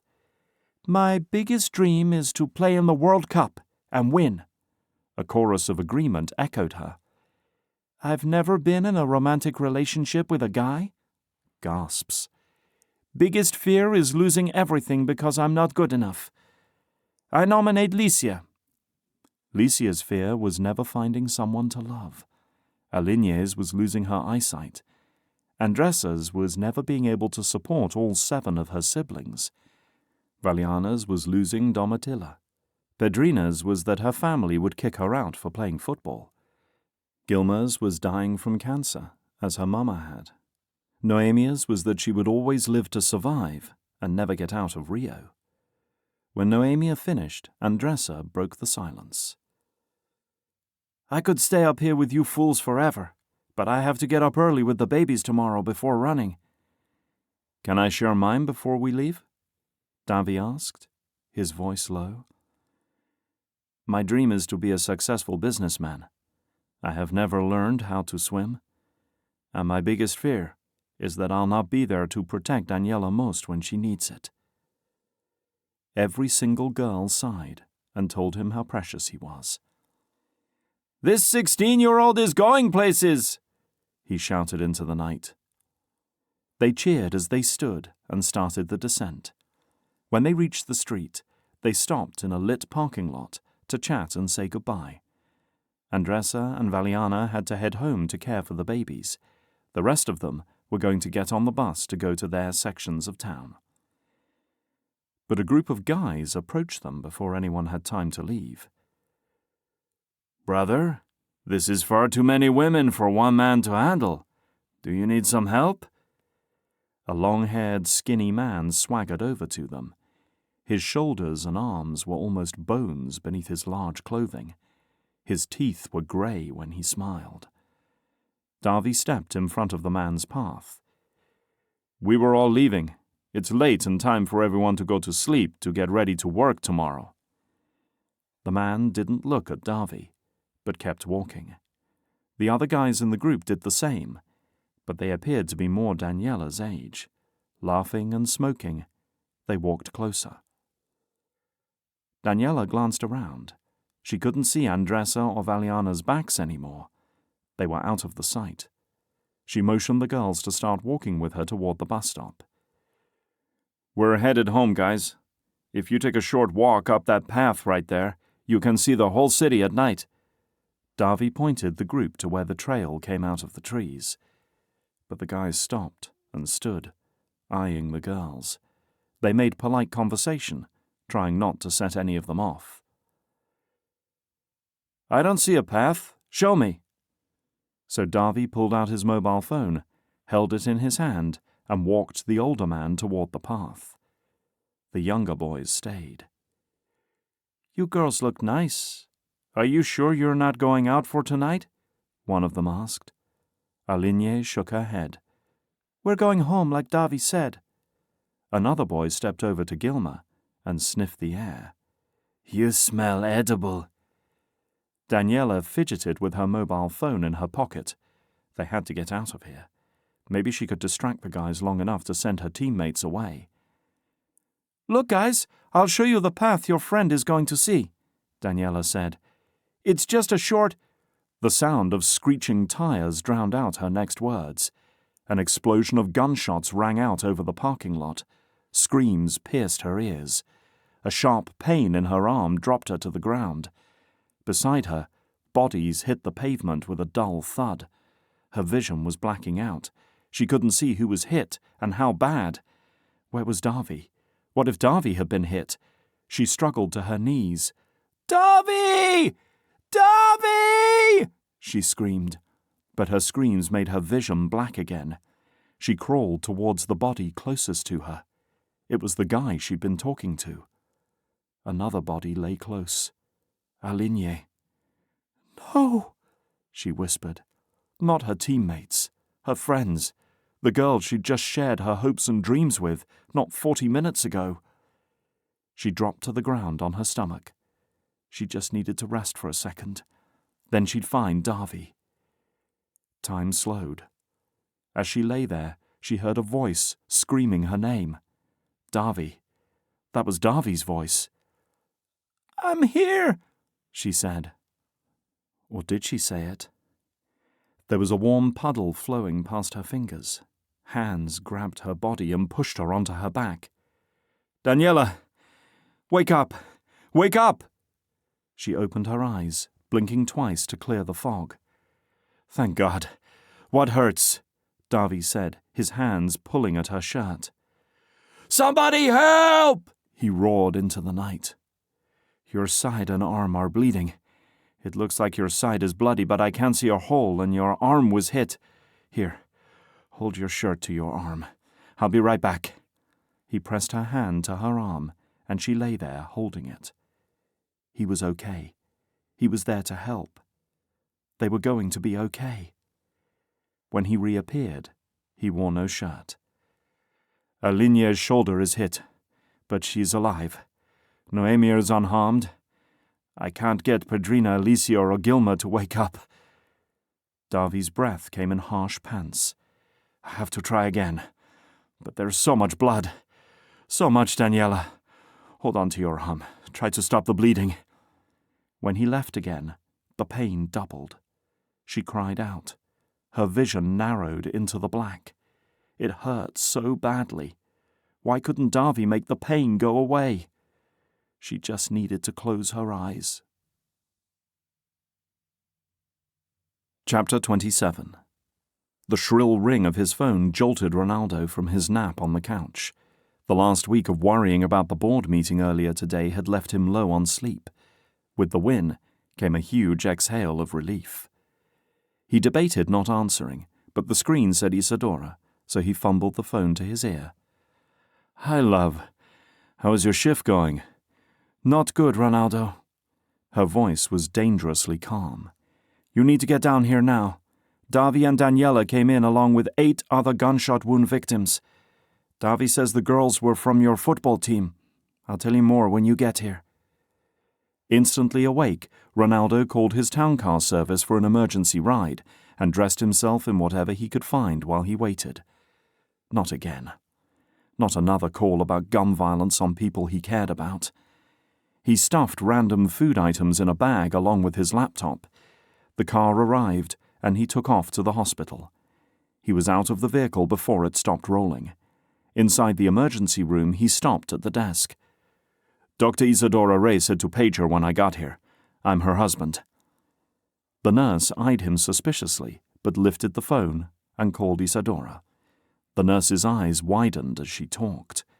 When she hung up, she said, "I'll take you to her." He followed the nurse around the corner and down a corridor. She showed him into a break room. He opened his contacts to call his cousins, but he had no information yet. Back and forth he paced. A nurse came in, and then a doctor. No one stayed long. Finally, the door popped open, and Isadora stormed in. She wrapped him in a big hug and gave him a tired smile. "Congratulations on your success today. I hate to end your day like this. We got 8 gunshot wound victims an hour and a half ago. All 4 males were dead by the time they got here." She took a deep breath. 5 girls came in. 3 were dead on arrival. Ronaldo covered his mouth with his hand. "No. Not again." Isadora touched her arm. "Daniela and Alinia are in surgery. Davy and Noemi are waiting for them in the surgical wing waiting room. Daniela took a bullet to the left arm and broke the bone. The bullet must have gone through someone else first. Otherwise it would have shattered the bone and caused her way more damage. Another bullet grazed her side, but didn't do any internal damage. Alinia took a bullet to the upper thigh and it miraculously missed arteries. But the surgeons are checking to see if it hit her nerve. She may never play football again. Both girls should survive surgery and make a full recovery, unless the surgeons encounter complications." He scrubbed his hands down his face. "Who were the victims? What were their names?" Isadora looked at the clipboard.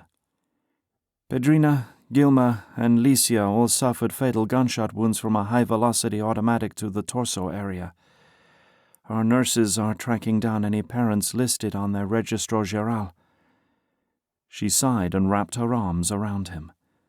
I'm so sorry, Ronaldo. They were all kids. The guys too. The trauma wound from Mariana's death reopened, feeling too fresh and too big. Davy had to be feeling at least a portion of his grief. I'll go sit with the kids while they wait. He grabbed his bag and followed Isadora into the hall. She grabbed his hand and held it through the hospital corridors. Her touch settled his heart, as if she transferred her calm through the touch of their skin. They stopped shy of going through the doors. Her eyes searched his. Love and pain scrolled across her features. Take tomorrow off. I get off at 6. I'll grab a few hours of sleep and we can spend the rest of the day together doing whatever needs to be done for these families. I'm not on again until the day after tomorrow. He set his bag down at their feet and pulled her to him once more. The agony lessened with her against his heart. He kissed her hard, as if she would provide the oxygen to breathe again. Her hands cradled his head. They poured their grief into their connection. They broke apart, and she rested her forehead against his chin. Thank you, Isadora, for calling me. I'll email Katrina tonight to let her know what happened, and that I won't be in. They said goodbye, and Isadora went off to save more lives, and he headed into the waiting room. Noemia saw him first. She ran to him, tears streaming down her face. Coach, she hiccuped. Ronaldo hugged her, his heart ripping apart again.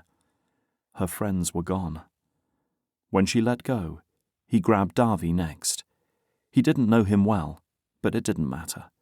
In his mind, he was hugging the version of himself from 20 years ago he wished he could have been. He longed for her to have been spared. Surgery and recovery far exceeded the years of grief after losing his best friend, his closest confidant. Tell me what happened, Ronaldo said, settling into a chair next to the couch they had been occupying. That started Noemia's tears afresh. Davy grabbed her hand. Daniela and I met with a group of the girls from the team to celebrate Daniela's 16th birthday. We met outside the Linha Amarela near the favelas. The girls played football, and then we walked up to the oversight point. We came down so we could go home, but while we said goodbye in the parking lot, the group of women drew the attention of some guys on drugs. They approached, and we were trying to engage. I distracted the leader by moving him away from the group. We heard tires squeal, and a police car came around the corner spraying bullets everywhere. Everybody hit the ground. I couldn't believe what I was seeing. When I realized what had happened, I ran toward the parking lot. The guy next to me split. There was blood everywhere. It took me a bit to find Daniela. Once I knew she was okay, I went to the others. They didn't move. They laid there. His voice cracked. It wasn't cartel violence. It was police retaliation. He excused himself. His first call was to Rio's chief of police. They had a solid relationship as the FCC required police screening with stadium events. He went to voicemail. Leandro, it's Ronaldo Cevere. I apologize for the late-night call. I'm sitting in the hospital waiting room with 2 of my team members in surgery and 3 in the morgue. Survivors think it may have been police bullets. It happened tonight around 10. Please give me a call and let me know if it was your guys. He hoped with everything in him that it wasn't how it looked, that Davy imagined police in bold letters across the side of the vehicle in the dark. Noemia, have you contacted your family? Ronaldo asked. She shook her head. We don't have mobile phones. He glanced at his watch. Taking her back to the favelas tonight was a huge risk. You can stay at our apartment until the morning, Davy said. I'll be here with Daniela. They agreed to wait until the girls were safely out of surgery before Ronaldo had his town car drive Noemia to Daniela's apartment for the night. Ronaldo opened his laptop and set to work writing emails to his staff, his family, and the board about what happened. He wrote out a list of things they would need to do. The families were being contacted. But would they have money for funerals? Ronaldo made a note to check. He started working on an official statement to let the media know his players had been senselessly murdered.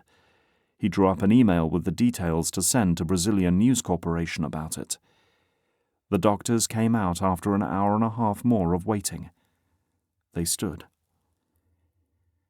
Daniela is out of surgery and awake. Alinea will be waking up soon. Would you like to see Daniela? The surgeon said. Davi nodded and took Noemia into the room with him. Ronaldo called his town car while they went in. She came out after a couple of minutes, looking beaten down. "I don't think I can see Alinea tonight," Noemia said. "Would you mind if I left for Daniela soon?" Ronaldo walked her down to the front entrance and gave the driver strict instructions to make sure she made it inside the building safely before leaving. Davi had given her Daniela's key and mobile phone, so she could contact him if she needed anything. As he walked back in, his phone rang. "Chief," he said, stepping into a quiet alcove. "Cevere." Chief's naturally booming voice was quieter. "I'm sorry to call so late, but I wanted you to have some answers tonight. I appreciate the efficiency. Did you find anything?" Leandro sighed. "Yes, it was retaliation for a couple of our officers being shot down in the favelas last week." He braced himself against the wall. "So, they mowed down innocent kids?" His words came through gritted teeth. The heat in his neck rose exponentially. "I'm sorry that happened. I didn't sanction it. It isn't right or fair, Cevere. It's the world we live in right now. I'm sorry about your team members. I really am." Leandro sounded exhausted. "They were teenage girls, the same age as your kids." A few years younger than Mariana. His jaw hurt from the tension of gritting his teeth. "Do what you need to do, Cevere. I don't blame you. But know our people don't let cop killing go unanswered. If the cartels see us give a pass to our men being ambushed, then we look soft, and they take over the city. The girls weren't supposed to be there tonight." Ronaldo's mind played tug-of-war. He saw both sides, but that didn't bring him any peace. He abhorred the endless violence. Neither side would back down or agree to a ceasefire. Both wanted control and would do anything to keep what they had and get more. In the waiting room, he revised his official statement, condemning both sides for their senseless murders and their need to even the score, regardless of who lost their life because of it. He called for more accountability and harsher punishments for murderers. Davi joined him in the waiting room. "Daniela and Alinea are sharing a room. Both are awake and would love to see you." He closed his laptop and moved into their room. Alinea, once known for her speed on the field, now lay under blankets, pale, and obviously fighting the drowsiness of the pain medication she was on. Daniela's arm lay propped on a pile of pillows, the bandage thick and bulky. She offered him a weak smile as she rolled her head to see his entrance. "Hi, Coach. Thanks for coming," she said, her voice quiet. "The surgeon said I may never play football again." Alinea slurred, then burst into tears. "Our team is ruined. They're dead, Coach. They didn't deserve to die." Ronaldo strode to her bedside and gripped her hand. "Listen to me, Alinea. You will heal, and you will play football again. Healing takes time and a lot of courage. You have truckloads of courage, Alinea. You will do anything you want in life. I believe that." The tears slipped down Alinea's cheeks. "Football was the best thing I had in my life. and I'm not sure I deserve to ever play again when my teammates can't." "That's the very reason you play, Aline. When my sister Marianne was murdered, I wasn't sure I would be able to set foot on a field again. But I took it slowly. I made short-term goals for myself to get back to playing because I knew she was so proud of me. She'd been at every game she could to cheer me on." The lump grew in Ronaldo's throat. If I had given up, I wouldn't have honored her memory. I would have lost more of who I was and what I loved. Aline, when it comes to get back to playing, you decide for yourself when it's time. And we're going to be right there with you, so you never feel like you're fighting by yourself. That's what you'll be doing every day to heal. You'll be fighting like the warrior you are. I'm going to save a spot for you on the Higueras, because being a warrior is part of your identity." Aline closed her eyes. "I'm going to fight." Within a few minutes, the tears stopped. Her breathing evened out, and she slept. "Coach," Daniela whispered. He carefully extracted his hand from Aline's and moved to Daniela's bedside. "Why them? Why were we spared?" How many times had Ronaldo wondered the same thing? Why would someone with such a good heart as Mariana's be sacrificed to evil, and the rest of them spared to remind themselves to breathe in and out every day? In 20 years, he still wasn't sure he had the right answer for himself, but he knew in his heart the answer for Daniela. Because you have incredible things to achieve, the force of their memory will drive you to soldier on and never waste a moment or an opportunity. Make the most of every day, and when you think of them, you will grieve. For a long time you'll grieve. You'll mourn what they missed and what you missed getting to do beside them. But then you will find a way to make up for what the world now lacks because they're gone. He squeezed her hand. And the world desperately needs good right now. 1 million little girls across this country need to go to sleep with hope, dreaming that someday they will live a life they can only aspire to. You can be that inspiration for them. Because that's what Mariana had been to him. An inspiration. Hers was the face he pictured in the crowd the next morning as he gave his speech to the press. Hers was the body he reburied at the funeral and gravesite of his 3 team members. Violence had cut her life short, but it hadn't stopped her influence. Ronaldo made sure of that. Because of her, Brazilian girls would have the chance to do more than survive. They had the chance to become warriors and to change history in a way no one dared yet dream. 2 years later. "Daniela, after this next play, you're going on for Aver," Coach Rocha called. His steely gaze focused on the field, as if his words hadn't set her nerve endings on fire. Daniela smoothed her hair into place, a deep breath attempting to cleanse the anxiety. It helped a little. Nothing could dull the life-altering excitement of this moment. This was her debut. She stood at the center line next to the line referee, waiting for the ball to go out of bounds. Brazil was deadlocked in a 1-1 tie with Norway, fighting for the chance to play in the World Cup in a few months.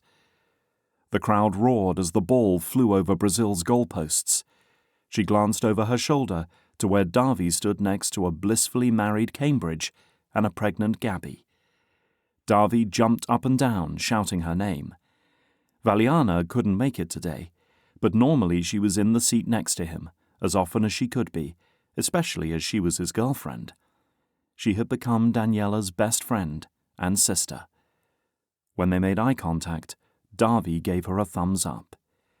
Hadn't he told her this day would come, despite her serious doubts and the major setbacks? Ava jogged toward her on the side of the field. 18 minutes left on the clock. Coach Rocha put his hand on her shoulder. Leave it all out there. Your fresh legs will be just what that front line needs to drive it home. Ava slapped her hand, releasing Daniela to take her position. Coach Rocha took an extra second with her. Go make history, Daniela. Chills spread across her skin as the crowd's screams grew deafening. It was as if they knew she was making history as the second youngest football player in Brazil to play in an international match. Brazil's goalkeeper booted the ball to Norway's half of the field. Daniela's instincts kicked in over her nerves. There was no crowd, no internationally renowned players, just her and the semi-deflated ball on a dusty, pockmarked piece of land outside the favela in Rio. She snagged the ball from a Norwegian defender and jumped over the incoming slide tackle. Off to the left, Emily had an open patch of grass in front of her with a clear shot on the goal. Daniela picked up her head and crossed the ball in. With one touch, Emily redirected the ball's trajectory toward Norway's goal. Low, fast, bending. The ball blew past the goalkeeper's outstretched hands and smashed against the back of the net. The stadium erupted into chaos. Emily pointed at Daniela and met her in the box for a crushing hug. The rest of the team ran to meet them midfield. But the game wasn't over until that final whistle blew. With a new wind, Brazil attempted 2 more goals, which Norway's goalkeeper deflected. Norway made a run that Brazil's defense redirected. The head referee glanced at his watch, lifted the whistle to his lips, and blew it 3 times. They won. Daniela sprinted toward the middle and dove into the pile-up of players. Brazil's women's national team made it into the World Cup. For the first time in her life, Daniela truly believed that dreams really did come true for girls like her. You've been listening to In the Shadows, written by C.D. Gill and narrated by Sam Devereaux. This audiobook was produced by Flying Pickle Performing Arts. To find out more about books written by C.D. Gill, visit cdgill.com. To find out more about audiobooks produced by Flying Pickle Performing Arts, visit flyingpickle.co.uk. Thanks for listening.